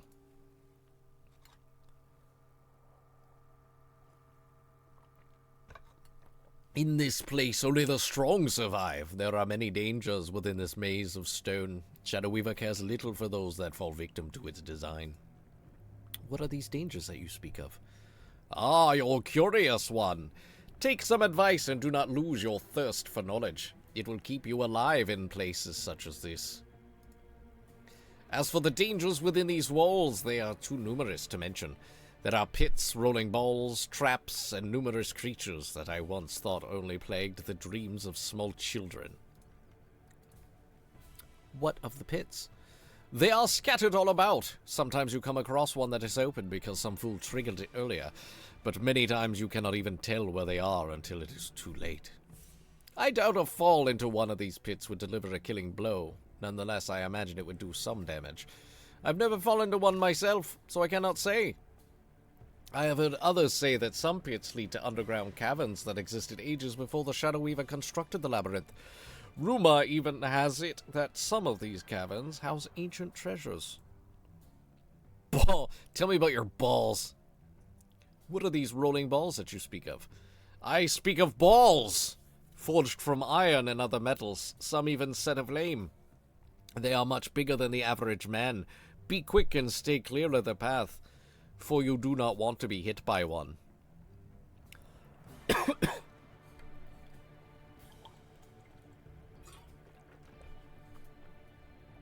Traps. What kind of traps can I expect to find? All sorts, my friend. Shadow Weaver has quite a devious mind. I have seen men step upon sections of ground and be burned to cinders by balls of flame shot from hidden holes in the walls. I have also heard tales of those who have been engulfed in green clouds of poisonous mist or struck down by bolts of lightning, a horrible way to meet death. It is best to fall in the glory of battle. Creatures.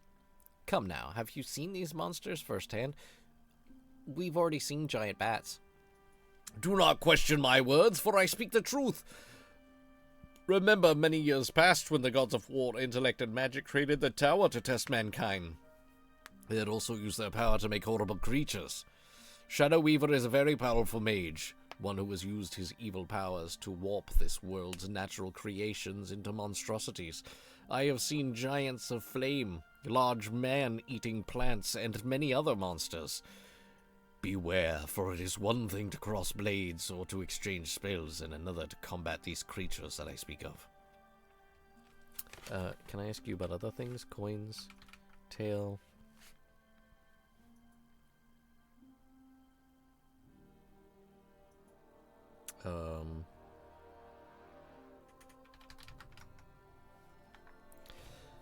What we got here? Another rock.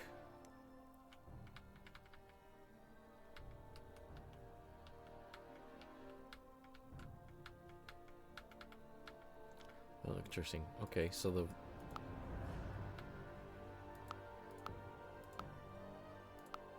put my hey.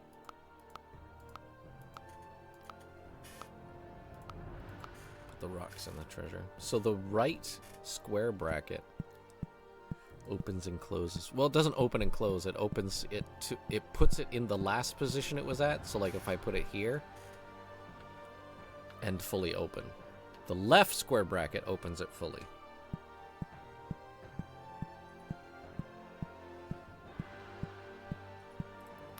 Barracks.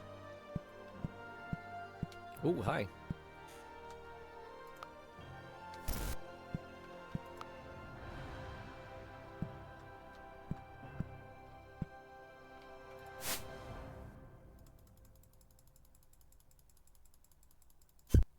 Backstabbed.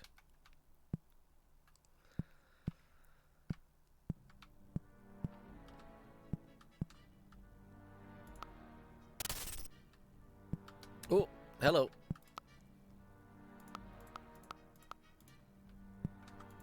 Oh, I don't have enough magic. We gotta do this the hard way.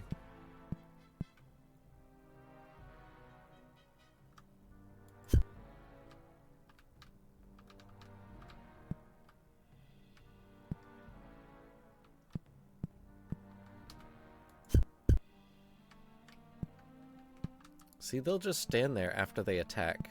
So until their next attack... I can just walk around behind them and kill them. Thought it was your new favorite game? It wasn't bad. It wasn't as bad as I was expecting it to be. I didn't hate it. Honestly, if its length wasn't 100 hours, I might actually even finish it.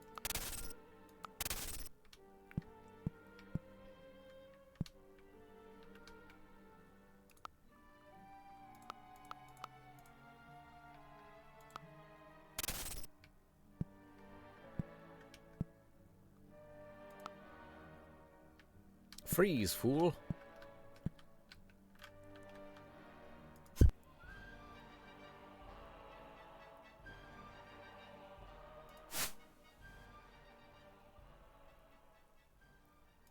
I don't even have Royale. I've only got the normal version. Another quiver, eh? Nightshade leftovers. Ooh, that one's full of...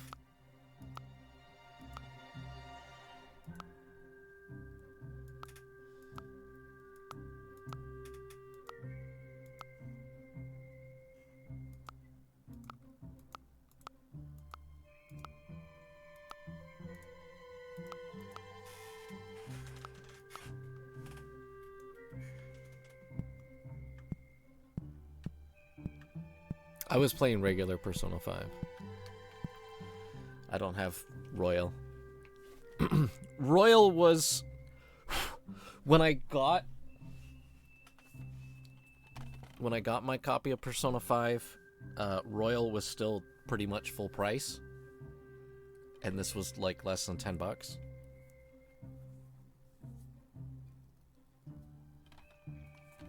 So like if I could get... If I could get a copy of Royale for like $10,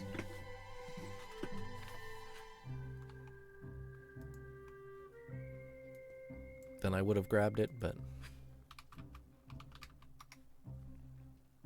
maybe I'll wait till a buy one get one free or something. GameStop sale.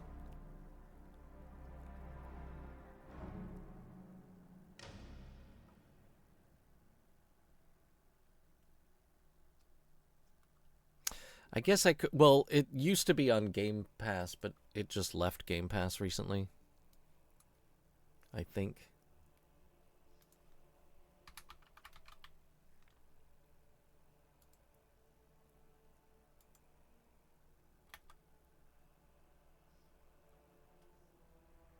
Yeah, the only ones that are available are Golden, P4 Golden, P3 Portable, and Persona 5 Tactica.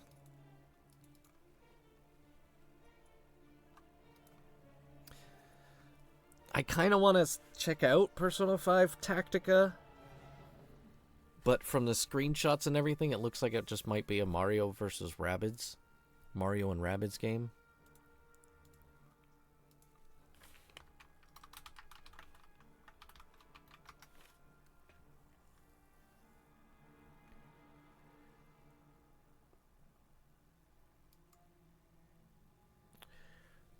Okay, interesting. Persona 5 Royal, a brand new copy, is $15. And you get $5 off your order if you pick it up in store, if your order is over 20. What is Royal One More Edition? And why is it $120? What the fuck?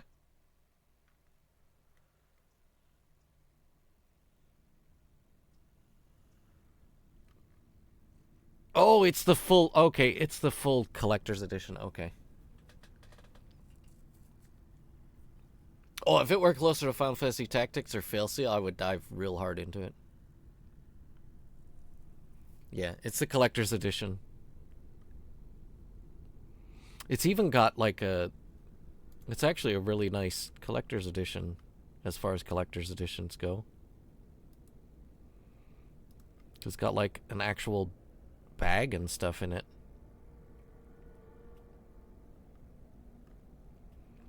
Treasure chest box. That is actually kind of cool. I like the treasure chest box. Le Grimoire art frame. That's that one. Phantom Thieves art prints. That's these, I imagine. Arcana tarot card deck. Okay, that's kind of cool too. Steelbook case. That's this right here. And then the game. Oh, the Akechi's briefcase bag.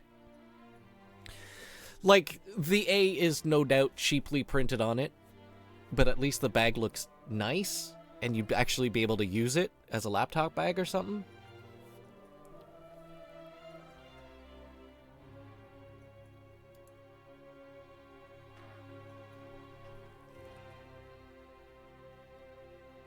And I also imagine that the tarot cards are actually kind of neat. Like, that's get a frame for them kind of neat.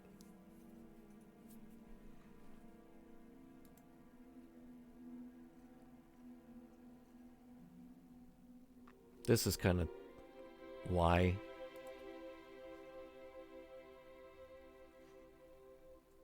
This is also kind of, eh. But the, yeah, 15-inch bag, you could actually use that as a laptop bag or something. Like, that's actually decent.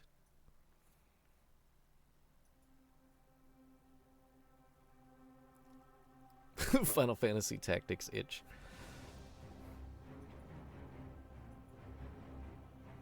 Have you tried the Super Nintendo Ogre Battle? Or Ogre Tactics Ogre? I really like that one.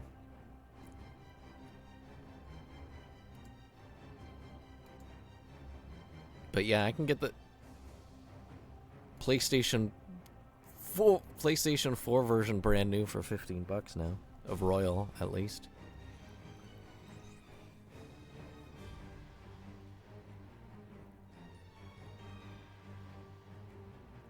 What is the normal non-P5 Hard Edition? I don't think that one exists. I don't think that's available.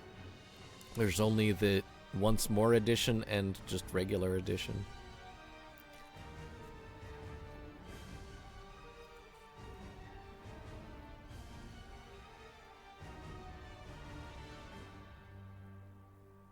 Yeah, but Save 75% off select new games. Great, now I'm looking at video games. Tales of Arise for $5. It's a shame that I don't have a PS5 because I'd grab Forspoken for $17.50.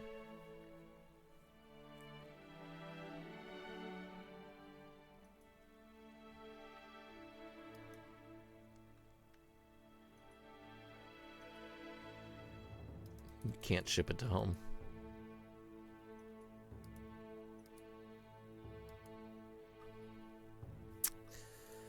Yeah, that's not my zip code, so don't worry about that.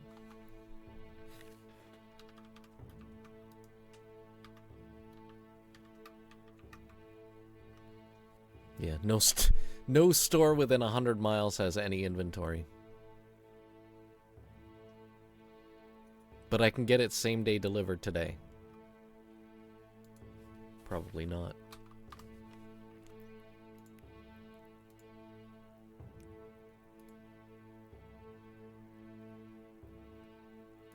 Yeah, this item's out of stock in your area.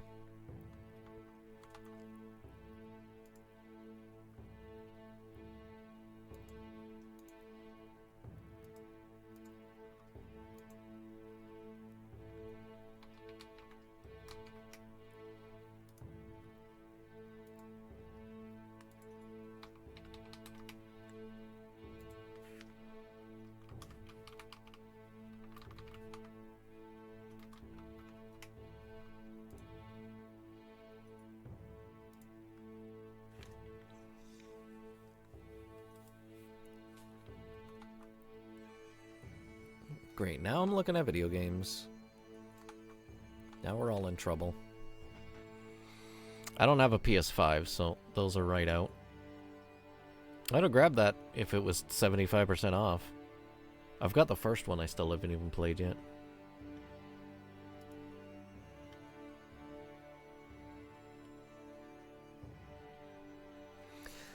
I don't have a whole lot of money, but like 75% off is still 75% off. Outriders World Slayer?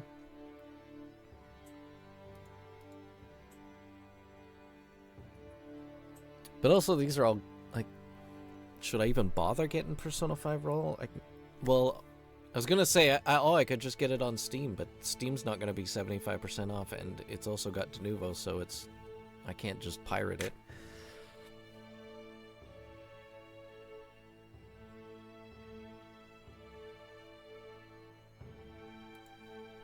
Not that I would pirate games, that's against the law.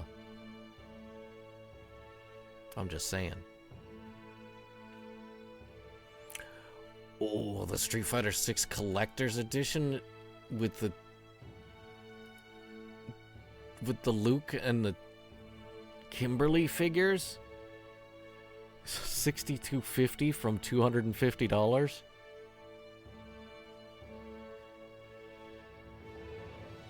And it's in a Mad Gear box? That is way too fucking cool.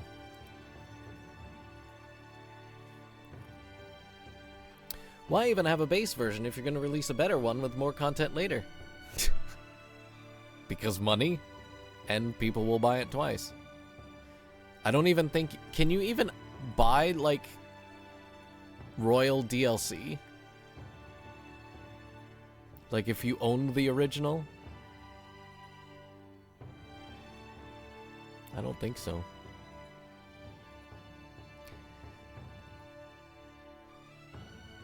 See, so, if I had a PS5, some of these I would grab because I know that they're exclusive. Because I'm pretty sure Grim Grimoire is not available. The remake, anyways, is not available outside of PlayStation 5, yeah. Oh, it says it's on PlayStation 4, though.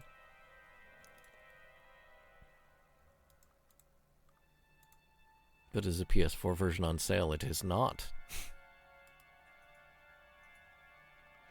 Yeah. This is the problem, though. Oh, look, this is 75% off. Yeah, but you don't have any copies of the game. So what am I doing? What? Oh, you've got that game on sale. That's great. You don't have that game though.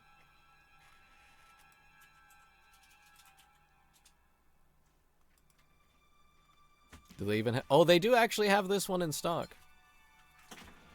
They do actually have that one in stock, so that's good.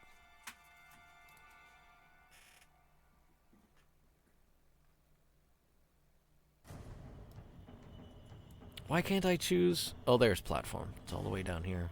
PS4 and Nintendo Switch. And Nintendo Switch. Because those are the only two platforms I have.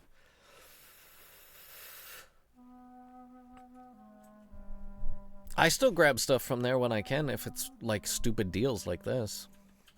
Buy one, get one free used games.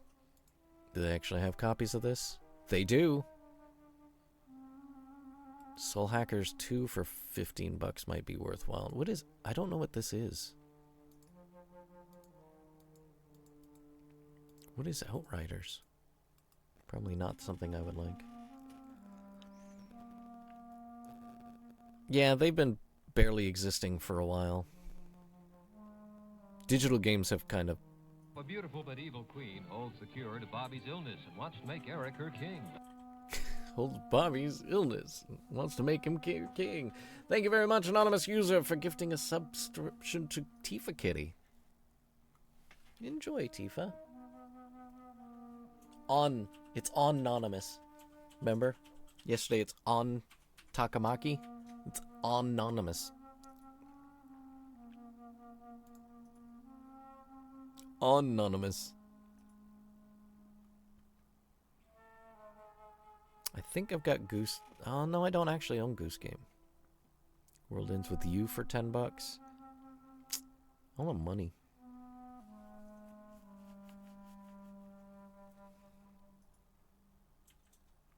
Because for $10, I would give this game a try. They don't have any copies. Never mind.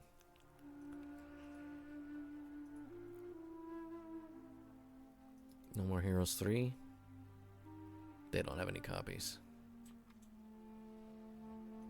Maneater. See, that's the game I would play. They don't have any copies.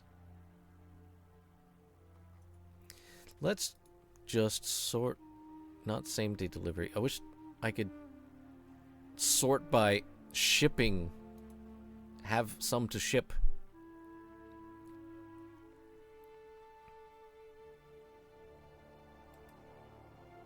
Inadvertently causes detour. No, that's fine. I'm having a good time. Is this a remake of Risen?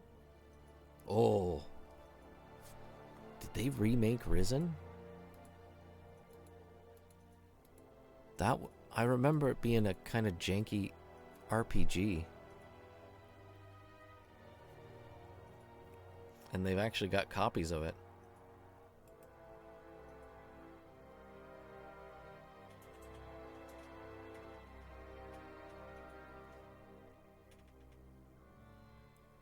Yeah, that's about the only games I would get. Like Tales of Arise is $5, but I don't think I would be able to deal with that anime. That's really anime. Anyways.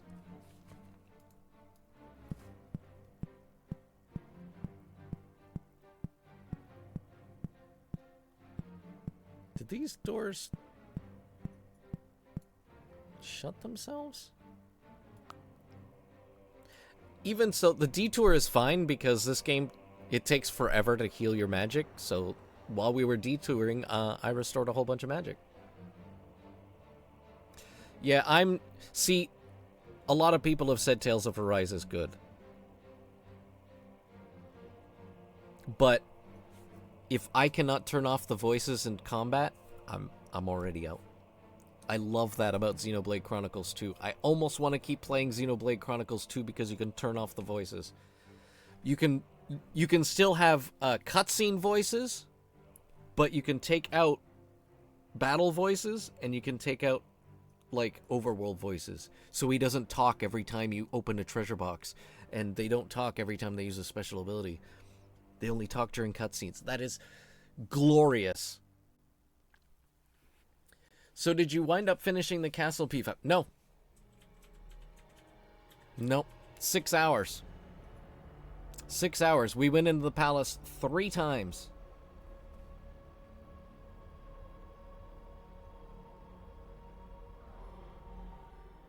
Three times. The Welsh lass? I don't know who. I don't know which one that is. I only had. I had the normal boy. And then there was the cat girl. Oh yeah, and then giant titties. It wasn't. I only fought like 10 battles. It's slow going because you just keep running away from the palace. You keep fleeing the palace.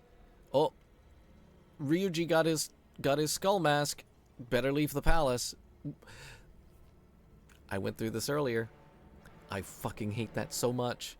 Because 3 enemies drop in, and there's you, Morgana, and Ryuji, and then Morgana goes, "Oh no, we're outnumbered!" And I'm going, 3 enemies, 3 us. Oh no, we're outnumbered.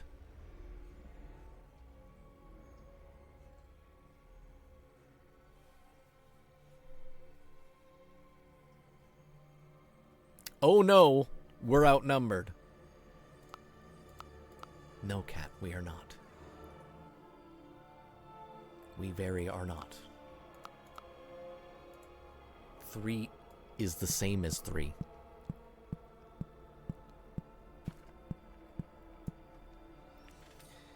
Then you save Takamaki. Oh, we better run away again. Because, I don't know. We're all here to deal with... We're all here to deal with... PE teacher, but we better run away again.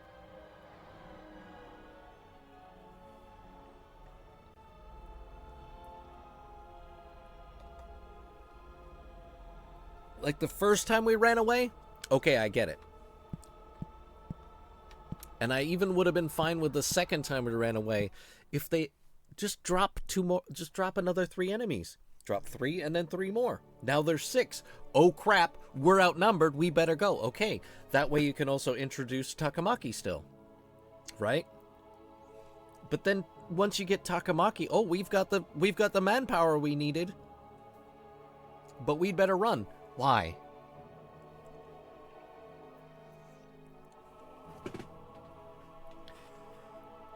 You know why the mascot is... God. And just like Persona 4, the mascot is an absolute creeper.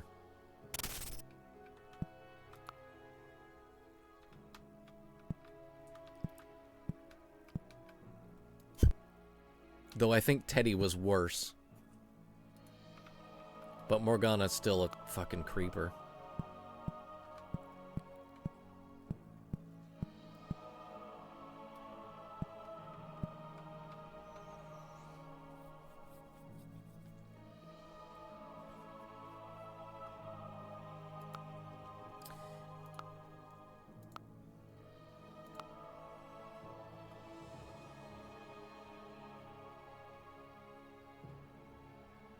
Yes, Yosuke too. Yep. And then, but that's one of the characters, right? There's the main character, and then his first friend is a male dummy. Yosuke, Ryuji, Junpei. Then the first girl is the pretty one that's assertive. I don't remember who.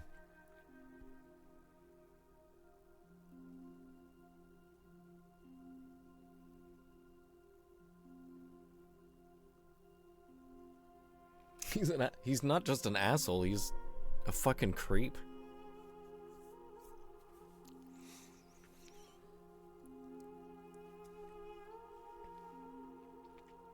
Oh, what was the one I needed? Oh, this. Trying to remember all these spells, man.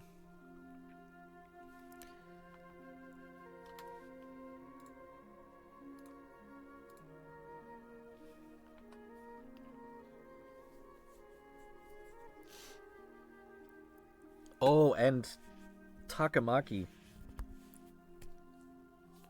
She's getting blackmailed and sexually exploited by the PE teacher.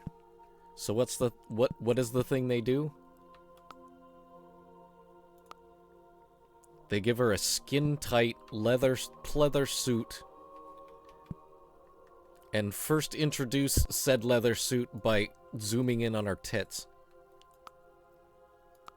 Mm-hmm.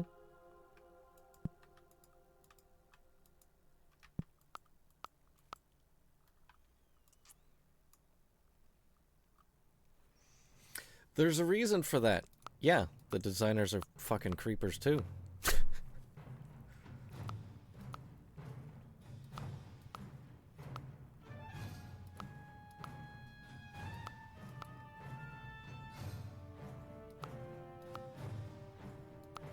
Welcome back, Vorpal.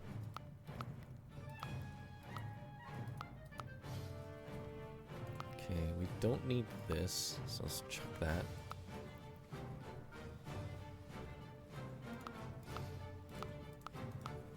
Like the first seconds, it's like she's sexually exploited, so what are we gonna do? Let's sexually exploit her.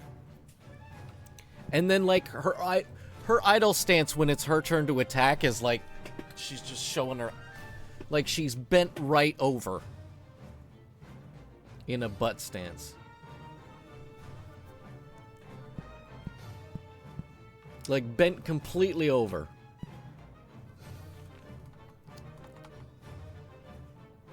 It's just like, come on. Come on.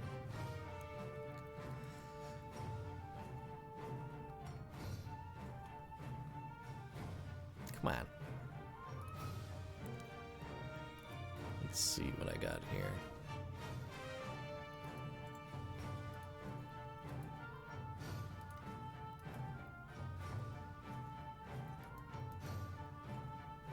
Wait, what?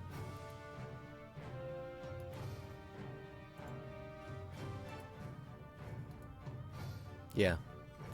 That's the first time you see her. The first time you see Takamaki in her new outfit.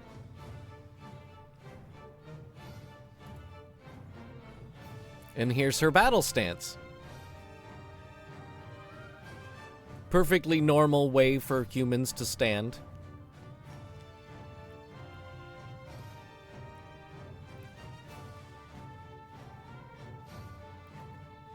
Perfectly normal way for humans to stand when they're about to attack somebody.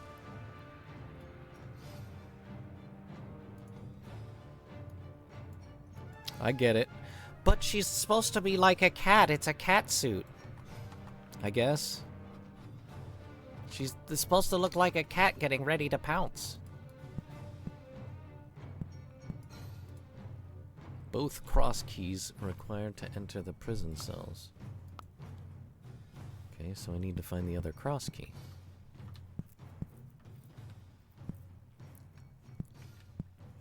There are ways to be sexy and owning your strength. Yeah.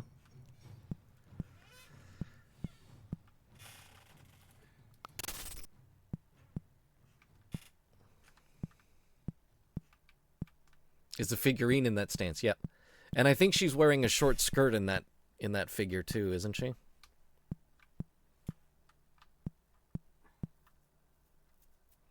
Algorithm's fucked for a few weeks. Yeah. Yep.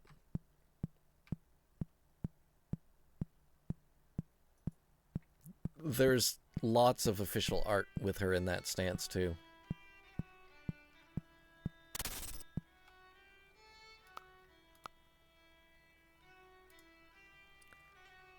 Okay, all of this is new.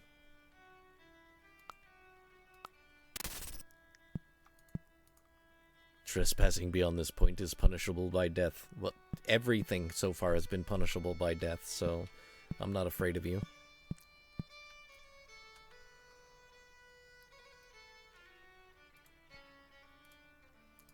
And I'm fine, like...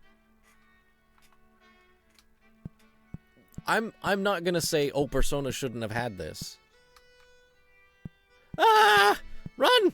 Oh, shit! punishable by death.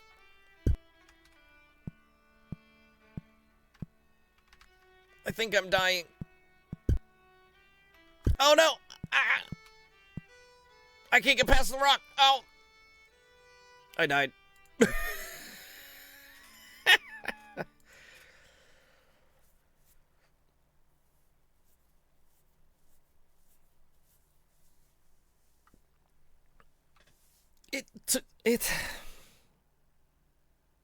I'm not telling them to not make it, right? They can do whatever they want. It's their product. It's whatever they want. And I'm also free to not like it. You know? Whatever. It's just, for me especially, it just feels doubly worse in the context it's used, too.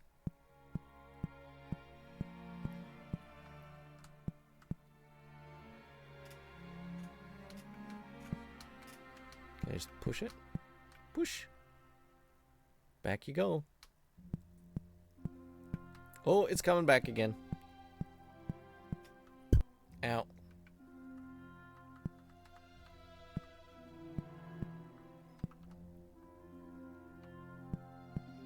Okay, how do we get the balls to stop?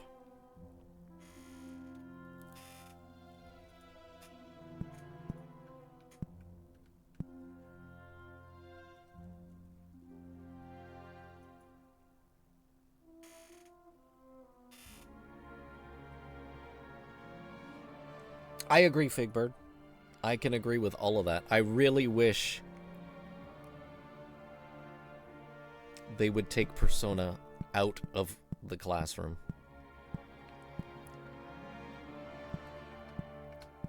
And out of the hands of teenagers. Teenagers don't have to save the world.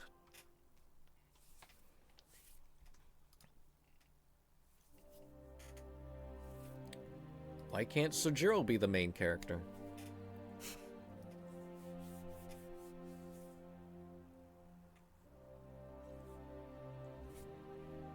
Yeah, it like I said, it especially feels weird that she's being...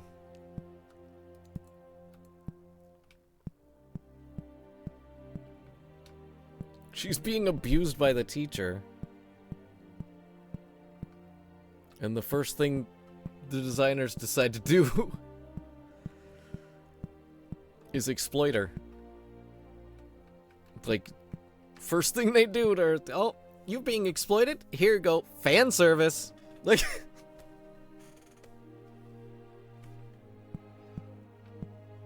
what is fan service other than exploitation?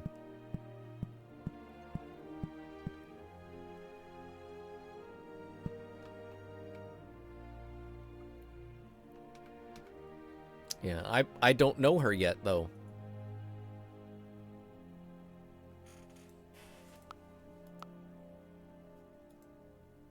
Ah! Okay, maybe that is the answer, though. Ow.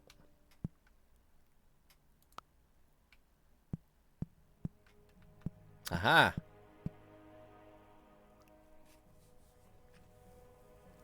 Because, like, I don't know any of these characters yet. I've barely known them a week, even if you count in-game. I've barely known even Ryuji only like a week. Sojiro only like a week. Like 1 day longer than... 2 days longer than, Only like 2 days longer. I've only known Sojiro only like 2 days longer than Ryuji. And I'd now know On for like 2 days. And it's like, oh, we're all besties and we're the bestest of friends and...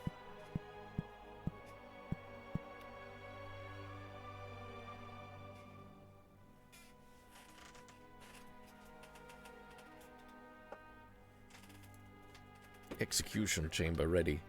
But I also understood, like, even when they first showed her tits. Like, oh, look at her new outfit, tits. And bent over with her ass. Like, I knew what they were trying to do. Like, trying to let her own her sexuality. I got that.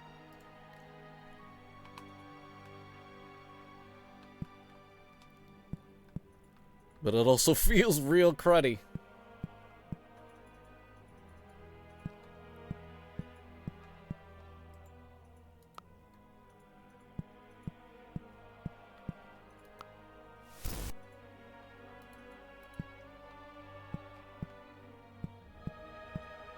Yeah, that's one of the main reasons I don't like anime anymore.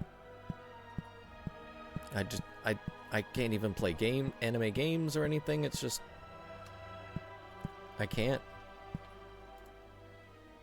Only Shadow Weaver's messengers may pass this way quickly. All others must be escorted by the Keepers of Spiders. I wonder if I have to take the Keeper of Spiders to the execution room.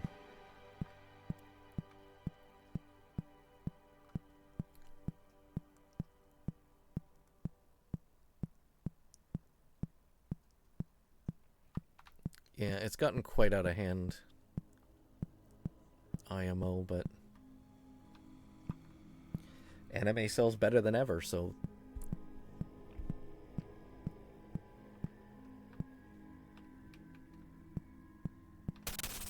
and like it's still fine to have sexy women. There are sexy women in real life.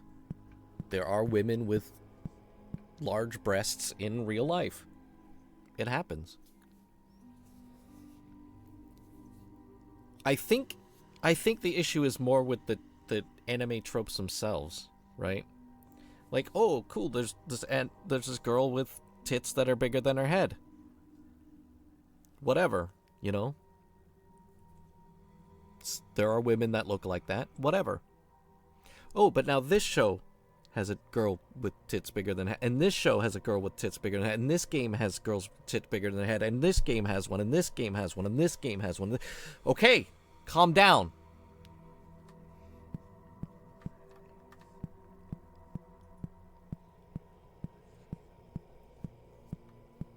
It runs more into the overuse of certain tropes in anime and in every anime.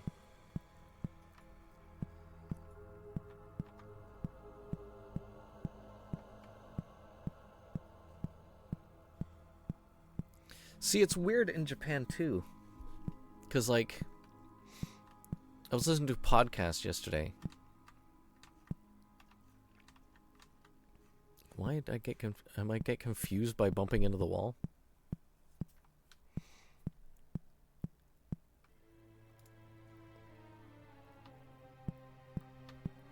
Did I miss a door? I'm wondering if I missed one of the doors. Oh, bumping in the wall again.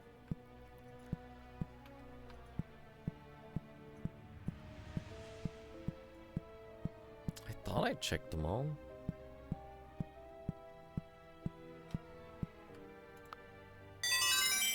I did not check this one. Okay, there we go.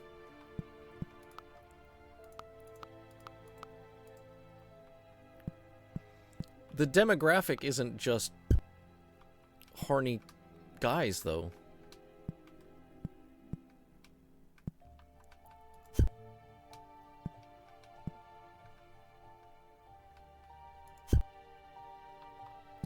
A lot of it is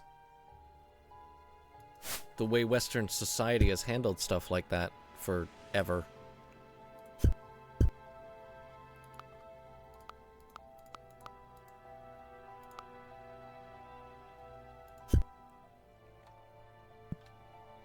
Which is a part of it.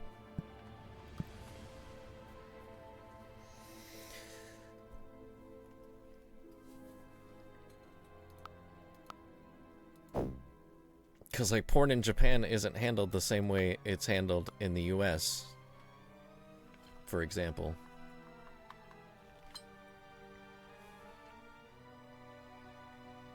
Because of those.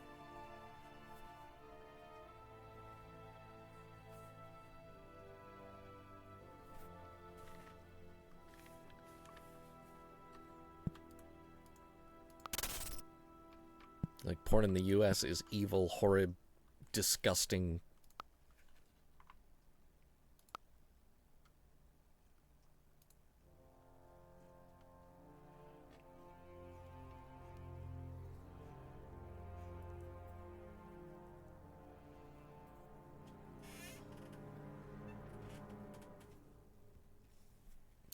Yeah.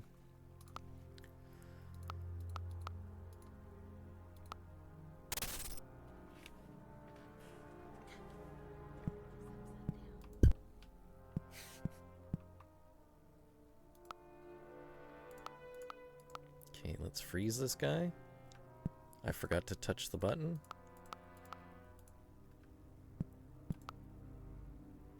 Stand still. Let me sneak behind you. Ugh. Give me that key.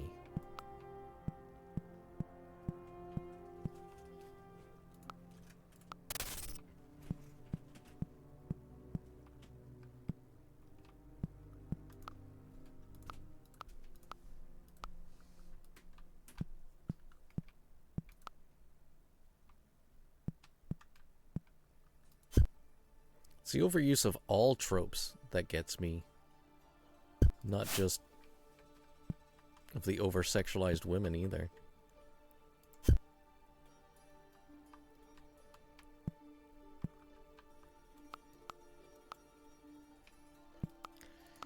don't need that.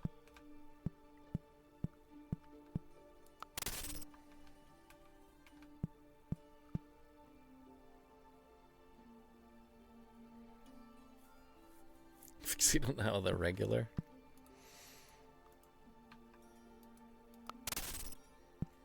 But I don't, you know?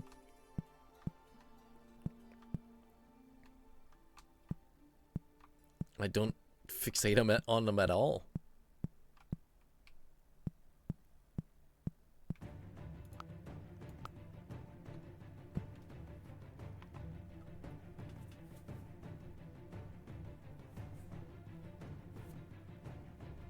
Yeah, nice, Fig Bird. You do.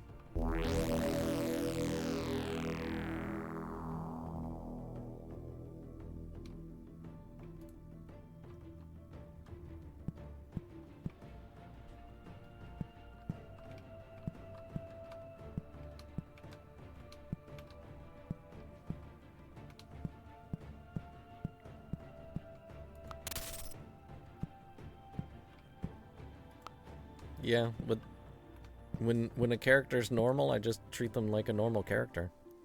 Here lies Grek, the last keeper of spiders. One bit Balthazar, Grek was fed to the others.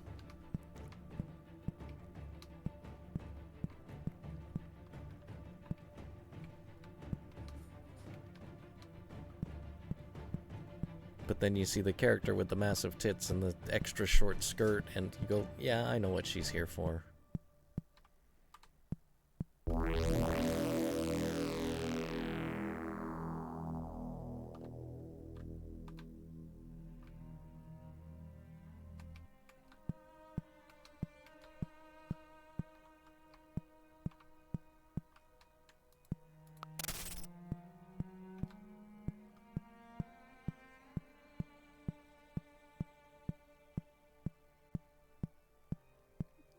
You're not wrong, Manic. But also, there's plenty of hentai and actual porn that the normal shows don't have to be porn.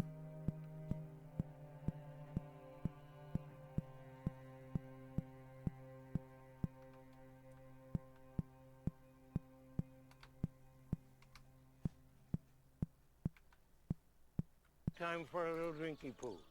Cheers, genitals. But it sells.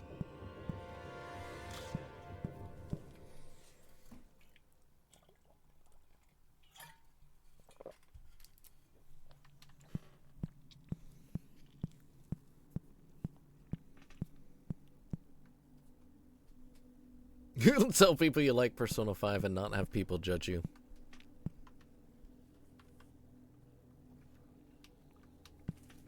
I'm judging you.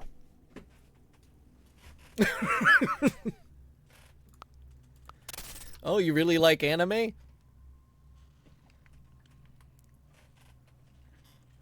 Uh-huh, I know. I know why. It's like, for me, even anime's got that stigma now.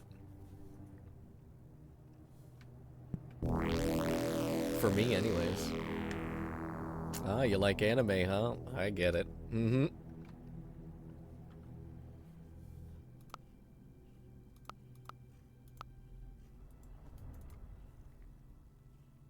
Oh, I'm all the way up there. Okay.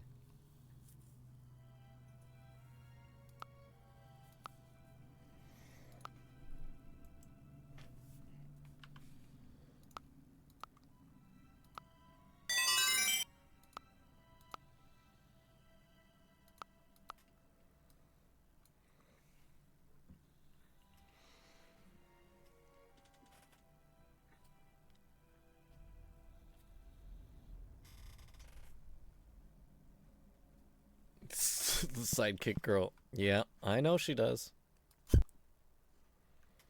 You have killed a giant spider. Yeah, well, he started it.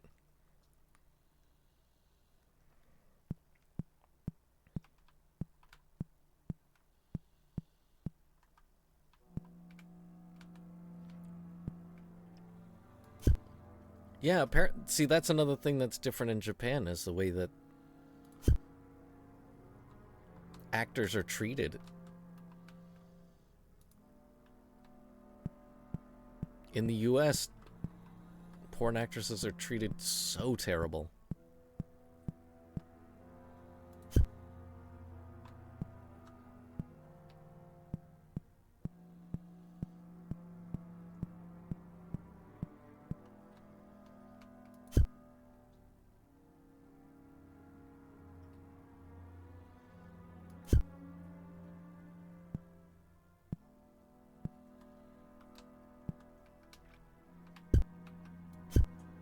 Well, Manic, think about how one of the slurs that people use a lot of time for women is whore, right? And that's obviously a really bad thing. How do you think they feel about real whores and porn stars? Shit, I'm poisoned. Oh god, he's fast. And he just hit me for an 18. So yeah, the US, they're not treated very well by most of society.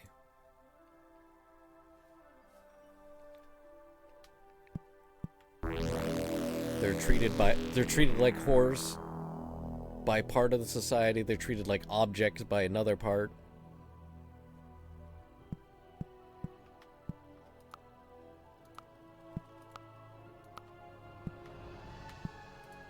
Yeah, I'm gonna need these red potions. These spiders can poison. Grab it. Grab it.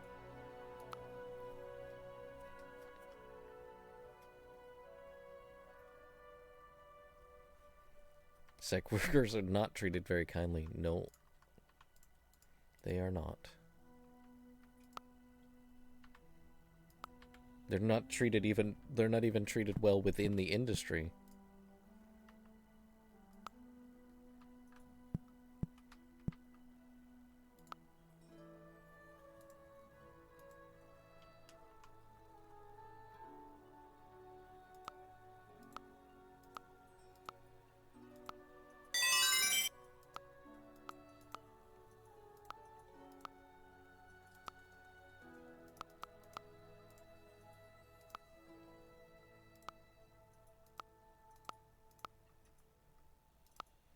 Okay, let's get the rest of my spells set up.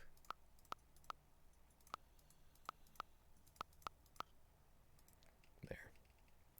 All my spells are prepared.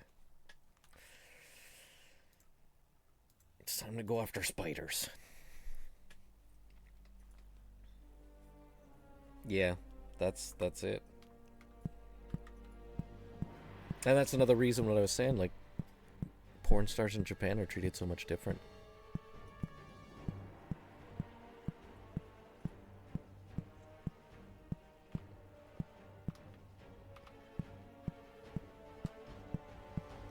princesses. Oops, ouch.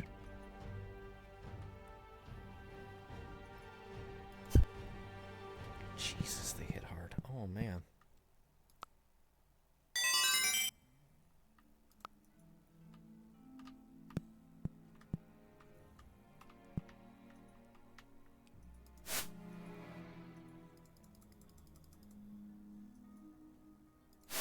I'm missing the frozen spider.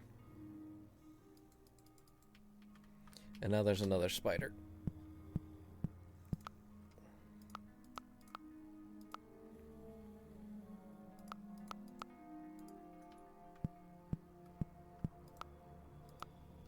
Oh shit, and now there's another spider.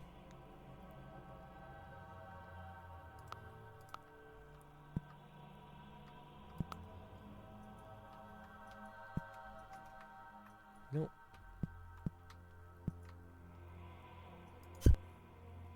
Nice.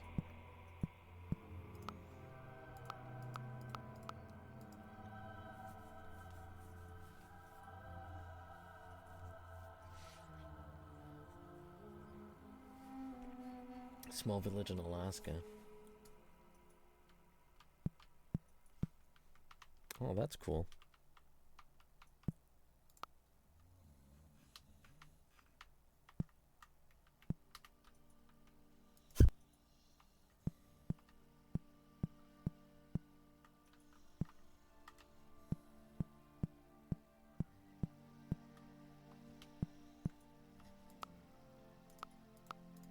Freeze. Oh, I caught this guy too. Oh, missed. Missed.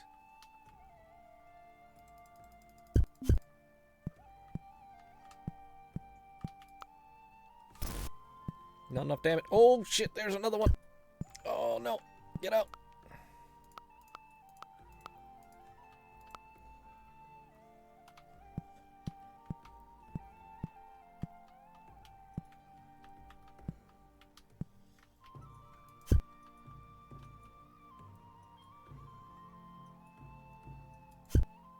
Phew.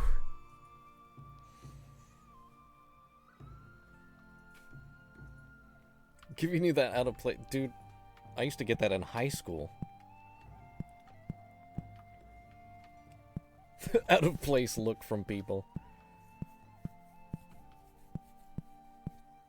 Because back in my day, computers and smartphones weren't even a thing. Holy shit, that spider's fast.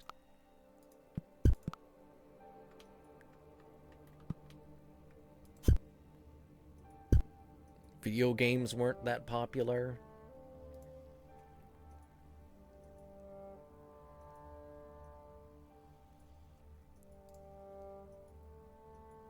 So nice you get when you speak in English.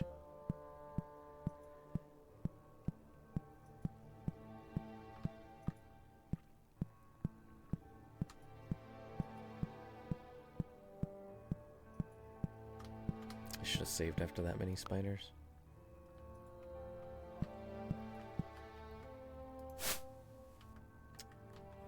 It's hard to tell where the spiders are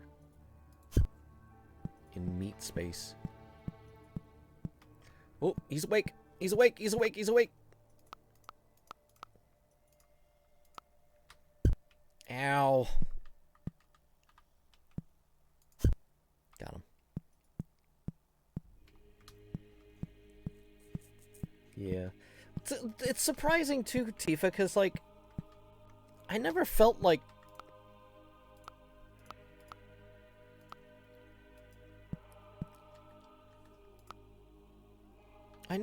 I was being treated worse or anything whenever I spoke English. But I always tried... I don't know. I always tried in French first.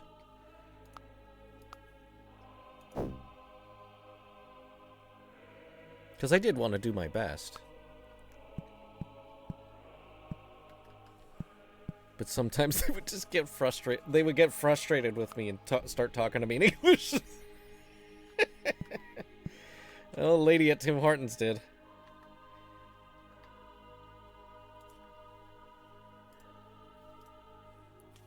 I can't blame her.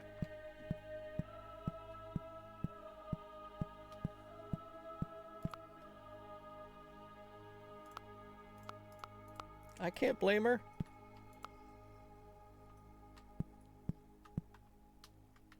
She doesn't have one of the best jobs in the world, and she's got to put up with me speaking the worst of her language. I get it. Just wants to get me gone, right? It's a fast food worker. They just want to serve me and get me gone, right?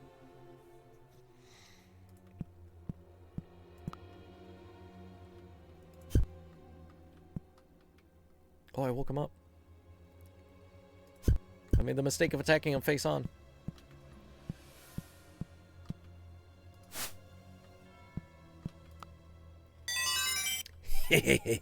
Got him. Alright, let's get out of here.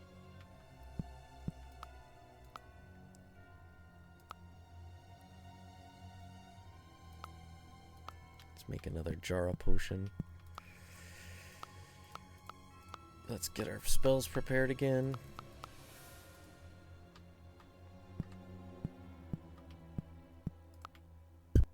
Ow, 10!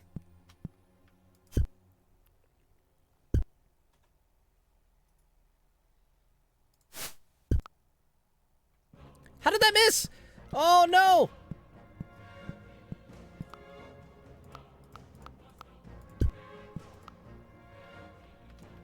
Ah, damage. They're faster than me.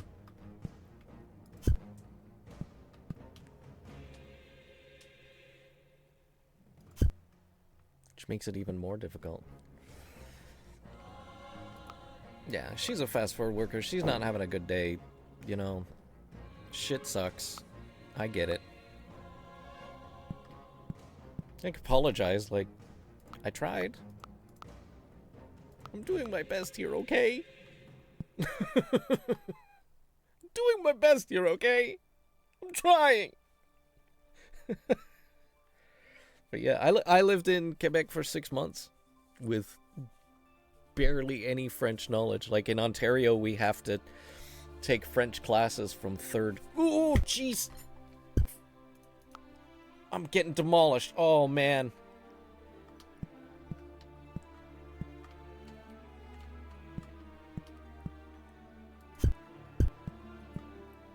Oh, man, I'm almost dead.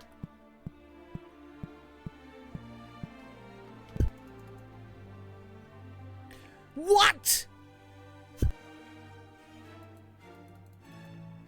Oh, I did not know that was a thing. Oh, boy. That's why they give you so many falchions.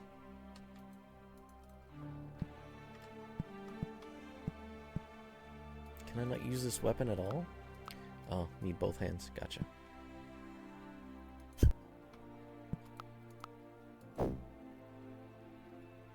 Cure poison.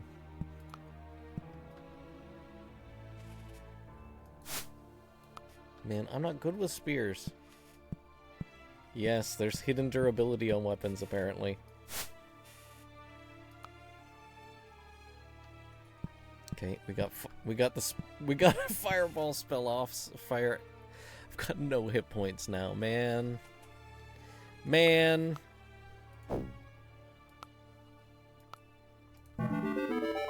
You need to level up projectile weapons because I've been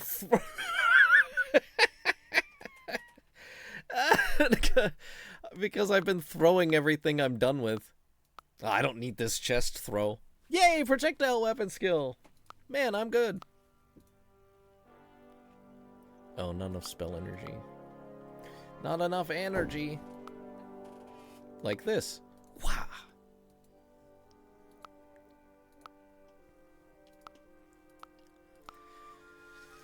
Do I... Oh, I do still have one falchion at least. I've got another red potion here.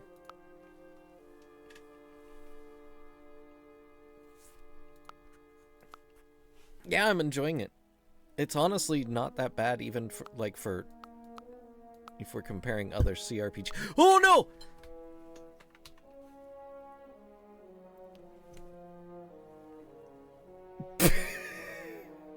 One day you'll notice if he's swimming. Yeah, I got hit. I finally got hit.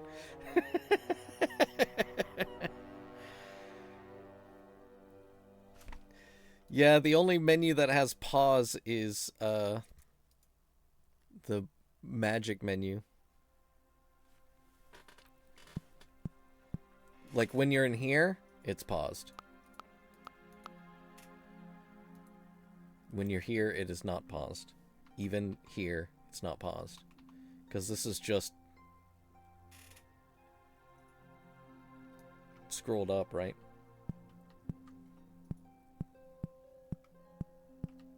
Turn-based CRPGs. Yeah, I usually do too. Wizardry games are my jam.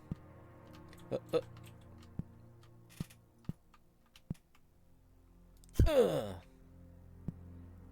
the giant spider.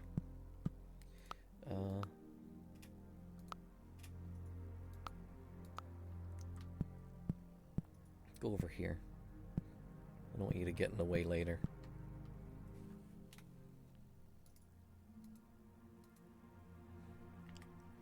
I'm wondering if there's infinite spiders in here. Like they can respawn.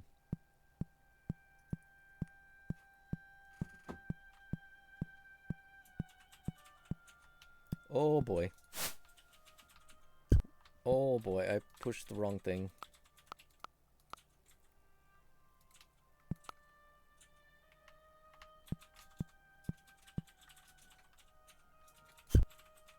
Oh, it didn't.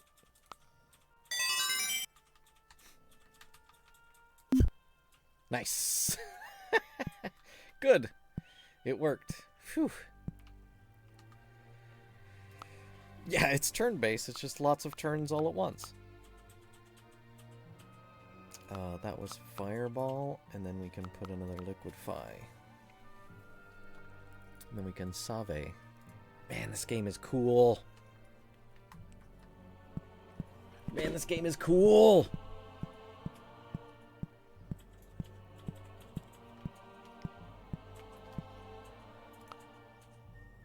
No, sir. I don't like it. Oh well. I can't get around you. So I'll kill you that way. Oh, it didn't kill him. Oh, and I missed. Oh, there's another one. Oh, I'm stuck. Oh, no. 4. Oh, no.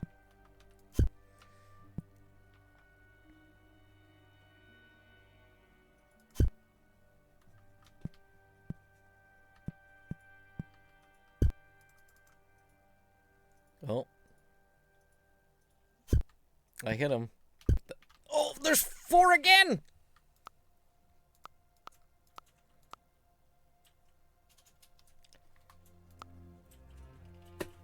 And my weapons broke.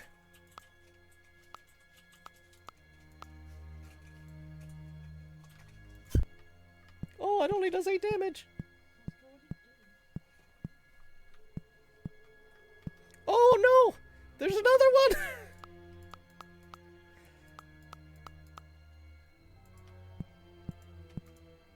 I don't have enough spell energy!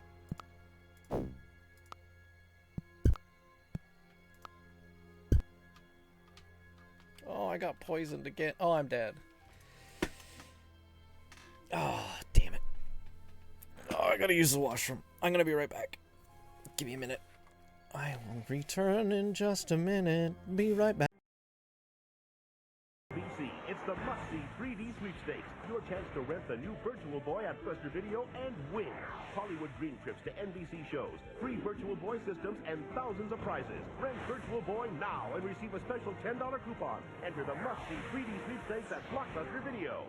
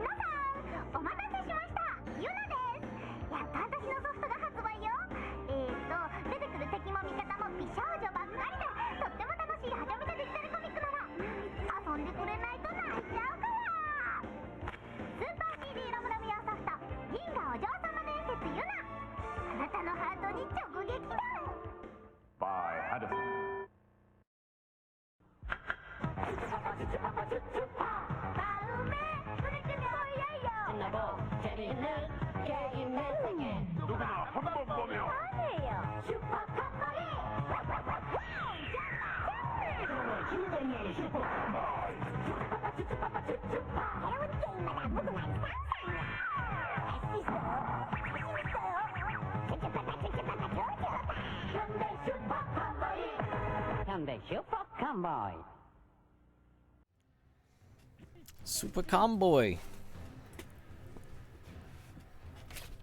Alright.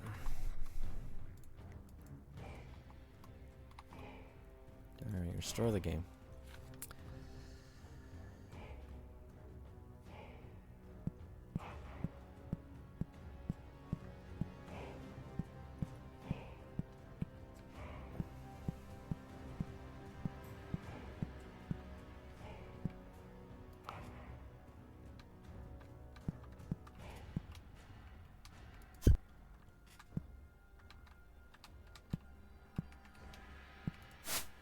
No.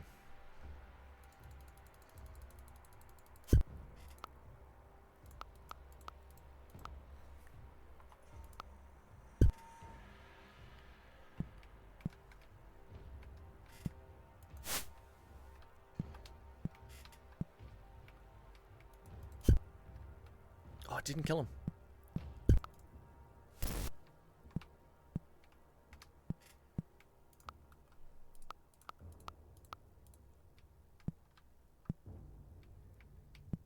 Man, I wish I'd kept that war axe now.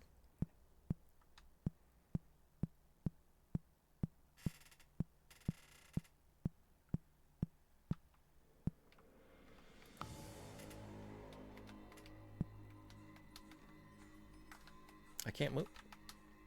Hello?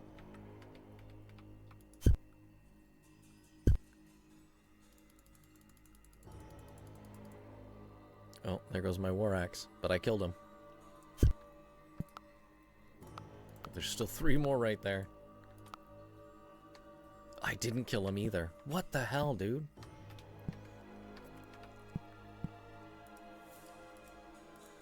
Open the switch! Phew. Made it.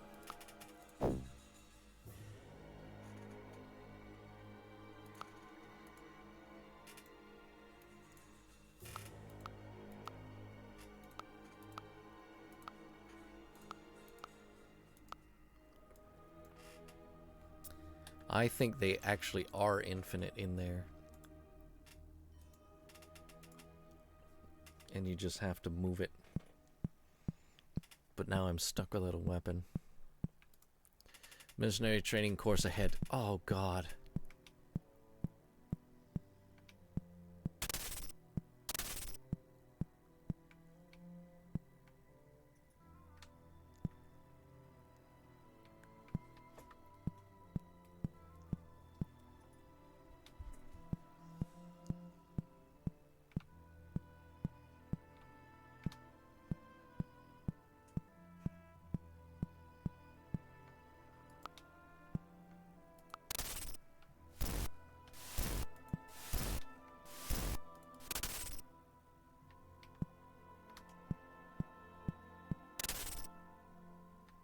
Mm.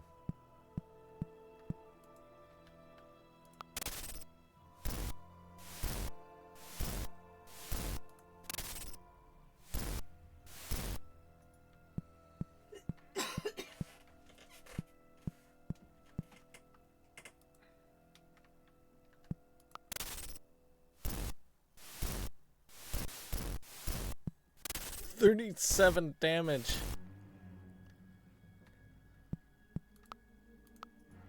Well,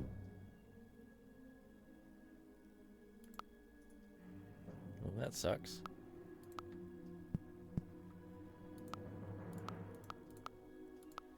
It doesn't cost any mana to keep these readied.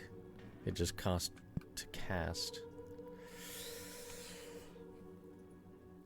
The Bloodstone is the fire shield. How are you supposed to get through this? Can I just...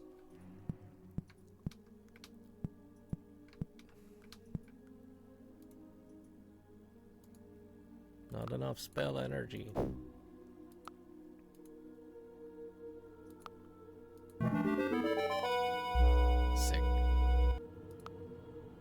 No. Damn.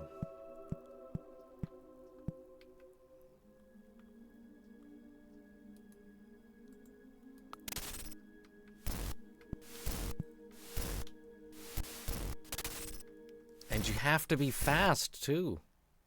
You can't just go, you have to be fast, too.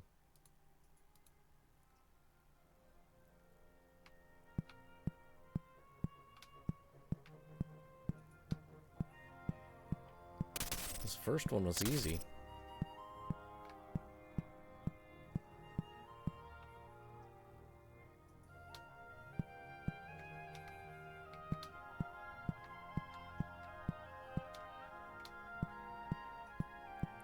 First one's easy.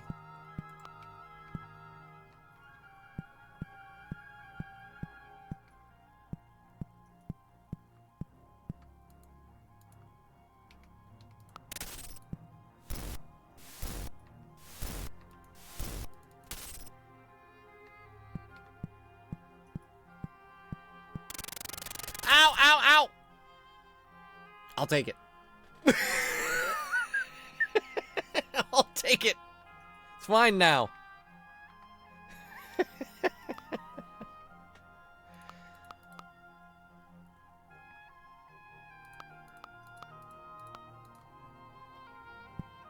It is the doorman who has become doored. I'll take it. That's way less damage than trying to get through fireballs. Man, those fireballs hurt.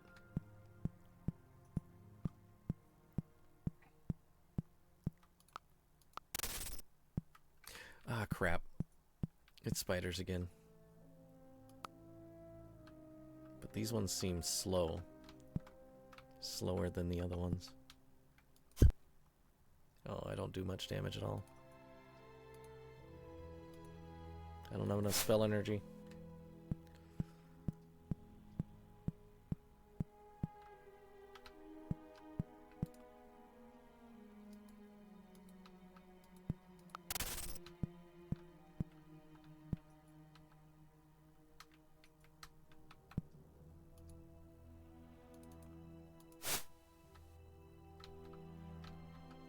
Oh, I'm stuck.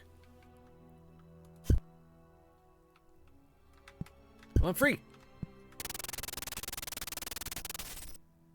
Ow! Ah! I'm dead. He did warn me about fireballs bouncing down hallways.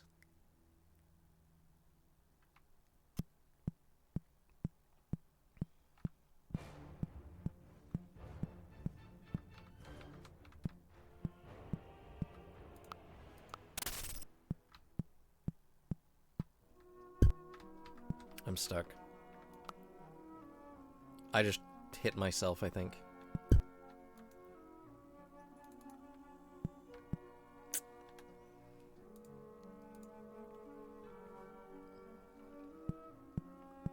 only have enough spell power to cast one spell.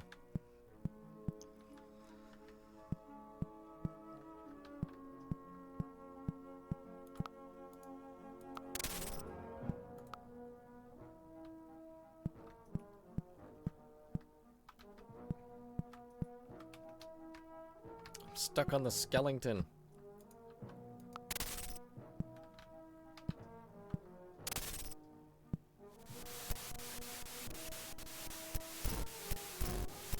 Ah, they're coming back! Oh.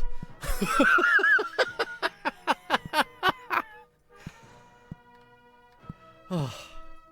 Phew.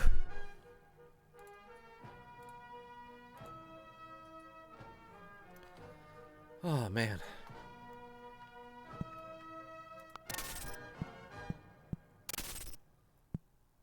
What now? This concludes the test. Please use the teleporter to return to the barracks. I don't want to go to the barracks. I'm going this way.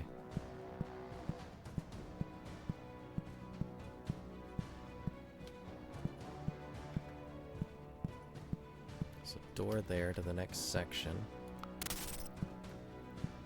Oh, hello, lady. Greetings, friend. My name is Bumzard. May I ask what's yours? I am known as Horsa. I am new here, so forgive me if I seem distrustful.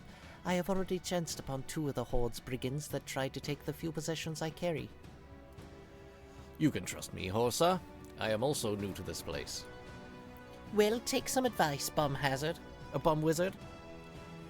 Watch who you greet as a friend and trust no one. This is a much more dangerous place than I originally thought. Here, take this parchment. Upon it is a spell that you can learn. It may aid you in your defense if you are set upon by thieves. I know not how to thank you. I am sure the spell will prove most useful. It is only a simple spell, but it may be enough for you. Maybe enough for now. I wish you the best of luck, Bum Wizard. Perhaps we shall meet again. I see that you were able to fend off the attackers. Aye, I do not think they will bother me again. Luck was with me, for they were not well-trained swordsmen. Had they been, I would have been overcome in the fight. Bye. Actually, can you tell me... Tail? Coins? Spell? Nope. Alright, so what's this spell? Poison.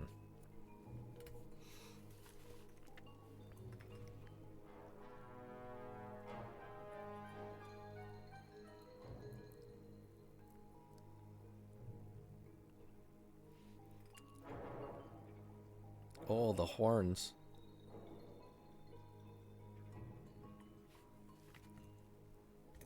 Oh, I should write poison. Poison. That girl is poison. Put that in the treasure box. With the other spells. So that one would have given me the little hooky finger, right? Oh yeah, and the horns. So it gave me a little hooky finger and the horns. Ah, that goes there. How do you... you can... Okay. Alt F1. Yeah, so you can swap between the two. You can have more than one prepared. And then just pushing F1 to F4 will cast it. So this game's really good to do both keyboard and mouse.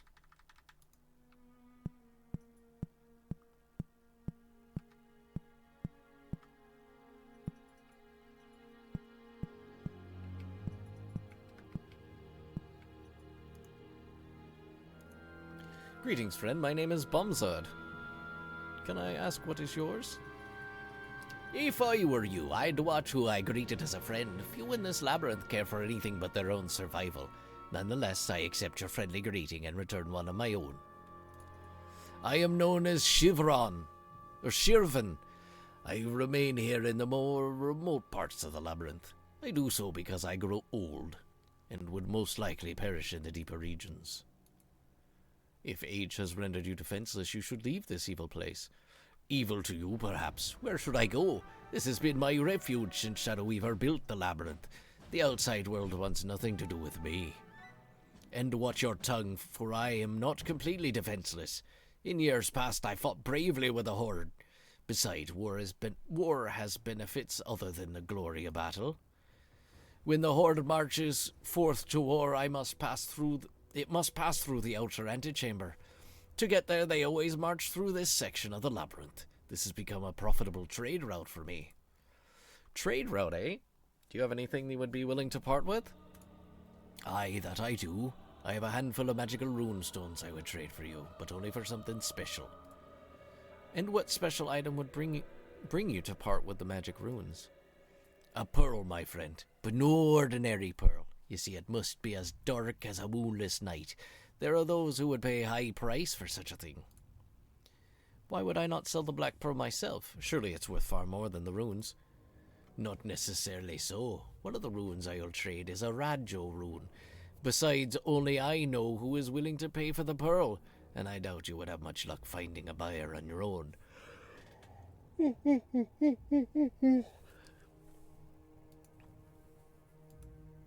I see. What is so important about the Rajdo rune? When Shadow Weaver created the labyrinth, there were areas to which he wanted to restrict access. To accomplish this, he imparted teleportation magic to the Rajdo, Gebu, and Thurzaz runes. When invoked, these magical runes will teleport you to the nearest teleportation destination attached to that rune. These destination points are marked on the floor with the rune symbol. It just so happens that in this section of the labyrinth there's a Rajdo teleportation destination. He lies behind a door that cannot be opened. Rumor has it that there are many valuables beyond that door. Why not use it yourself? If this is so, why has no other traded for the rune? Why has no other traded for the rune and sought the valuables? Fear, my friend. No one knows what lies beyond the door, nor is anyone willing to risk their lives to find out. Pardon me. Perhaps there's nothing, but then again. So what do you say? Do you wish to barter Black Pearl for the runes? I like to trade with you, but you do not have the Black Pearl that I desire. Return to me when you do, and we shall barter then. Okay. Now I gotta figure out how this weapon works.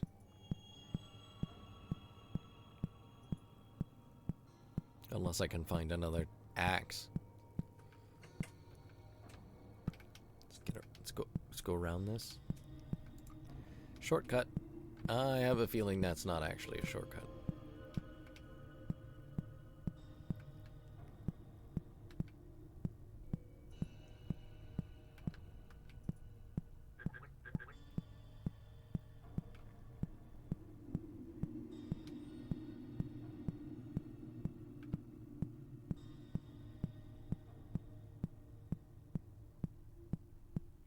Oh, that's a tough question, Figbird. Personally, I'd go for the latte. Yeah, now or after the water. Again, that's a tough question. Shortcut.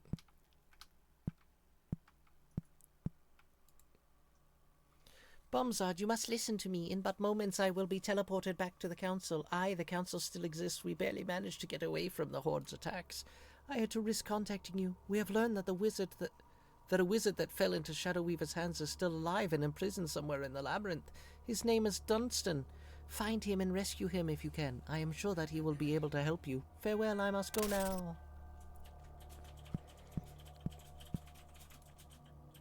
I mark the end of the beginner levels.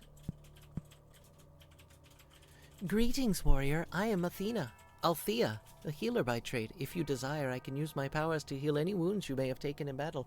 Of course, there is a price to pay. And what, Althea, do you wish in return for healing any wounds that I might have? A gold coin, and that is the price. No matter the extent of the damage you have sustained, take it or leave it, warrior, but be forewarned, you shall not find another healer for some time. No, I don't need wound healings right now.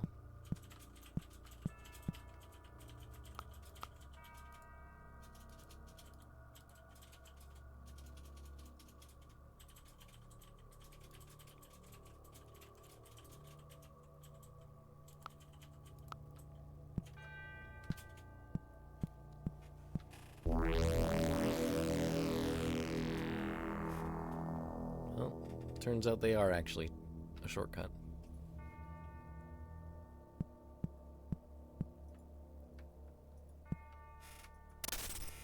Take the skull and a spear and use it as a weapon, right?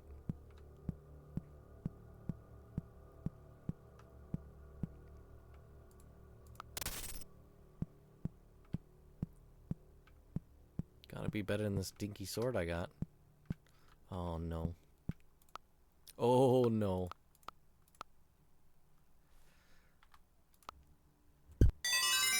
Still got me. Move me.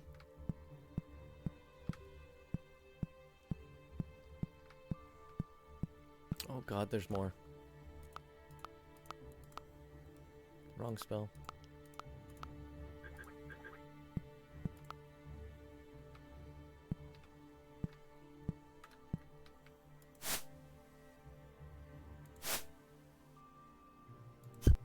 Get practiced on.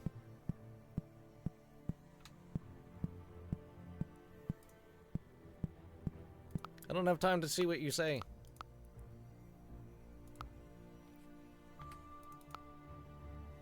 Fuck. There's so many. I don't even think I can walk past them. Nope.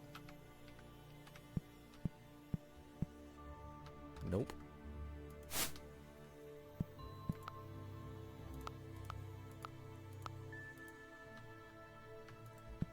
Well, now I don't have enough spell energy. Aw, dude, I'm super screwed. Move!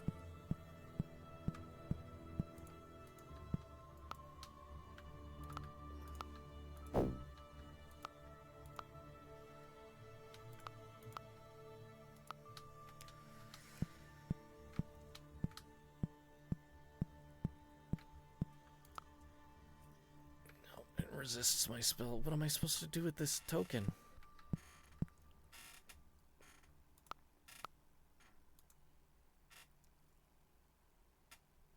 Oh, all the way back there, eh?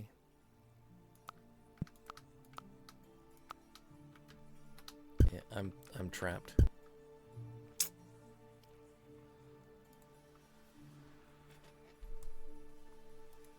Bummer.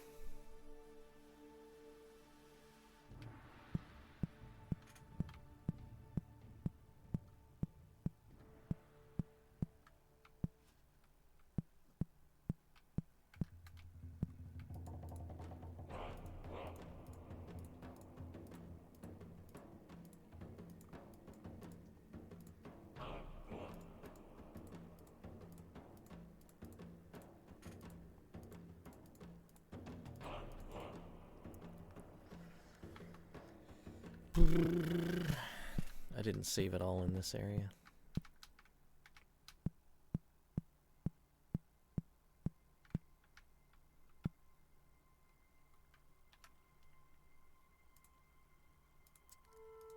Can't save. I don't have freeze spell ready. But these might be limited spiders.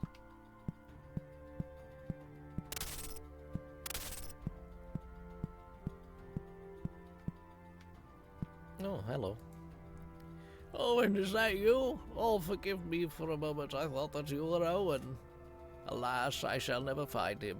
I knew his greed would bring about an end of us. Better him than me.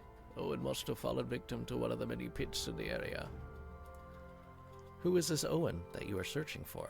A friend of sorts. We've been traveling and fighting together for some time, even before Shadow Weaver came to power. Outcasts, the both of us. We have been with the Horde since the beginning. We usually keep to the inner regions of the labyrinth. Rumor had it that a warrior managed to steal a sack of treasure from the Raven's loot.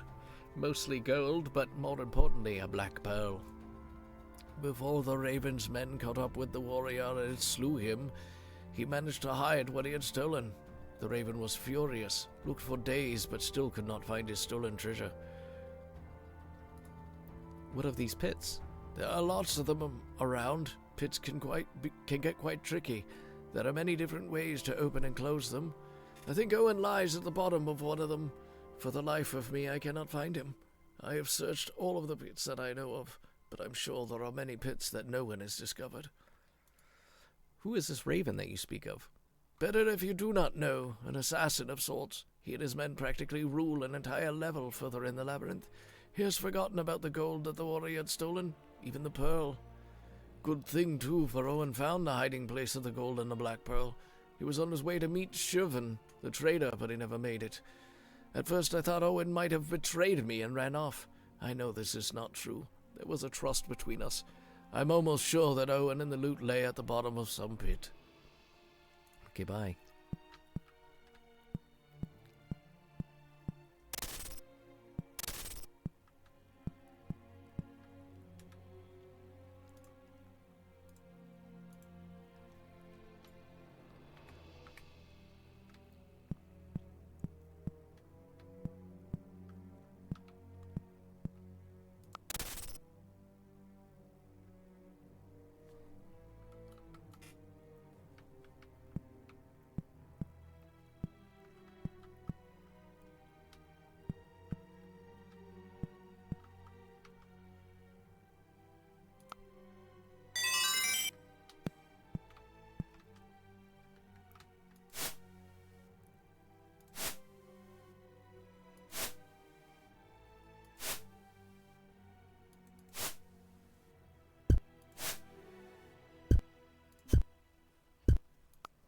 I suck at this weapon.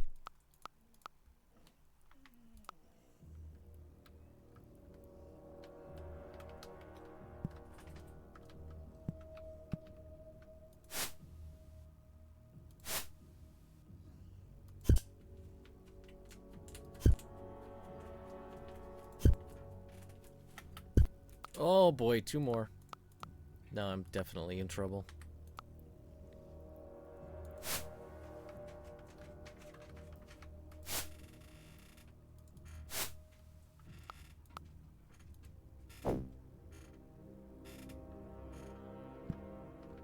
Okay, I need to run.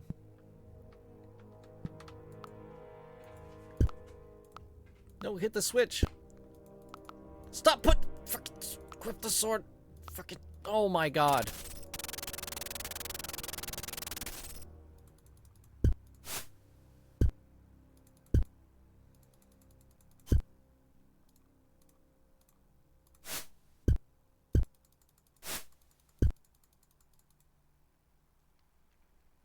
Well.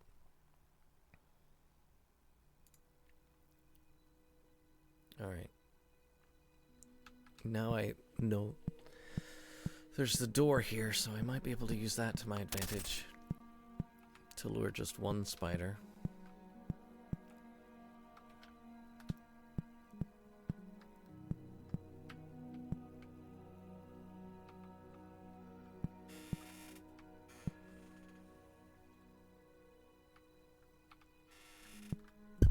Ah, damn it.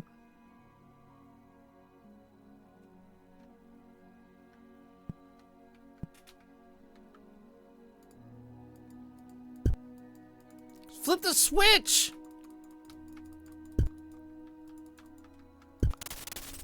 Christ, dude.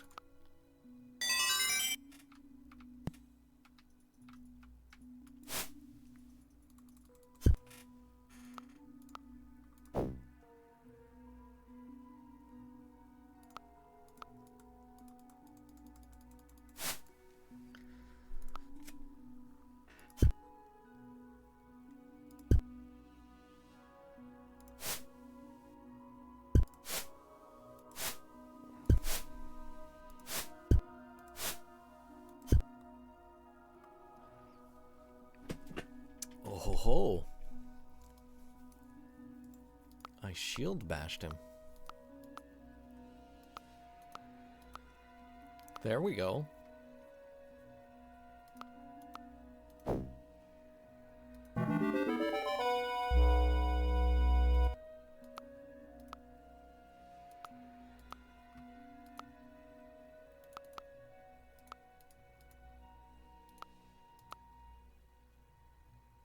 Wait, what?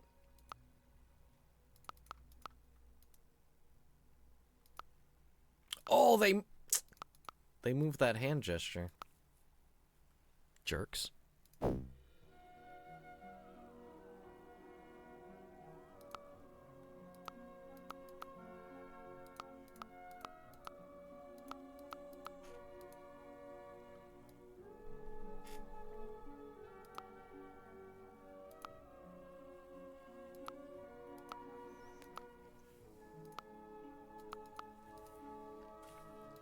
All right. Safe.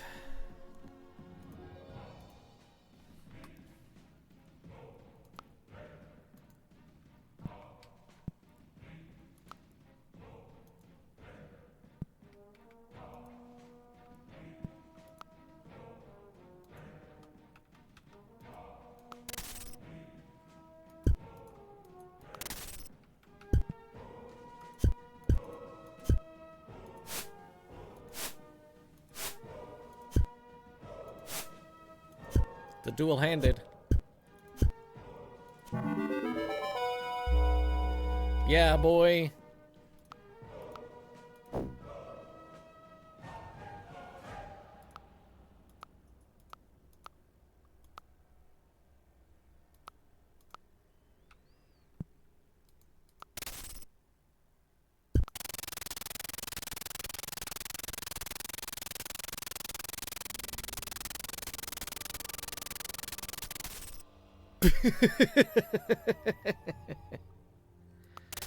He got stuck in the door. I think there's still another one. Oh, no, there's not. Excellent.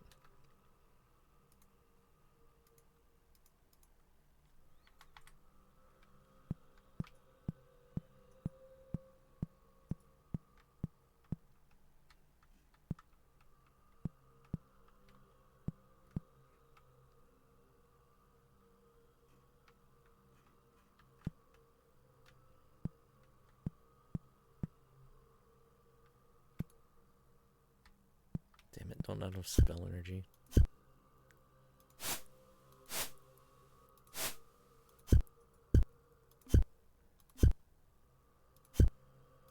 Should have been doing this the whole damn time. 2 weapons is the best.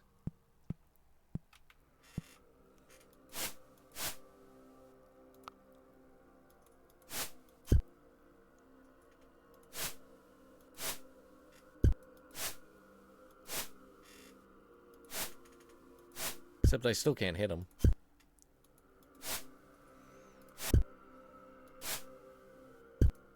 Still can't hit him.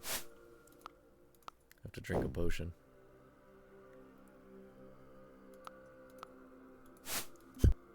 There, got him.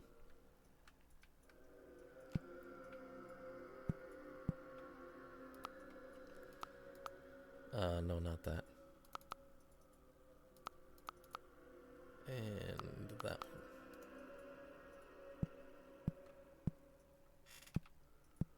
There's another spider here. There's not. Save again. Excellent. Save's coming. Man, what a good game this is. This game is so cool. The vault. So that's what you need the teleportation thing for?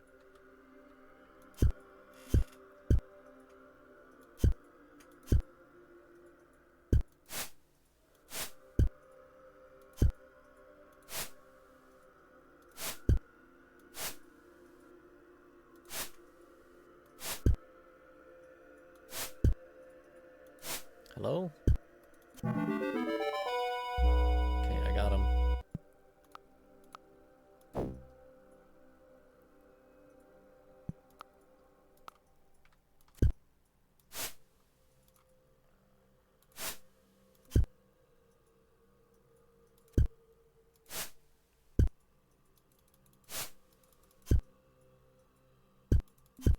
Nine. Nice. Got him. Oh, nice. Whew.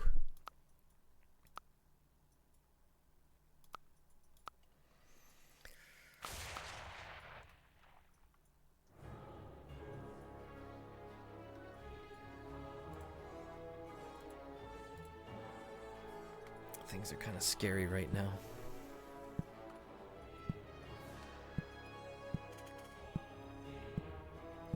Why am I so slow now?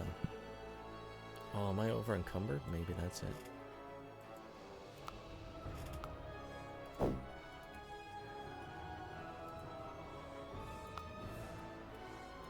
Oh shit.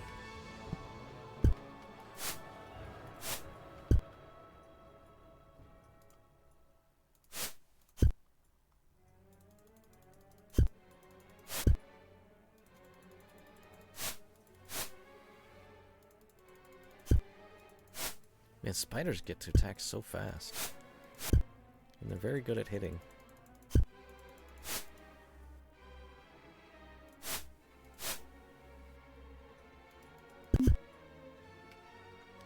Alright. Definitely should have put more points into accuracy.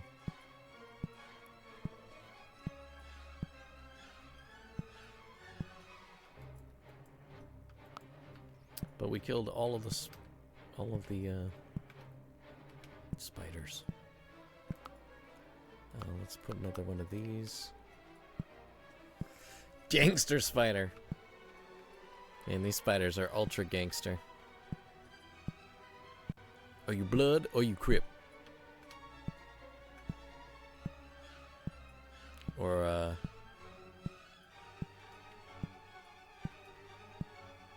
mobster kind of gangster. Are you laughing at me?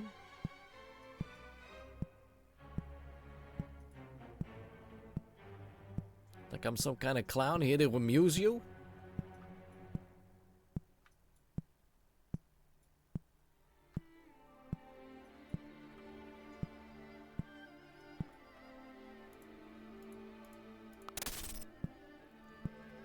Let's just close that.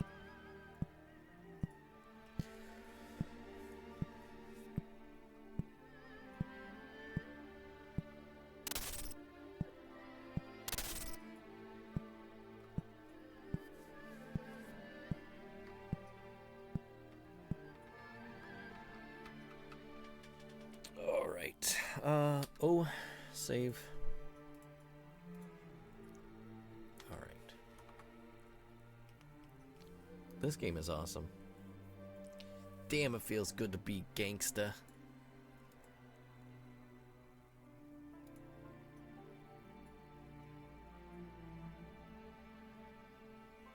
All right.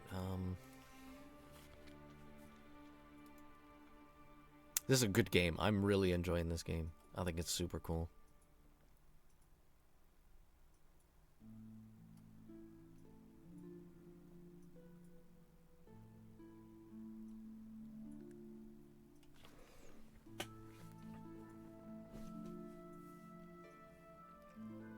Let's see, is there any other DOSemberists online right now? I can send you over some more DOS. Let's find out.